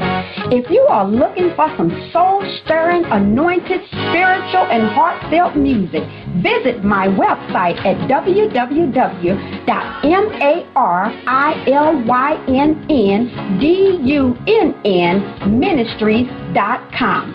Or you can also find me on CD Baby, iTunes, and Reverb Nation. For booking information, contact Mr. Kevin Dunn at 636-856-0551. That's 636-856-0551.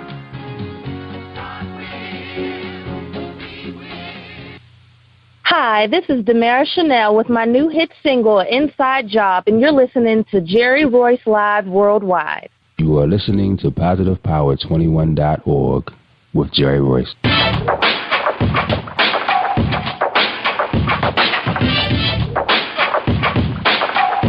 What up? It's your boy Kano Kingston. Hi, this is Angel Sessions. Hey, this is Pat. Hi, I'm Teresa Powell. Hi, Jerry. This is Iowa Sandra Carter. Hi, this is Bill Powers. Hello, this is Teresa Bobby with Jerry Royce Live. Hi, I'm Philip Livin. I'm live on the Jerry Royce Show. Hey, what it do? It's your boy Houston the same. Peace, this is Dahlia the poet, spoken word artist. Hello, this is Lamar Marquis with Jerry Royce Live. All right, everyone. You got Robin in, and I'm keeping it live right now on Jerry Royce Live. Hey, what's going on, everybody? What's up? This is a award-winning podcast with the greatest podcast on earth. Thank you for stopping by. I'm your host, Jerry Royce Live Worldwide on Internet Radio, where you get your positive on. So when it's all positive, it's all power. That's positive power. This is a worldwide podcast for growth, wealth, and success. Thank you.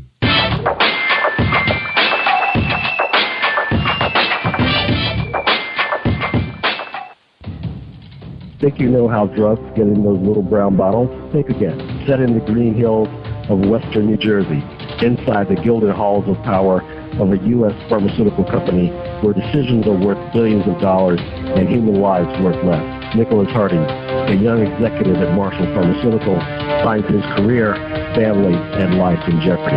The Farmhouse, a suspense thriller novel by Bill Powers, published by Donna Inc. Publications, available at Amazon.com or DonnaInc.org. Go to Bill's webpage at www.author.BillPowers.com. Are you looking for the next great read? A book filled with love, passion, betrayal, and intrigue. The award-winning novel, Season of Change, by Tamika Patrice Kane, is sure to satisfy your literary sweet tooth. Check out this must-read book reviewers are calling uplifting and emotional, and exceptionally great read, deeply intense and thought-provoking. Order your copy today, available in paperback and ebook on Amazon.com or at www.tamikapatrice.com. Are you an author looking for promotional services or a reader looking for a great read at low prices? In this competitive world of books, Writing Royalty Promotions is dedicated to bringing authors and readers together to build a greater respect for literature through our various promotional services and online bookstore. So head over to WritingRoyaltyPromotions.com and check us out.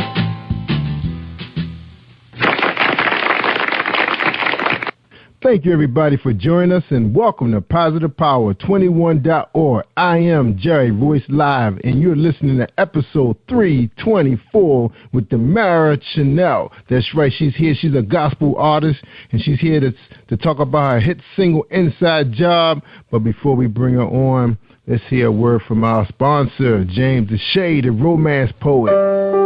Are you looking for a great book of poetry that is romantic, heartfelt, and full of male emotion? Then get Thoughts, Love, and Reflections by James K. Deshay.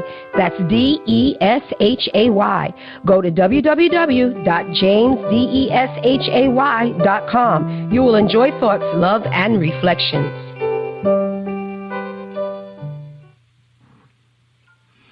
All right. Thank you, sponsor, James Deshay. Check him out at jamesdeshay.com. Very nice publication of poems. And he reads very well, too. So he's also featured on our Unplugged 1, Volume 1. That's right. Check it out on Spreaker.com/PositivePower21. Check it out. It's awesome. Look under Unplugged, and you'll see... basically, there's about 12 poets, and I call them super poets, and we finding them out there, y'all, and we bringing them to you guys. Just like soon, we're going to be bringing you some comedians, so look for that to happen on Saturday. On Sunday, we got a gospel hour, well, more than an hour, but we planned it for about 20 hours of gospel music all day on Sunday, being streamed from Florida, coming out of our gospel music.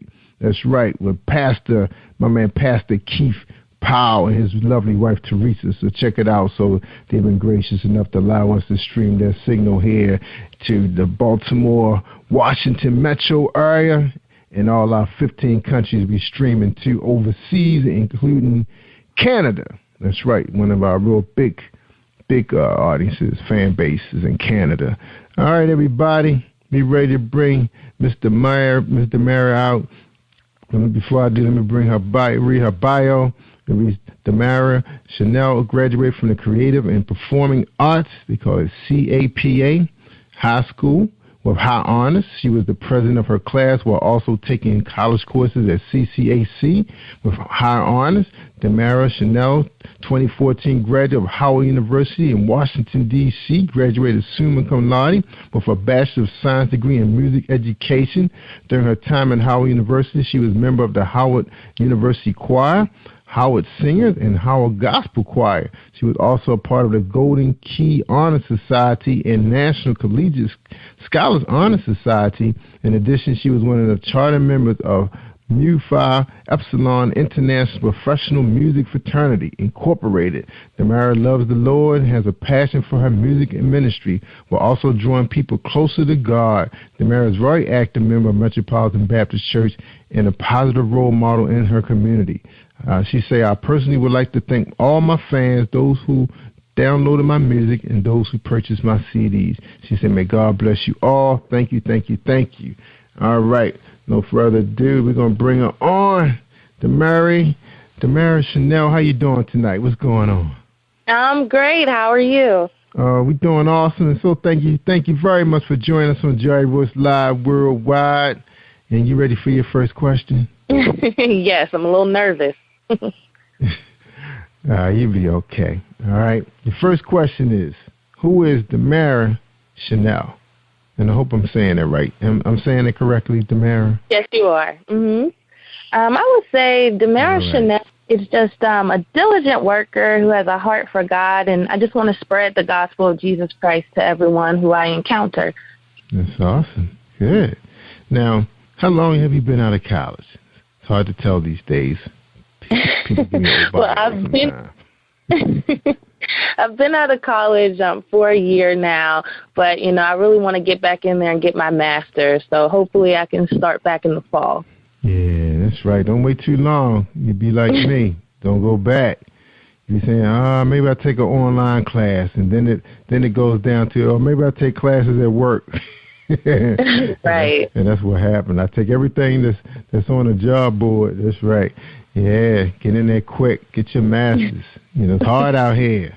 Definitely. Remember that movie? I don't know if you saw that movie, Hustler and Flow. He said it's hard out here for a pimp. Oh, yes. Man, a pimp probably got to have a college degree these days to make it in this world.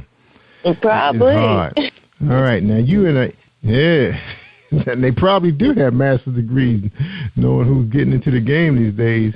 Anyway, I was going to say, I know the industry you're in right now is a pretty challenging industry. But before we get into the industry, let's talk about you a little bit. Tell us a little bit about your background. What was it like growing up being Damara Chanel? I would say it wasn't quite easy, actually. Just in school, I really got teased a lot.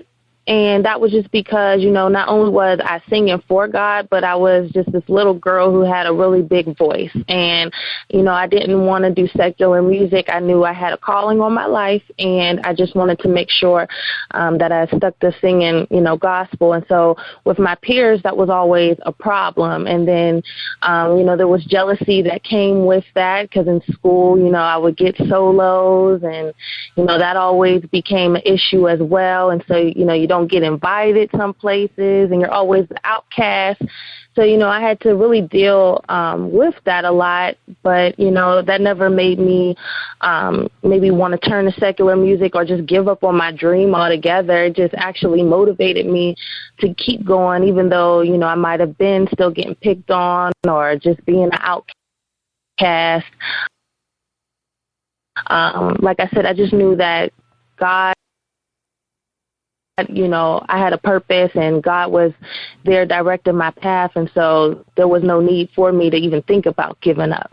Yeah, that's right. You hear those stories all the time, from some of your superstars, even in the secular world. They always say they were always, quite different from the other folks, their peers, and then they end up finding people who have similar interests, maybe form a band, and that's all they hang out with. You think about Prince and those guys. I remember, his bio, he had his own band, and he was the boss. And it seemed like you always kind of alone anyway. Even with his own band, it still seemed like he was staying out, in that group. And even thinking about some of the other artists that's out there, you don't really see a real, like a entourage of people who bringing something to the table. Either they just, family members that, say, hey, I'm getting a free ride, or they just, or they management. It's not like it's, you're sitting around your like Dynasty. Destiny Child was probably one of the most unusual situations, and I guess because the father, he put that group together, right, and they stayed together as long as they could. But do you kind of see that, way Beyonce kind of grew up? Probably similar situation that you had being outcast. Would you say that? Definitely. Yeah, because even in regards to Beyonce, like my dad, he's my manager, so he was the one always on me, like forget about them, let's get to rehearsing this music, or, come on and, just keep going towards your own goal, because like I was saying, my parents are really involved into what I'm doing. And so with my family, that's where I call them my ride or dies. Like they were, always supportive. I could always depend on them. I cried to them, everything, they were always there for me. So that was my crew. That's who I was with, really my parents. And then just like my other family members and church family, that's who, I was really mostly accepted by, I guess you could say. So that's really where I felt comfortable and loved. And so just having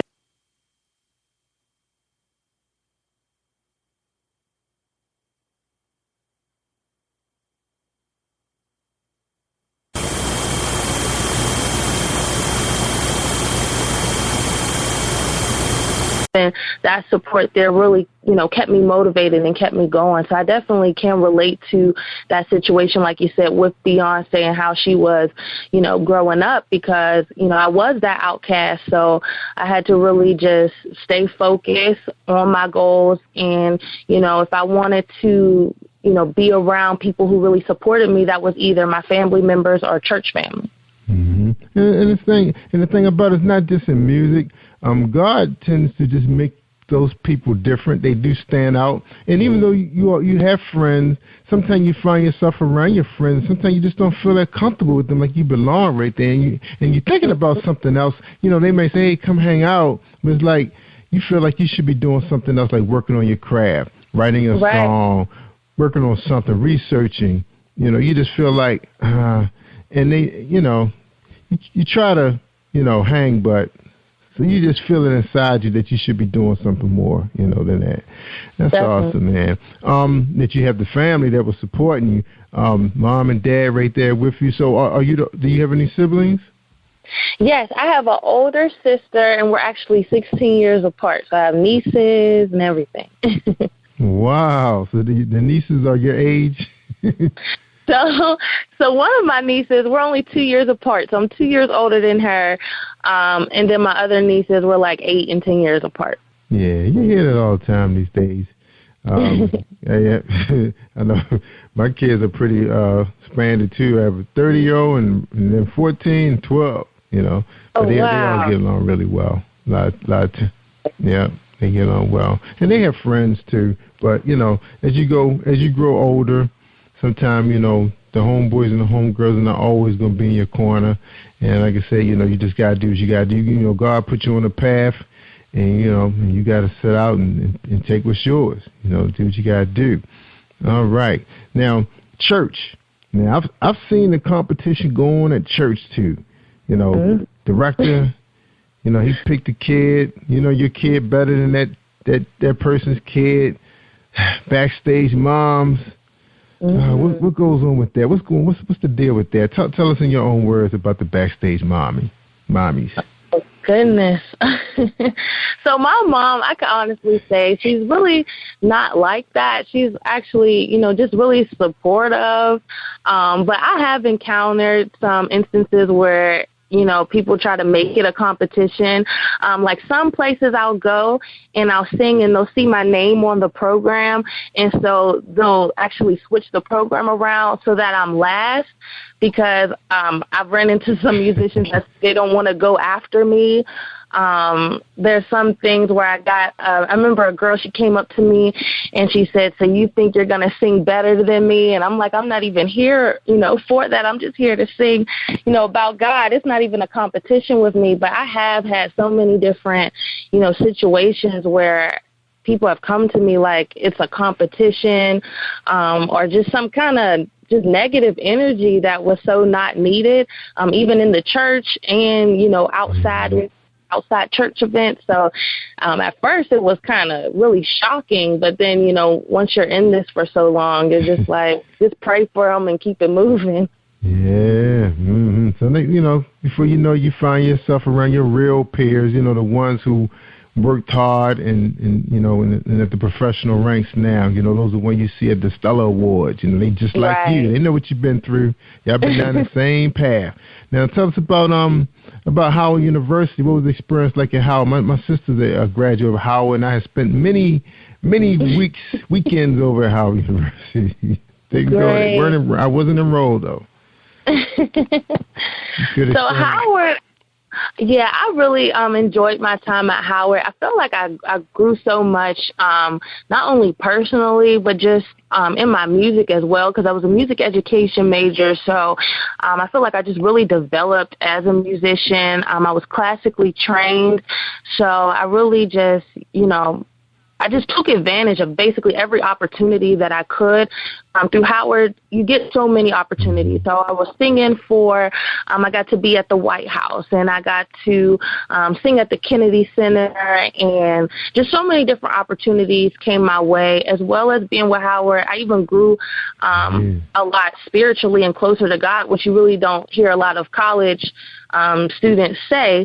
And so there's so much going on Howard's campus with religious life that, if you really put yourself around like-minded people, that can really, motivate you to stay on the right track. Because at Howard, I'm not going to lie, it is easy to sway and, be with that party scene and everything. But just with grounding myself in that religious life that they have on campus, it really helped me just to stay on the right track and just to focus.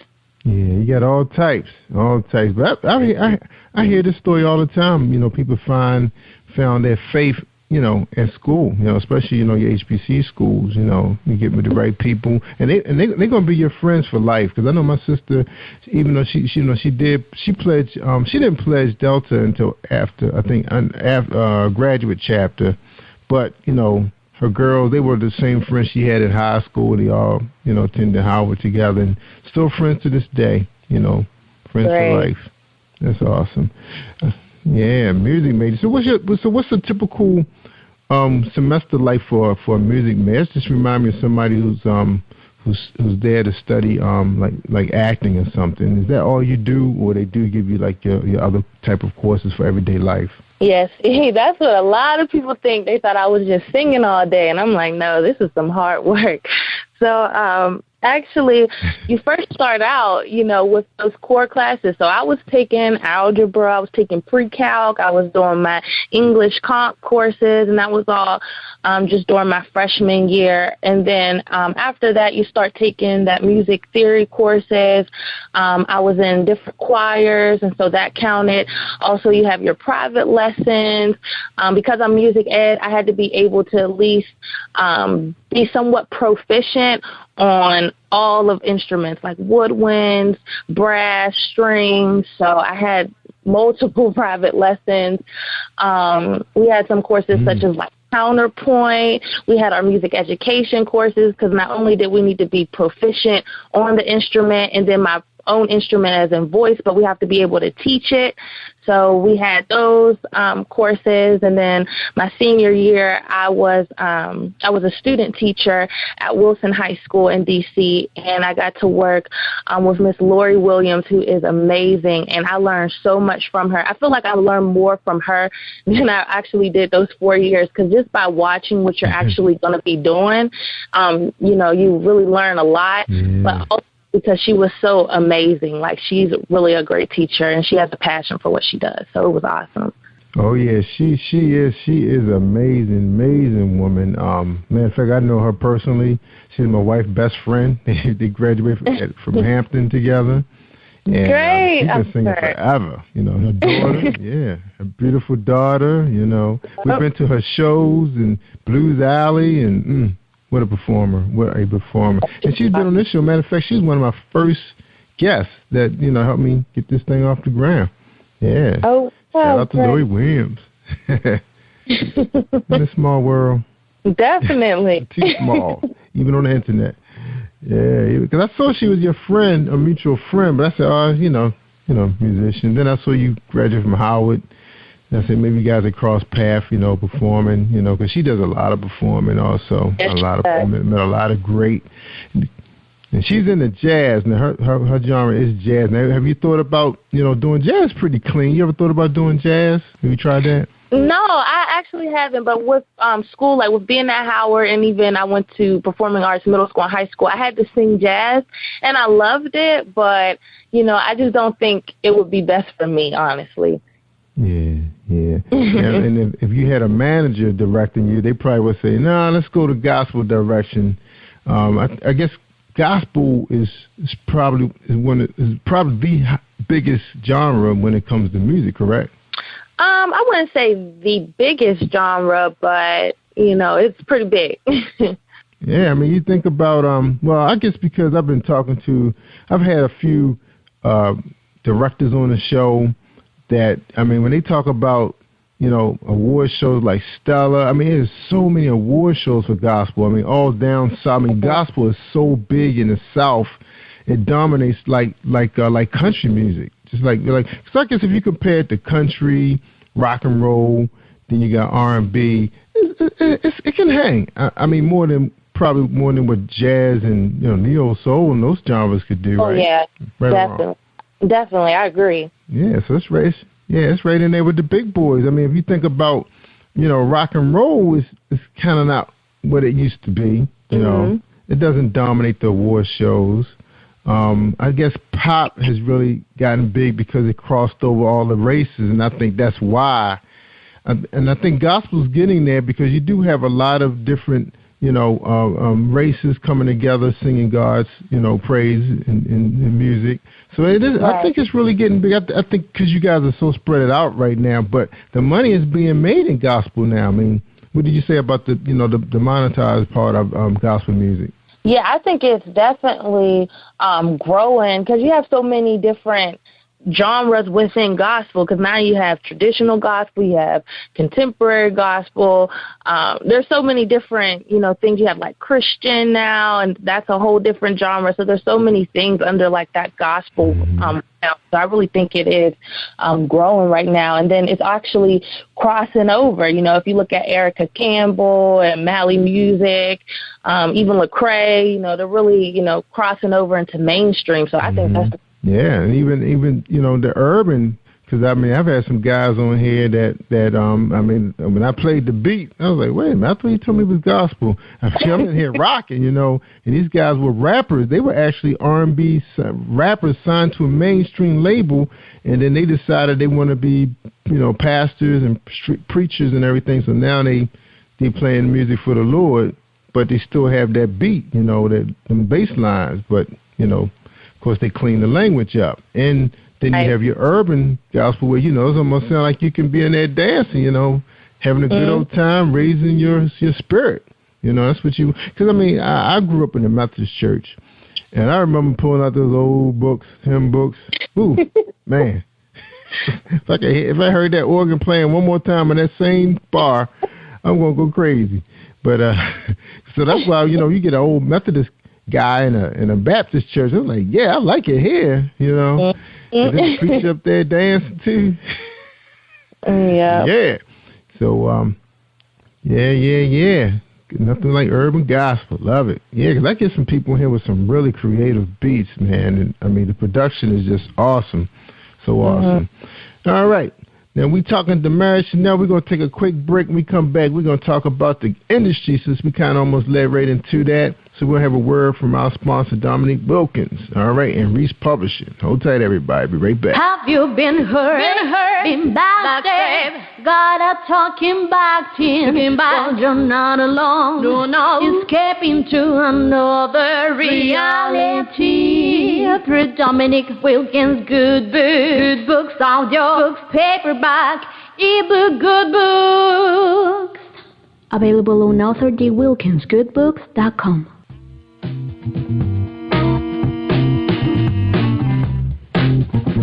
Are you an avid reader of urban fiction, looking for drama, suspense, and more?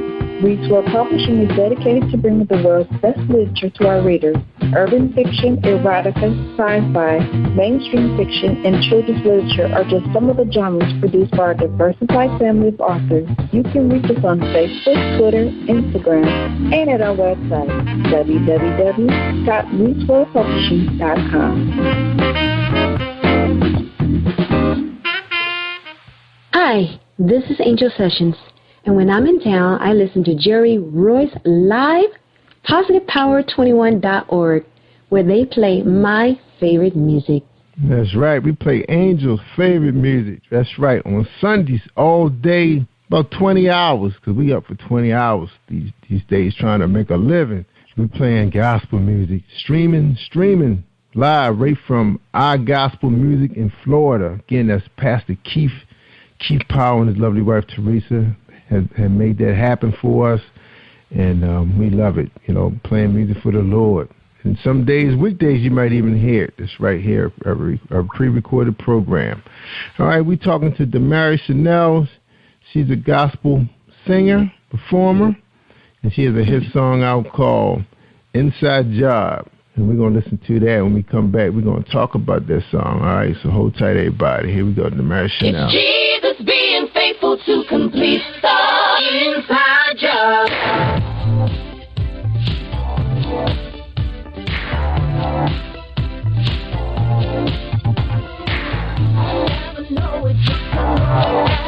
But there's no doubt from the inside. The good you see, it doesn't come from me.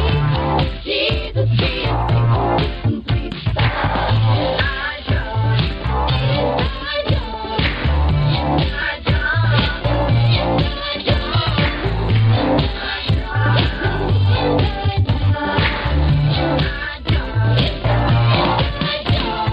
Inside why would you ever choose someone like me? And I know I will never understand your love for me.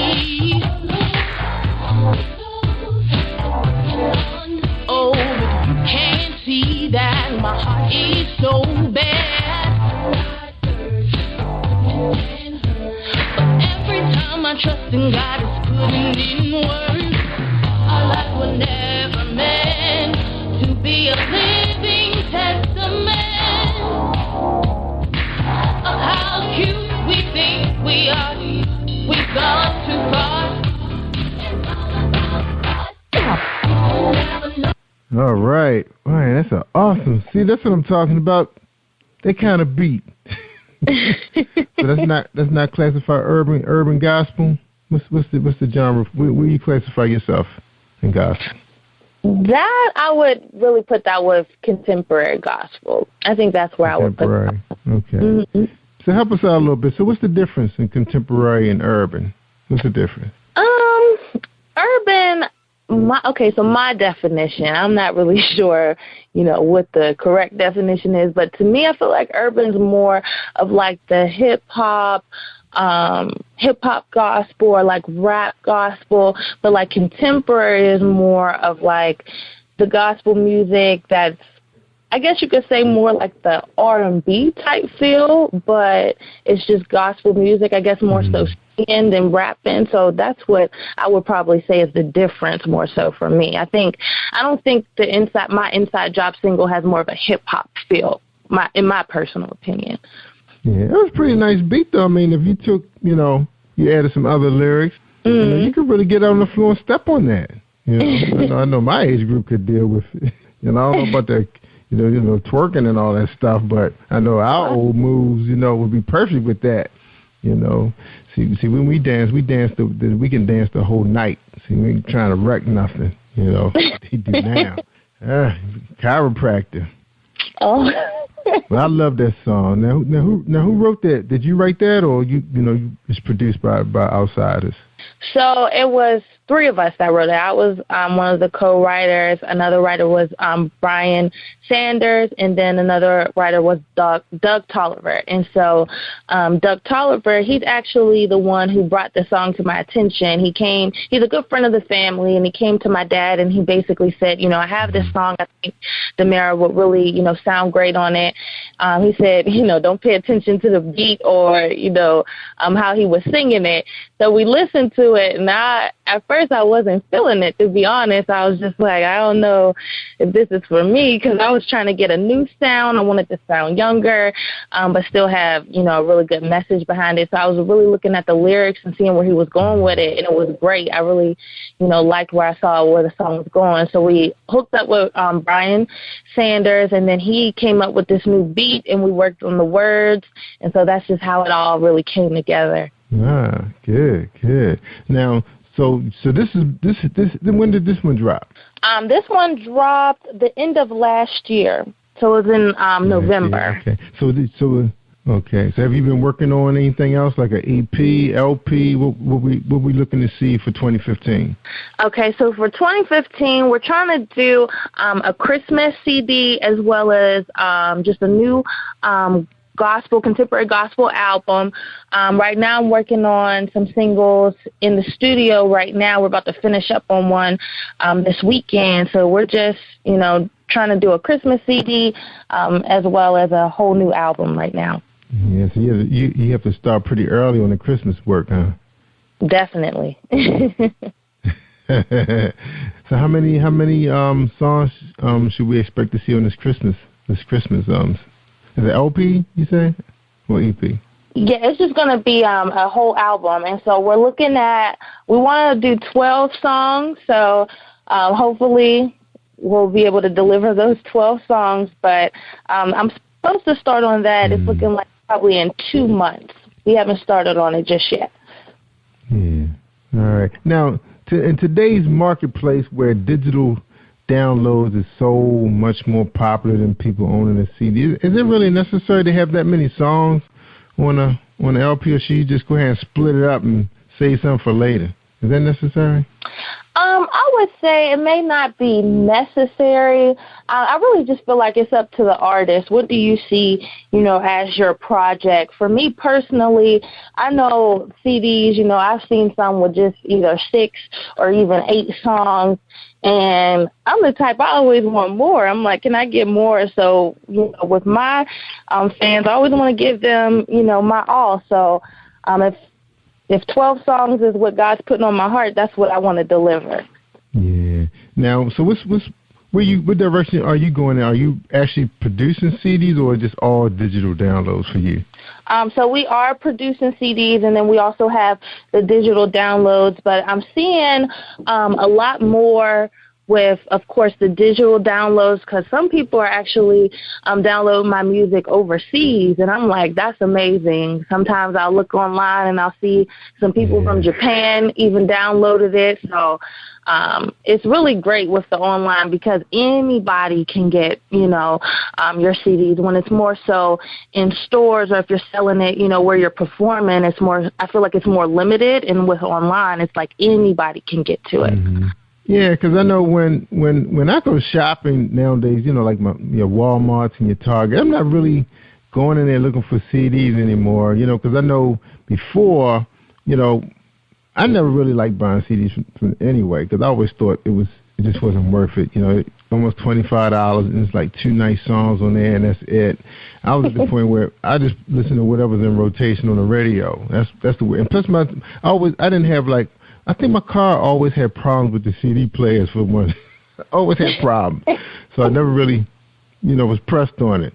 So then when the vehicle started coming with the little MP3, connection, and I was like, cool. I was hooking up, my little devices, the little iPods and everything to it, so I could see where it was starting to favor my technology, my favorite technology.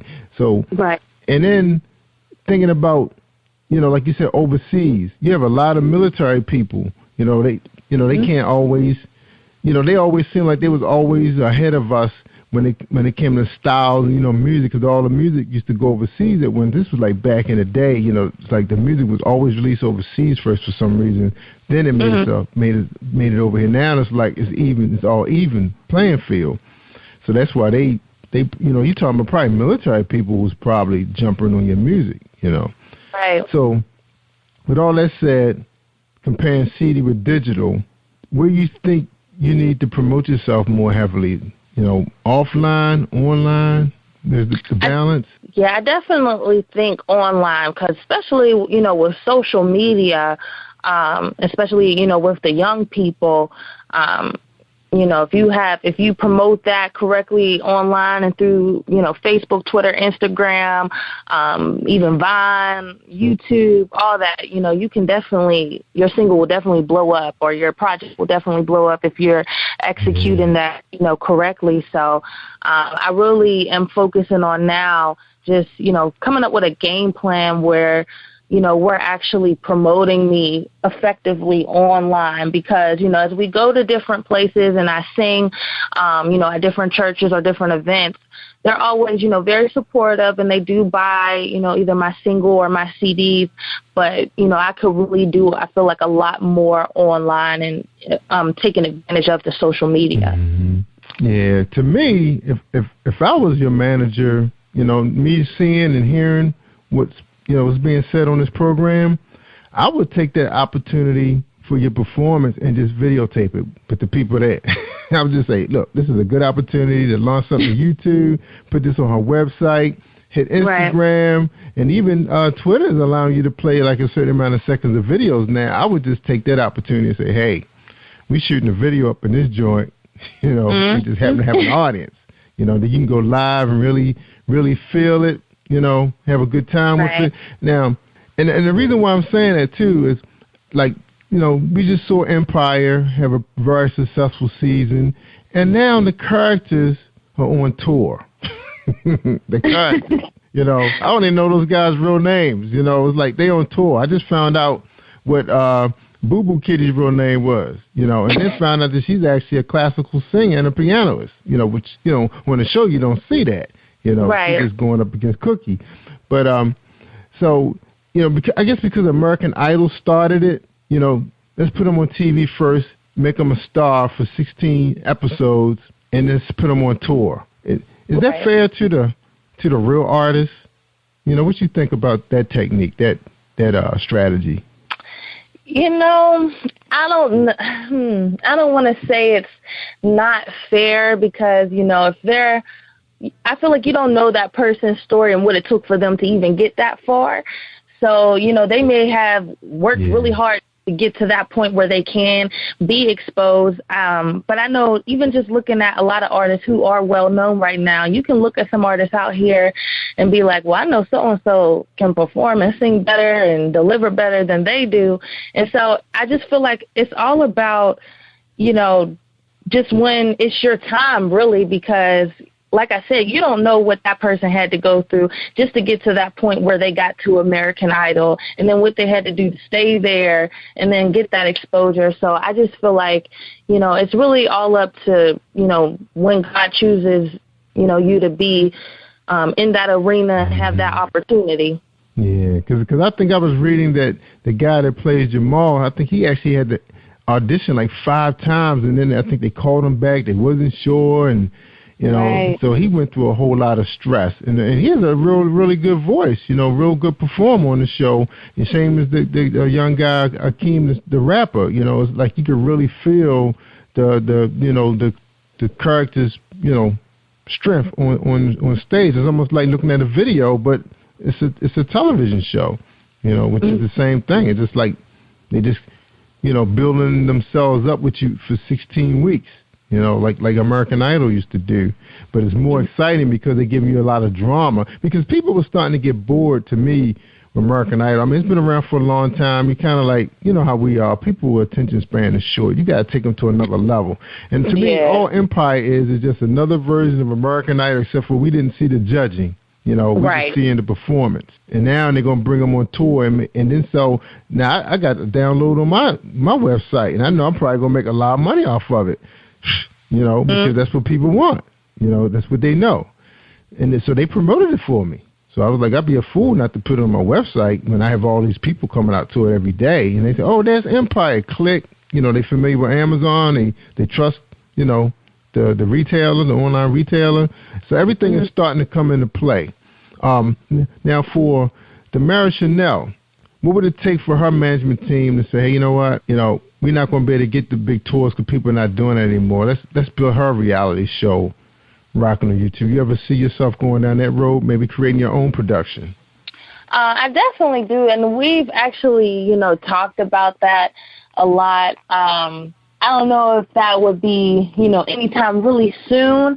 Definitely, I feel like, of course, I have to get myself even out there even more and well-known even more so that it can be successful once that would be aired. But I definitely see myself doing that. I know I watch Mary Mary's reality show a lot. I love it because I think it's just really real to me. They're going through real-life issues, and they're letting us see, and not only into the business but into their personal lives. And I think that's just awesome to see that, because a lot of people, they look at gospel artists as, you know, we're supposed to be perfect and everything's perfect in our lives, and that's just showing that they're human. And that's what I would definitely, you know, want to show if I did have my own, you know, reality show or something like that, that I'm human and I go through some of the same issues that you're going through. That's right. Even if it was just them just filming you backstage getting ready, you know, people like this. Oh, is that what it's like? You know, you're stressing and you're yelling at your parent. You know, they don't know what you really like behind the camera.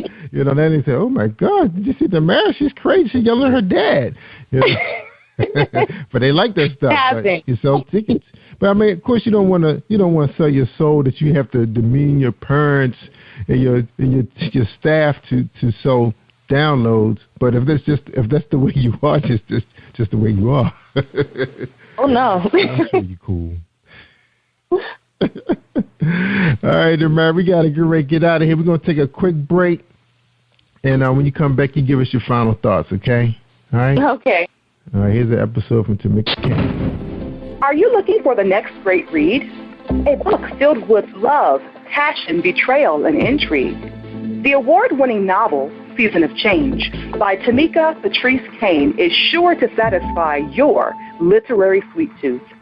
Check out this must-read book reviewers are calling uplifting and emotional, and exceptionally great read, deeply intense and thought-provoking. Order your copy today.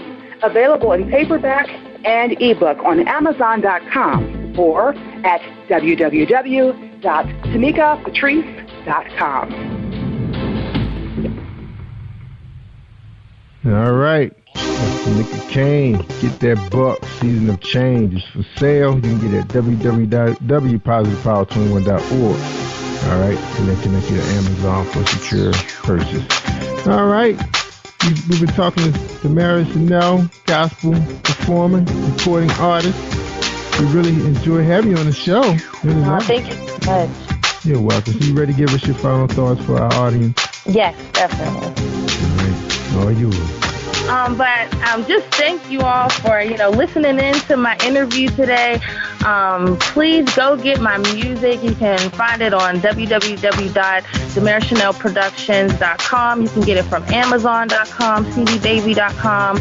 Also, please feel free to follow me.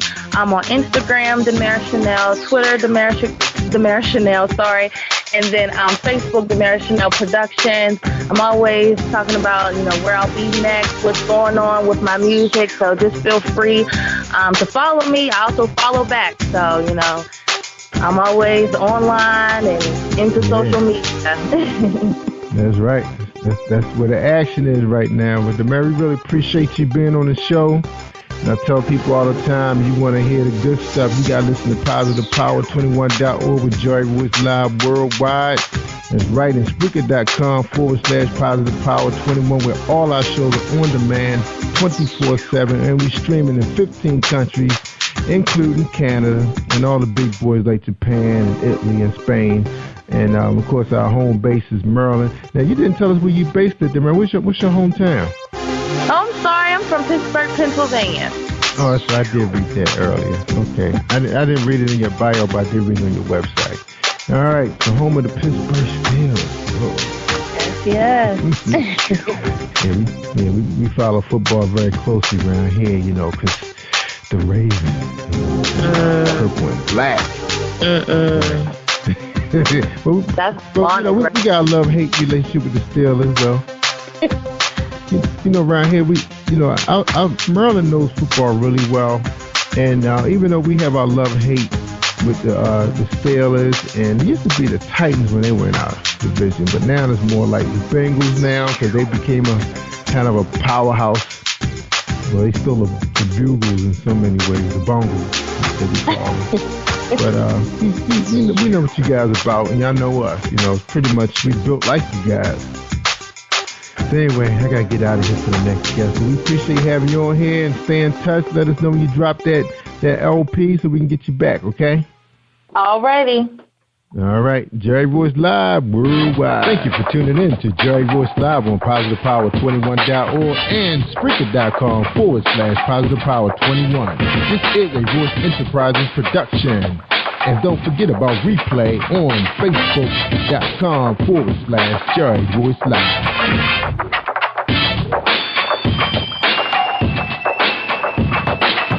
All right, y'all. Stay awesome all week long. Don't forget to follow us on Spreaker.com, Positive Power, okay? Mara, so you can get this show. All right? Thanks. You are listening to Jerry Royce Live Worldwide Podcast. Hi, I am recording artist Marilyn Dunn from St. Louis, Missouri. If you are looking for some soul-stirring, anointed, spiritual, and heartfelt music, visit my website at www.MarilynDunnMinistries.com. Or you can also find me on CD Baby, iTunes, and Reverb Nation. For booking information, contact Mr. Kevin Dunn at 636-856-0551. That's 636-856-0551. Jerry Hansen, and I'm live on Jerry Royce Live Worldwide. How are you this evening? How would you like to have a book that reflects your life? Hi, I'm Mocha Butterfly. I would like to tell you more about my latest book, The Reality of Mocha Butterfly. It's a poetry chapbook capturing my life that covers subjects such as self-esteem, anti-bullying, spirituality, family, friends, love, and heartbreak. You can purchase your copy online at twopensandlint.com/Thompson. To find out more about me, visit me on Facebook at facebook.com/M8CHA-Fly. Thanks for listening. You are listening to PositivePower21.org with Jerry Royce.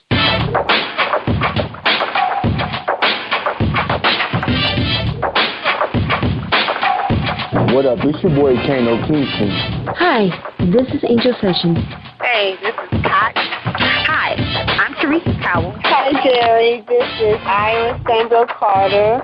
Hi, this is Phil Powers. Hello, this is Teresa Bobby with Jerry Royce Live. Hi, I'm Phil Livin. I'm live on the Jerry Royce show. Hey, what it do? It's your boy Who's to Say. Peace, this is Dahlia the poet, spoken word artist. Hello, this is Lamar Marquis with Jerry Royce Live. All right, everyone. You got Robin Lynn, and I'm keeping it live right now on Jerry Royce Live. Hey, what's going on, everybody? What's up? This is award-winning podcast with the greatest podcast on earth. Thank you for stopping by. I'm your host, Jerry Royce Live Worldwide on Internet Radio, where you get your positive on. So when it's all positive, it's all power. That's positive power. This is a worldwide podcast for growth, wealth, and success. Thank you.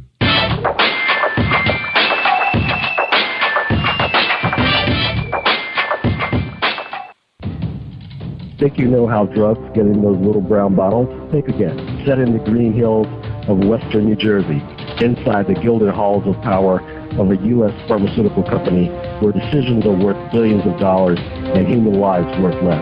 Nicholas Harding, a young executive at Marshall Pharmaceutical, finds his career, family, and life in jeopardy. The Farmhouse, a suspense thriller novel by Bill Powers, published by Donna Inc. Publications, available at Amazon.com or DonnaInc.org. Go to Bill's webpage at www.authorBillPowers.com. Are you looking for the next great read? A book filled with love, passion, betrayal, and intrigue. The award-winning novel, Season of Change, by Tamika Patrice Kane, is sure to satisfy your literary sweet tooth. Check out this must-read book reviewers are calling uplifting and emotional.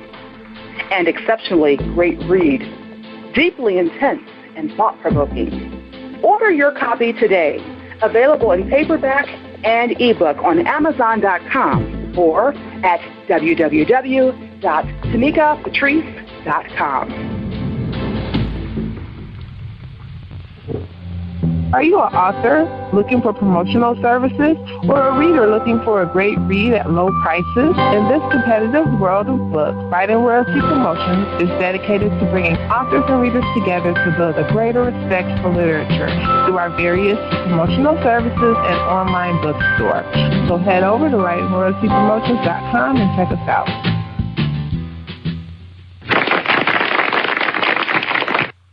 Thank you, everybody, for joining us, and welcome to PositivePower21.org. I am Jerry Royce Live, and you're listening to episode 323 on PositivePower21.org. And we're talking to tonight, our special guest is going to be nonfiction writer, motivational speaker, author of Fences, Jerry Hansen. She's published under Black Rain Publishing Company. All right, so hold tight, y'all. We're going to get a special presentation from our sponsor of today's show, Reese World Publishing. One moment, please.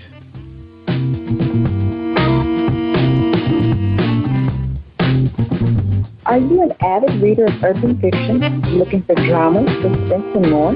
Reedswell Publishing is dedicated to bringing the world's best literature to our readers.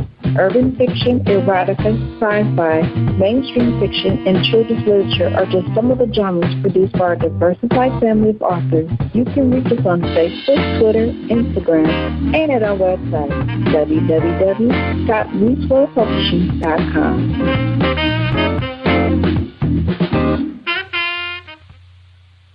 Hi, this is Angel Sessions, and when I'm in town, I listen to Jerry Royce live, positivepower21.org, where they play my favorite music. Yeah, Angel, they loving you right now. I see you out there on Facebook. That's right, Angel's been hitting the top everything, Amazon, iTunes, you name it. She's in the top 8, top 5, you name it. She's doing it up. She's showing us how you do this thing, how you promote. In Angel Sessions, she's all over the place on social media. Just love her to death. Beautiful music. Just released a new single. Jesus is coming soon. About to drop her LP. So check it out, everybody. On Amazon, you go right there. Matter of fact, to make it easy, you go right to positivepower21.org. She's sitting right there. That's right, sitting right there on my website. Go ahead and make a purchase. All right? Help her out. Help her sister out. No, help her brother out. That's right, I get commission too. All right, here we go. That's right, we episode 323 with Jerry Hansen, and her bio reads, Fences is a collective wisdom of author and motivational speaker Jerry Duncan Hansen. These inspirational writings exemplify the life lesson Jerry has learned throughout her 58 years as a caregiver, survivor of rape, mother of a lost child. They will inspire, lift, motivate, and encourage the reader as we take a vivid look into Jerry's life journey and how she has overcome her heartache, adversity, and tragedy. Read Jerry's story of fences broken, repaired with the faith to believe and endure, and let these words of wisdom lift you when times get hard. She's the author also of a book titled Fences, The Journey Continues, and she also have a book out there on Amazon titled My Life on the Other Side of the Tracks that was released in October 2013. The others were also released the same year, so check her out. She got rave reviews. Check her out. Ladies and gentlemen, I give you Jerry Hansen. How you doing tonight, Jerry? I'm doing really well. How are you doing? I'm doing great. I think this is about the third time I had somebody else on the show named Jerry. Oh, well, see, it's a good name. It's a strong name. That's right. That's right. Keep it short, keep it sweet. That's right. Can't talk about somebody that only got 4 letters in their name, right? Right. All right. Well, the first question for you, and I'm so interested in hearing your story. So excited. The question is, who is Jerry Hansen? Well, Jerry Hansen is, well, if you read the bio, pretty much puts a lot of things in a nutshell. I was a caregiver at a very, very early age, at the age of 3, and I was a caregiver to my father until the age of 12 when he passed away. I am a survivor of rape at the age of 16, and a lot of my writings that I have done are based on lessons that I have learned in this long journey of life. They started out as emails to just a few friends, and then it kind of escalated from 5 or 6 people up to 20, and then there was like over 100 people I was emailing. And my best friend kept telling me, you need to publish a book. You really do, because a lot of people would come up to me and say, wow, were you talking to me? Was I in your head today? Or, that writing you did it had to be about me. And I think I've been very observant in my life in people, and I've grew up around older people. My parents were much older, so I was always in the middle of adult conversations, and I would listen to stories that were told by the people around me, and I learned a lot from that, and then just a lot in what I've been through and experienced in my life. And I feel that some of the writings that I have written have been helpful to other people, because I think sometimes we go through things and people think we're the only ones going through it, and the reality is everybody's going through something. So that's where my motivational writings started and came from. So that's pretty much who I am. Sure it's I've had a roller coaster journey, but it's been fun. And I'm not done yet. Yeah, see. Yeah, and you got it all in like 7-8 lines. I was like, wow. So much has happened and it started very young, taking care of your family members at a very young age. You never get a chance to be a child when you have to live that way. Do you think that was you think that was a piece that's missing? You never got you talk about Michael Jackson never got a chance to be a child, being an entertainer, because you're constantly on the stage. You kind of on the stage too. You're always doing something to help somebody else, entertaining them, taking care of them. Was it tough, not having a childhood? It's still tough. It's still tough because it was very tough because I grew up by myself. As I indicated, I had much older parents, and my father had been married prior to 4 times prior to my mother, and so I had sisters. When I was born, I had a sister that was 34 years old when I came into the world, and so my childhood was it was taken away from me because my mother had to work. She worked 3 jobs, and my father being so ill, there were no options with caregiving at that time. So I was the one that looked out for him. I'm the one that hooked up the oxygen tanks and did the breathing treatments and made sure that if he got sick, he was in an ambulance on the way to the hospital or whatever the situation was. And I was deprived of a childhood, a normal, what most people would consider as normal, whatever that would be.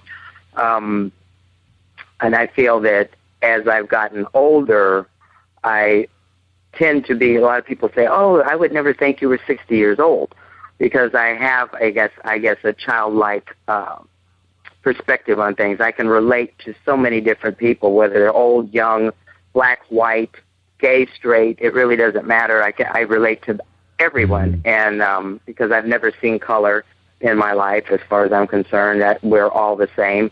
And so I've been around a lot of diversity in my life, and which was helpful. But not having a childhood has had its effect on me in life. And I think sometimes as adults, you don't want to think about that, oh, I had a great childhood, but when you look back, you realize I really didn't have one because I was thrown into an adult responsibility at such an early age. Yeah, that is true. It's just like raising your siblings, like mom is at work and you have to raise your siblings, fix dinner. And I mean, you hear about that with some of the athletes. Like I know I follow the Baltimore Ravens, and that was one of the things that came out about Torrey Smith. He had to raise his his brother and sister. He was cooking their food in the microwave while mom was in college and then working. So it is tough, growing up like that. And then you feel like you're responsible for everybody because that's what you're used to doing. Do you find yourself being that way around the job? Like you always have to be somebody's friend. You always say, oh, you okay? Or do you find yourself doing that? Exactly. And I work in a hospital, so that doesn't help either. So, and I've had an opportunity recently that with the chaplain of the hospital that he kind of has discussed with me possibility of being like a assistant chaplain to him because I'm known as the person that everybody wants to hug. So every time I walk through the hospital, because I work in the billing department, and when I'm seen throughout the hospital, when people come up to me, they always hug me. And so I guess my whole life I've been like the Ann Landers and the caregiver to people and the one that reaches out and, always trying to help somebody. And I think that has the impact of not growing up so quickly is a result of that. So going through, what you went through as a young child, you didn't want to pursue, being a doctor or, a nurse? I did. I thought about being a nurse, but there were certain aspects of it. It's like, oh, no, I couldn't do that. And, I think that my calling in life has basically been one of just being there for someone when they, that shoulder to cry on. When I was in high school, how in high school they have the most athletic and the most popular. Well, I had best shoulder to cry on. And so that's been my role my whole life. I mean, people come to me of, it doesn't matter what age or anything. They come to me with their problems and looking for an answer. And, it's funny that you can answer answer other people's questions and help solve their problems, but sometimes you can't deal with your own, Yeah, that's right. Because you're always the one that's receiving, Right, So right. that's why, it's not like they coming to you say, you okay? They never ask the question for you to say, oh, I do have this situation. And then, well, let me tell you about this girl. Exactly. It's their show, right? It's their show, All right. Now, you wrote this book. Now you've been labeled a motivational speaker. Where can people hear you? Can they find you on YouTube? Where can we get a piece of you? So we know what. Well, I haven't actually done too much as far as the motivational speaking on YouTube or anything like that. Mine has just been basically through close-knit family or people that I've known that when I've done a book signing or whatever, then they want me to speak.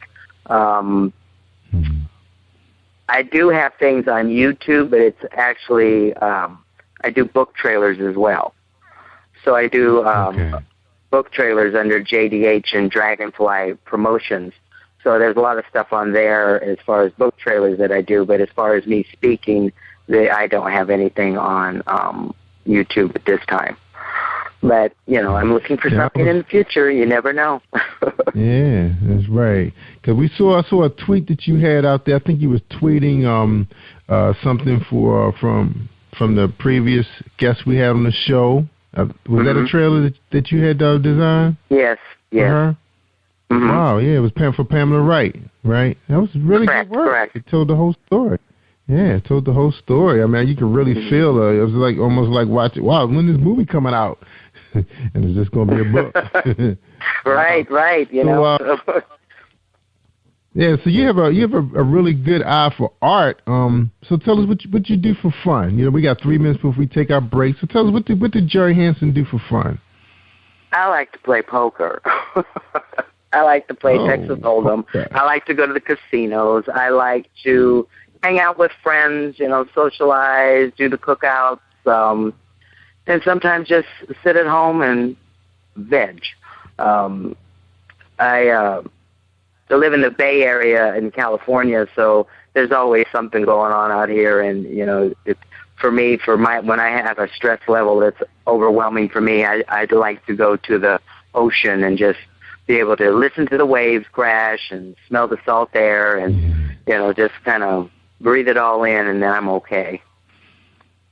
Yeah, man, you're lucky you got the beaches. What's the weather like out there right now?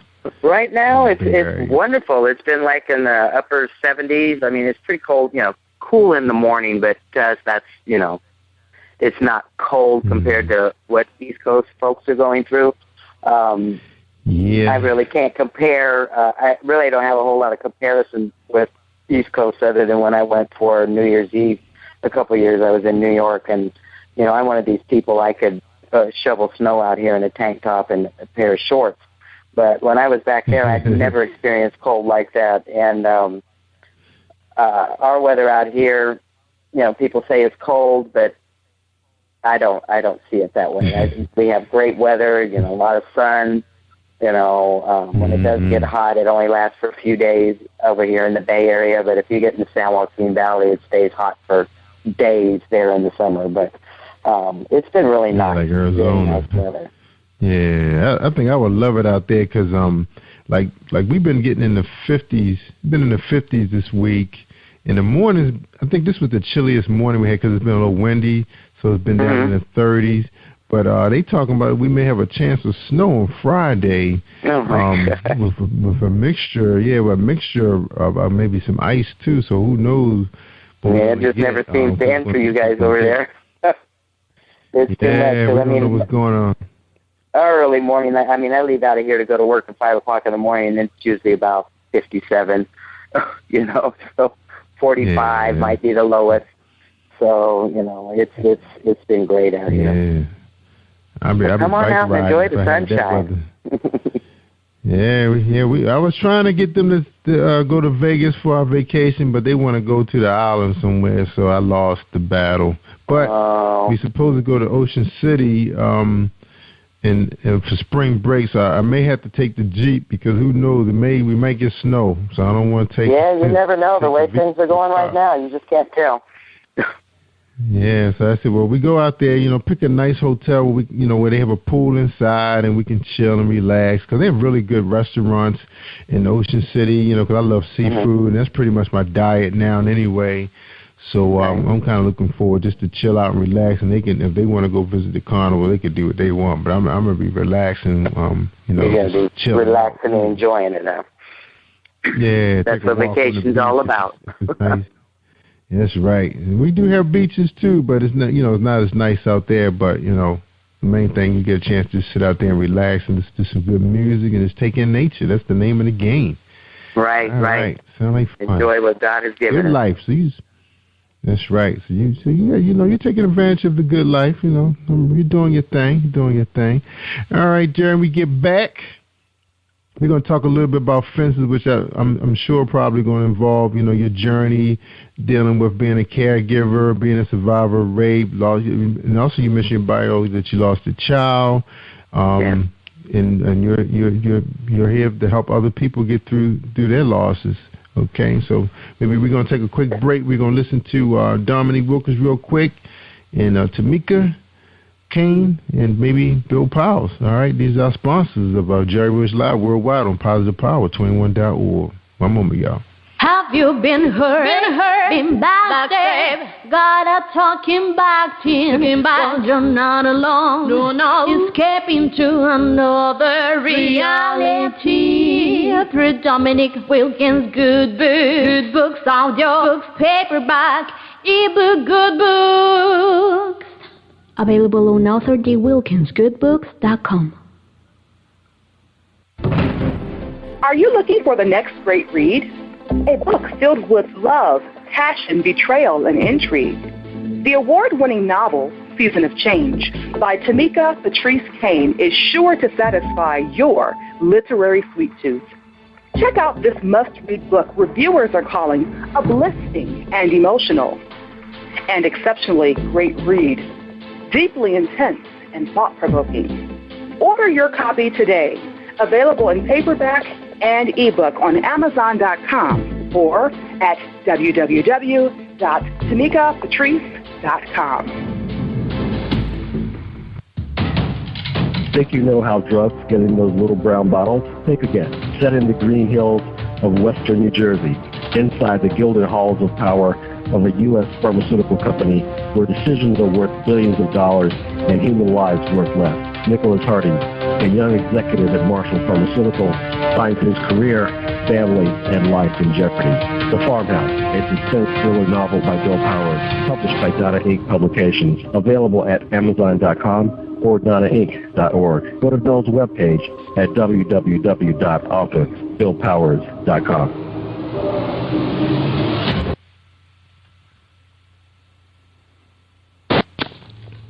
Hi, I am Martha Crystal Alexis, and I'm on Positive Power 21 with Jerry Royce Live. Woohoo!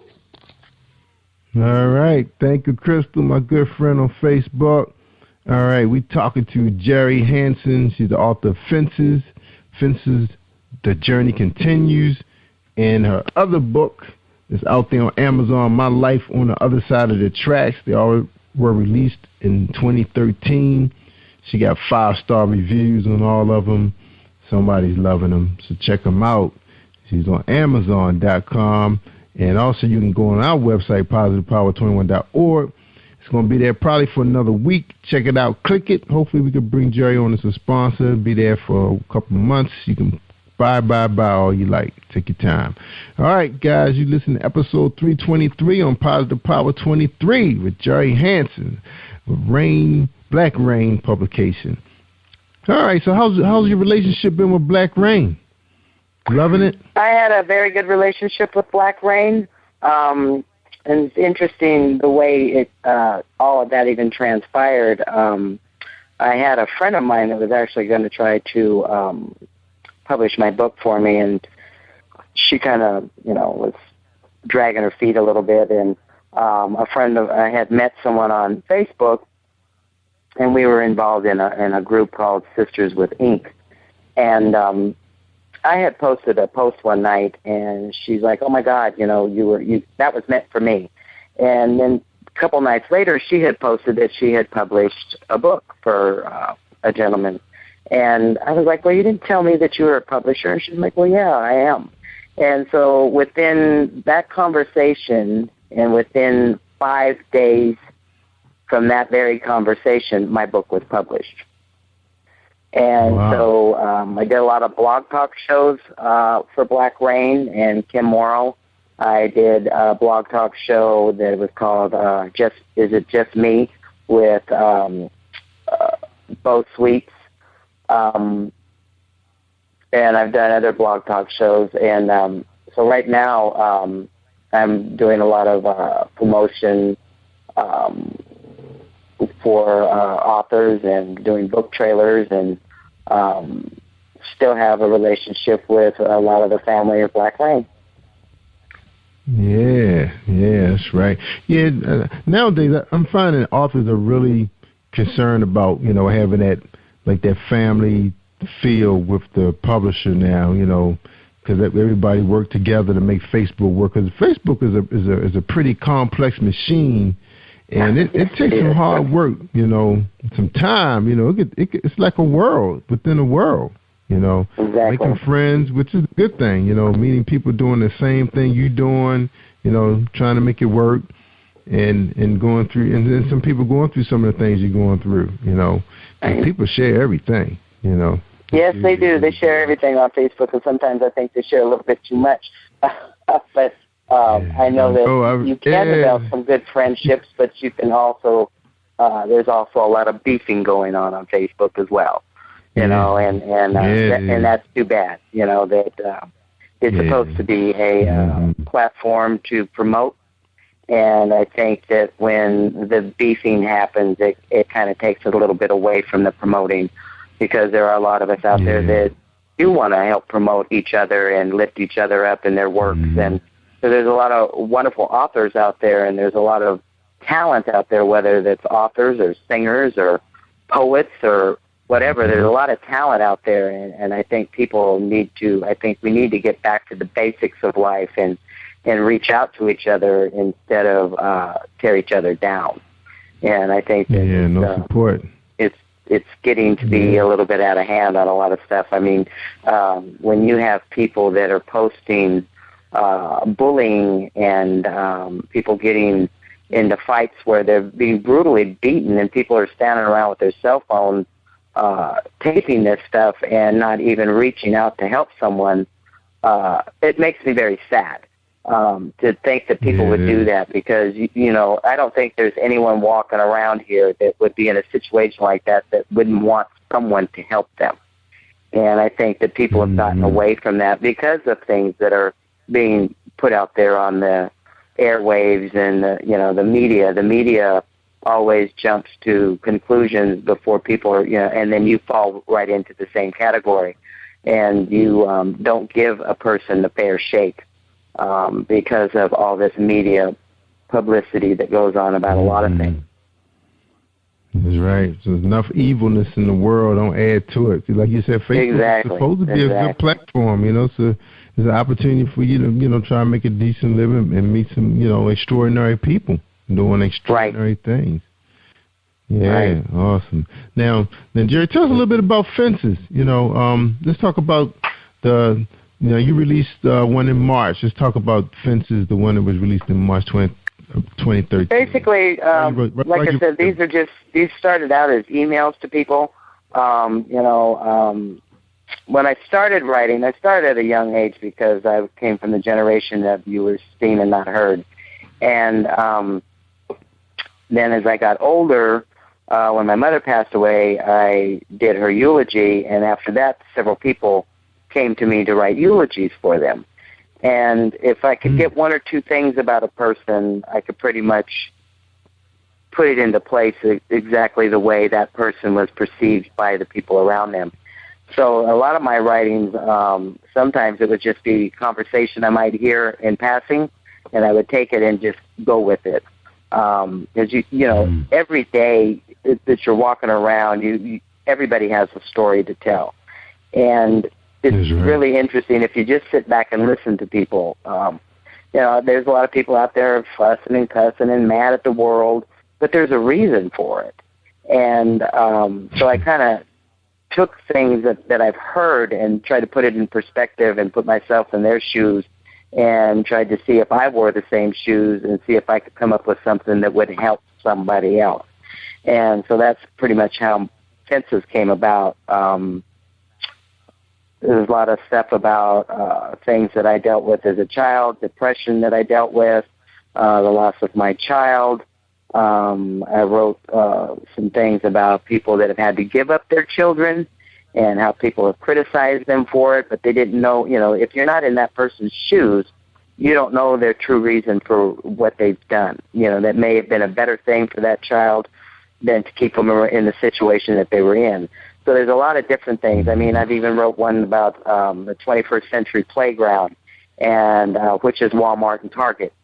Where people just let their kids run amok, and then they get mad if you say something to them because they're running crazy in the store, but they don't pay any attention to them when they're running around tearing stuff up or screaming and hollering or whatever. And it's interesting that people sometimes it's almost like it's a playground. So there's a lot of different things that just in watching people that I picked up pieces and wrote about it. Yeah. So that's part of Fences, the March version and the April version. So that's The Journey Continues. So tell us a little bit about that publication. Well, The Journey Continues is just like a continuation of Fences, and I talk about why I have the dragonfly. Dragonfly is a symbol for me. When my mother passed away, as soon as I was given the word that she had passed away, I went outside and it was like these dragonflies appeared. And every time I'd go anywhere, there was a dragonfly hovering over me. And after I did her eulogy and I walked out of the funeral home, there they were again. So every time there's been anything going on in my life since then, these dragonflies appear. So I always feel like that's my mom watching over me. And so I took a lot of things from what I learned in life from my parents, what I learned from people that I grew up with and around, and put them into motivational stories for people to read and hope that maybe they would read something that would be like, oh, wow, that's me. And I've had a lot of response on that. I've had, like I said, people of different ages and races and everything else have read my books. And when I see them, they're like, wow, on page such and such, that was really hit home for me. And so it's been helpful to me knowing that maybe whatever I've been through and the lessons that I've learned from it may be helpful to someone else. Because I truly believe that while you're on this earth, it's all about paying it forward. Because you just never know where you're going to be and what you're going to run into and who you might need help from. So if you can reach out and extend that hand to someone, it may be extended to your children, your grandchildren. So you just never know what your actions are going to do that may help somebody else.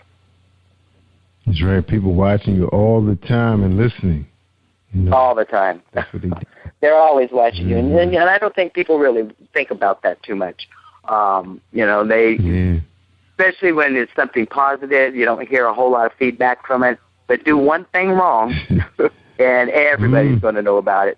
Just like when you're a kid, you get in trouble. By the time you got home, everybody in the neighborhood knew about what you had done.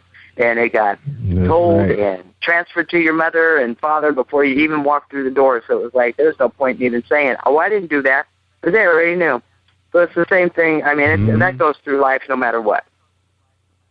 That's right. That is true. So true. Now, you experienced attack when you were young. You were a teenager. Yeah, you were attacked by someone. Was it somebody I knew. I was 2 doors away from my home. I was babysitting, and someone had come to the house, and I knew them. I had known them for quite some time.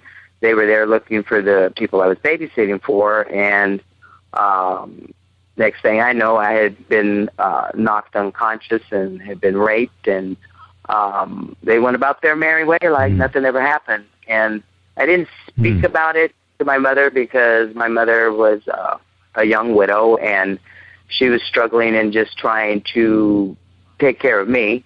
And she worked hard, and I knew that my mother she was a Southern woman, and I knew that she had a temper, and I didn't want her going to prison because I knew that would probably be what would happen if she found out.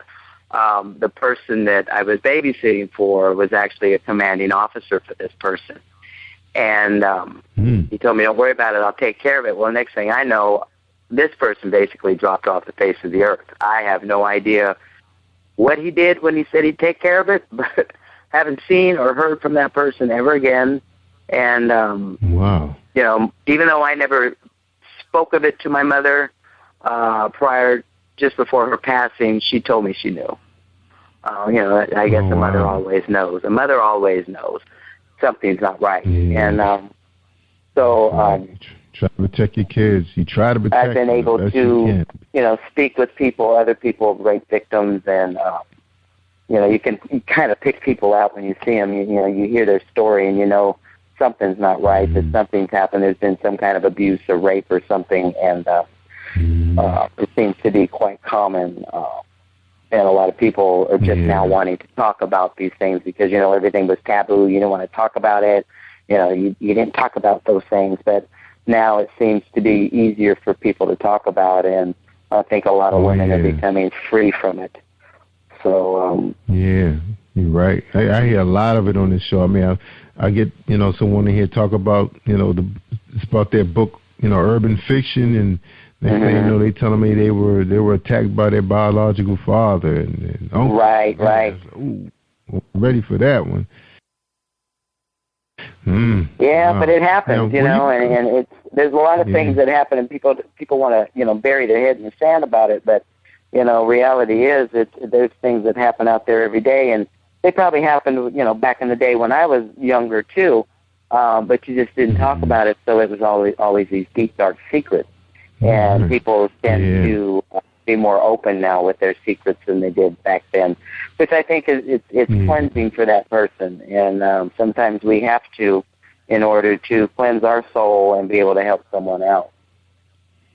That's right, and they're using a lot of the technology now to express themselves through spoken word, through songs, and what you guys have done, you know, published the book and wrote your story out. And some people use the fictional way to write their stories out, you know, go about it that way. Therapeutic in some kind of way, you know, to hurt. Oh, yeah, it's always therapeutic to write down something about what's going on in your life because, you know, for me, music has always been therapeutic. You know, I could be in a deep, dark depression and listen to the music and the words in the song. It's like, oh, they're singing that song just for me.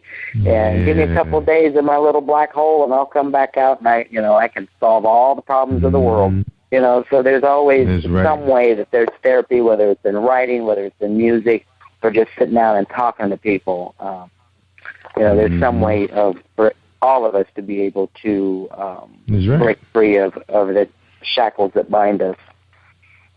And like you said, people going through some stuff, you know, on their job. They may not be in a job they love or like, underpaid, unappreciated, you know, talked down to, but they feel trapped because they don't have the training, the education to get out of it, you know, or the benefits of another job waiting for them.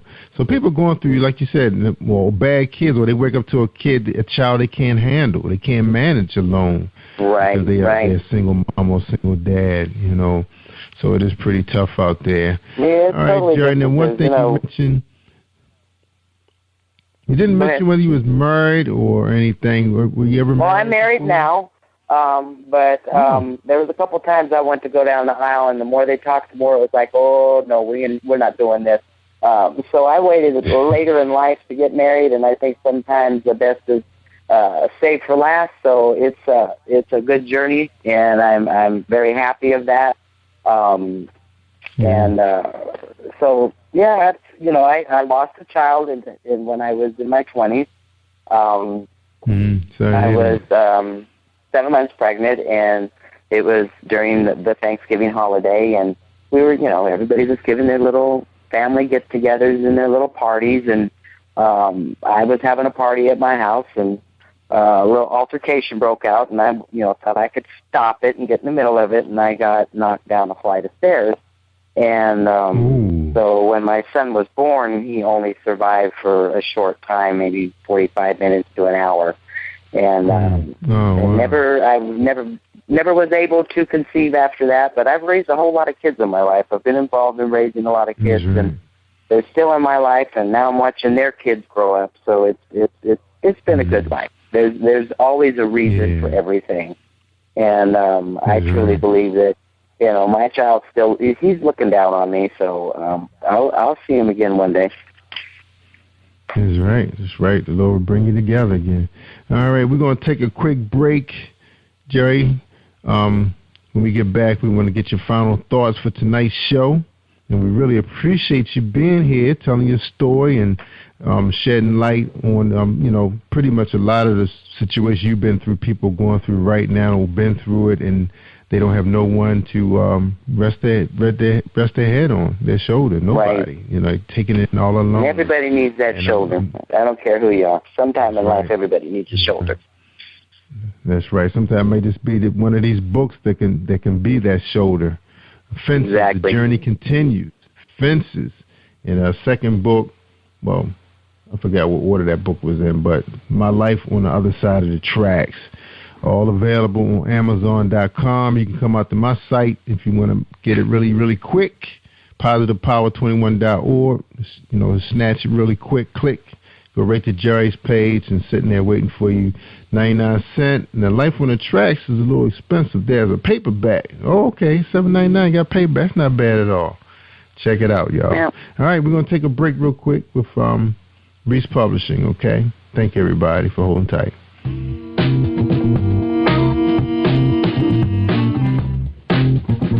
Are you an avid reader of urban fiction, looking for drama, suspense, and more?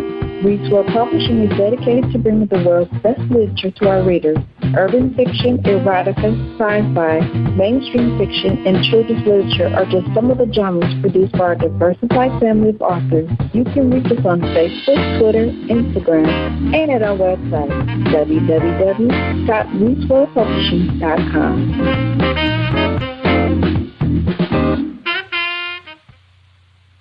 Hi, this is Angel Sessions, and when I'm in town, I listen to Jerry Royce live, PositivePower21.org, where they play my favorite music.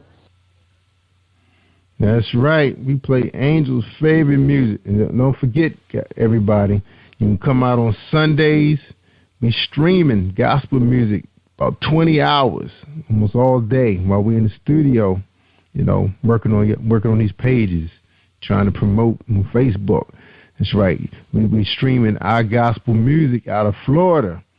That's right, all day. And the indie performers, recording artists, doing their thing, sounding really, really good. And we want to thank Pastor Keith Powell and his lovely wife, Teresa, for making this happen. We really appreciate it.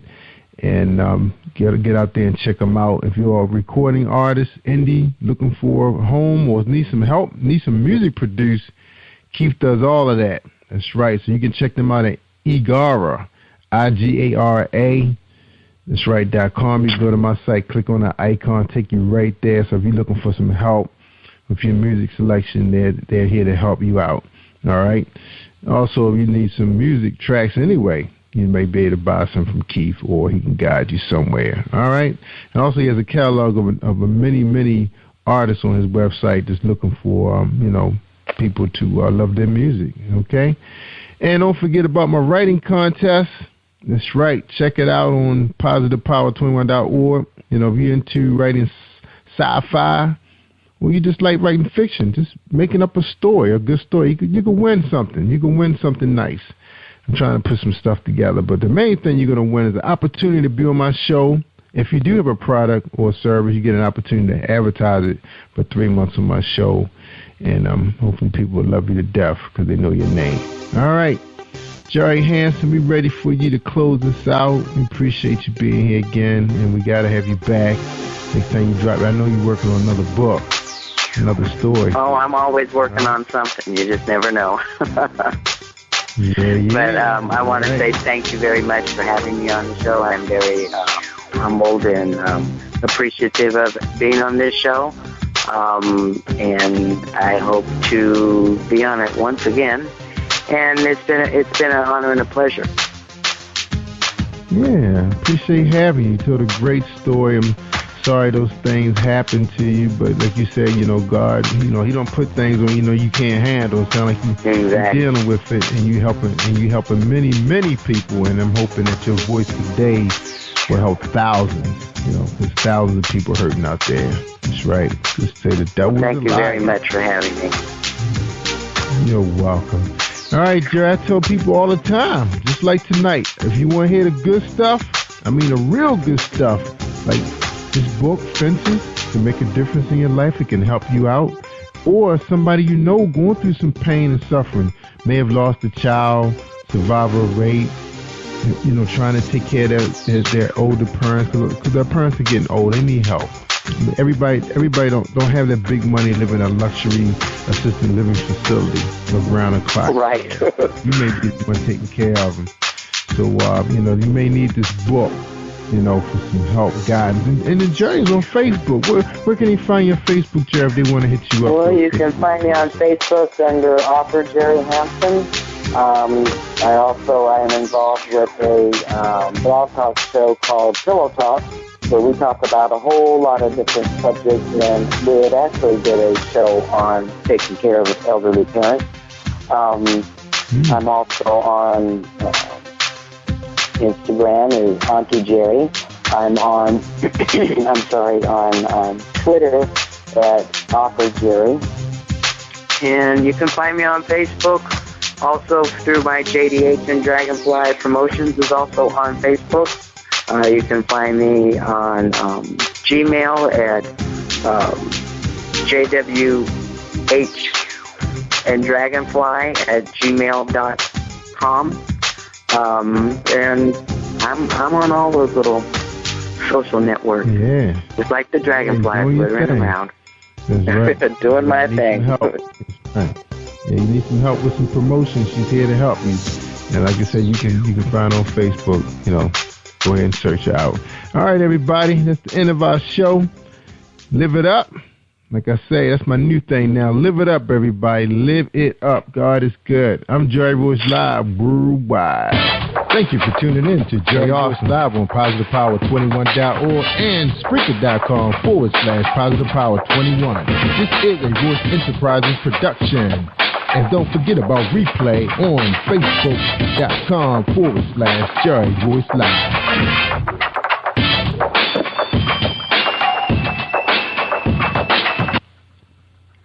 All right, stay awesome all week long, everybody. I see you because I'm streaming www.positivepower21.org. You are listening to Jerry Royce Live Worldwide Podcast. Hi, I am recording artist Marilyn Dunn from St. Louis, Missouri. If you are looking for some soul-stirring, anointed, spiritual, and heartfelt music, visit my website at www.MarilynDunnMinistries.com. Or you can also find me on CD Baby, iTunes, and Reverb Nation. For booking information, contact Mr. Kevin Dunn at 636-856-0551. That's 636-856-0551. Hi, this is Pamela Wright, the author of A Second Chance at Love, and we're on the Jerry Royce Live worldwide. You are listening to PositivePower21.org with Jerry Royce.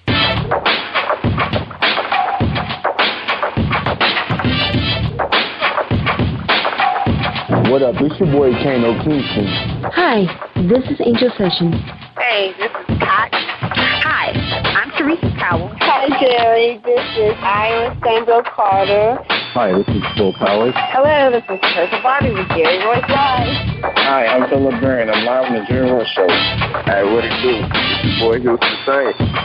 Peace, this is Dolly, the poet, spoken word artist. Hello, this is Lamar Marquise with Jerry Royce Live. All right, everyone. You got Robin Lynn, and I'm keeping it live right now on Jerry Royce Live. Hey, what's going on, everybody? What's up? This is a award-winning podcast with the greatest podcast on earth. Thank you for stopping by. I'm your host, Jerry Royce Live Worldwide on Internet Radio, where you get your positive on. So when it's all positive, it's all power. That's positive power. This is a worldwide podcast for growth, wealth, and success. Thank you.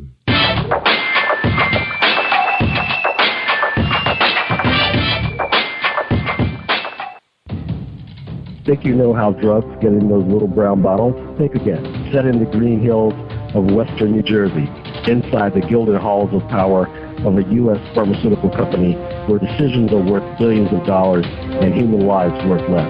Nicholas Harding, a young executive at Marshall Pharmaceutical, finds his career, family, and life in jeopardy.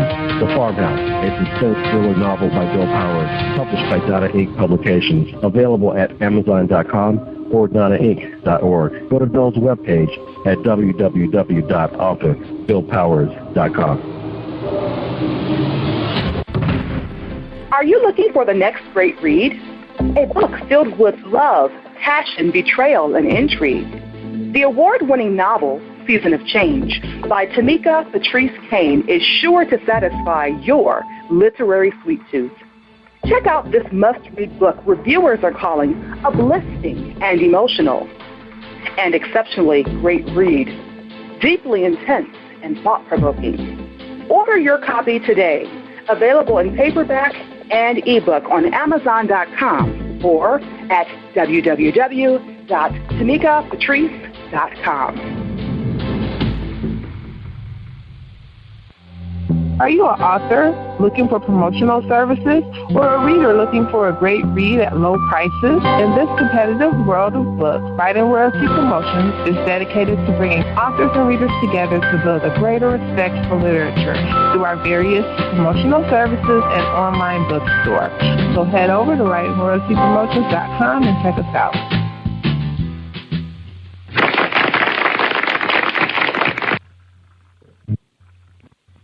Thank you, everybody, for joining us, and welcome to Positive Power 21.org. I am Jerry Royce Live, and you're listening to episode 322. That's right. I thought it was last night, but it's tonight, episode 322, and tonight we have the author of A Second Chance at Love. That's right, a chance encounter, and when it rains, it pours. That'd be Second Chance at Love 2, due out May 2015. And our guest tonight is Pamela Wright. But before we bring Pamela out and get a chance to find out who she is for the first 15 minutes of the show, that's right, we're going to get to know her. We're going to listen to our sponsor. Tonight's sponsor is James Deshay, the Poet Man. Check him out, y'all. Are you looking for a great book of poetry that is romantic, heartfelt, and full of male emotion? Then get Thoughts, Love, and Reflections by James K. Deshay. That's D-E-S-H-A-Y. Go to www.jamesdeshay.com. You will enjoy Thoughts, Love, and Reflections.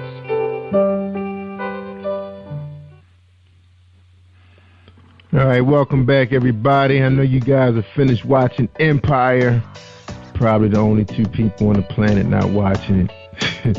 My man Terrence Howard, turn it up. Him and Tanaji, that's right, doing their thing. Back together again since Hustle and Flow. Yeah, that was a funny movie.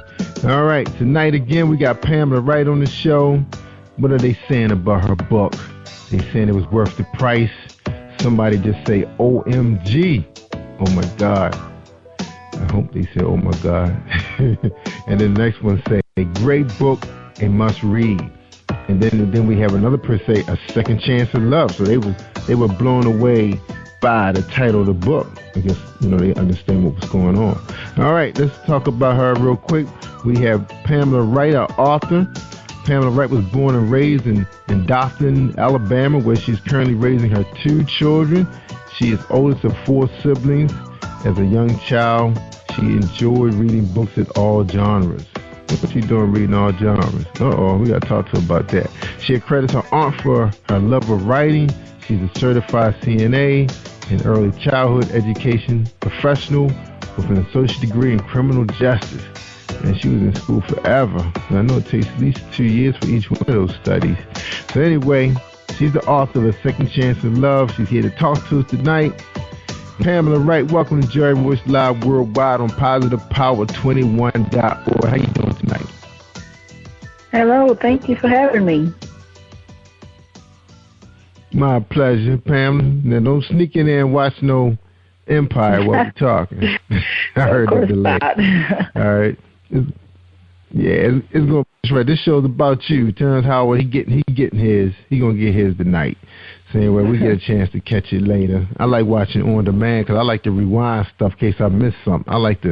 That's how I am. I like to rewind stuff, get it all in, because they move too fast. So anyway, welcome to the show. Glad to have you. You're published under Strawberry Publications or Publishing, is that right? Strawberry Publishing? Yes. Yes, that's correct. All right, good. All right, shout out to your publisher.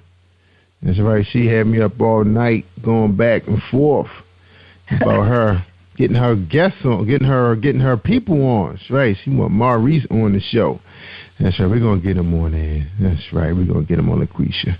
All right, so LaQuisha, what's LaQuisha last name? I forgot her last name. Malone. LaQuisha Malone. Malone. LaQuisha Malone. There we go. She is the owner of her publishing company, Strawberry Publications. So just a little shout out to her and her people. And thank you so much for allowing her to come on my show. Tonight's Pamela Wright is up. So Pamela, the first question. You ready for the first question? I'm ready. You ready? Yes. Because I think I warned you.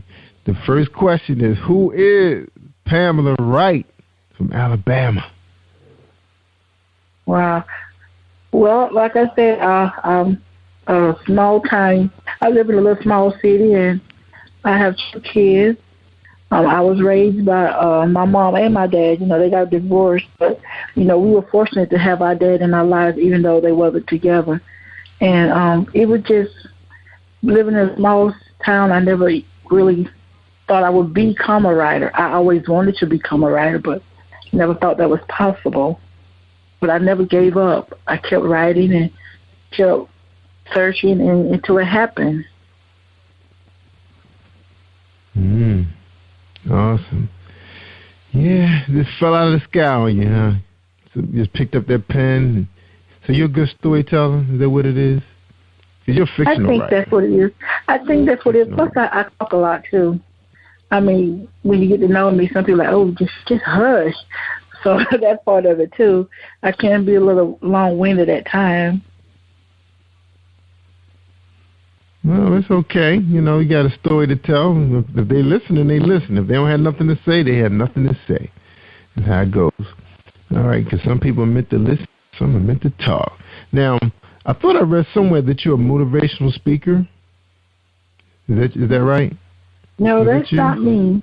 That's not me. No, that's not it could be me now. It could be me. Because I motivate people around me all the time. But that's not me. I could be a really great motivational speaker. Because sometimes you have to motivate those around you in order to get things done. Not saying that they don't get them done, but sometimes people need a little push. Even I need a little push sometimes to, get going. Because sometimes I do procrastinate, and I have to catch myself.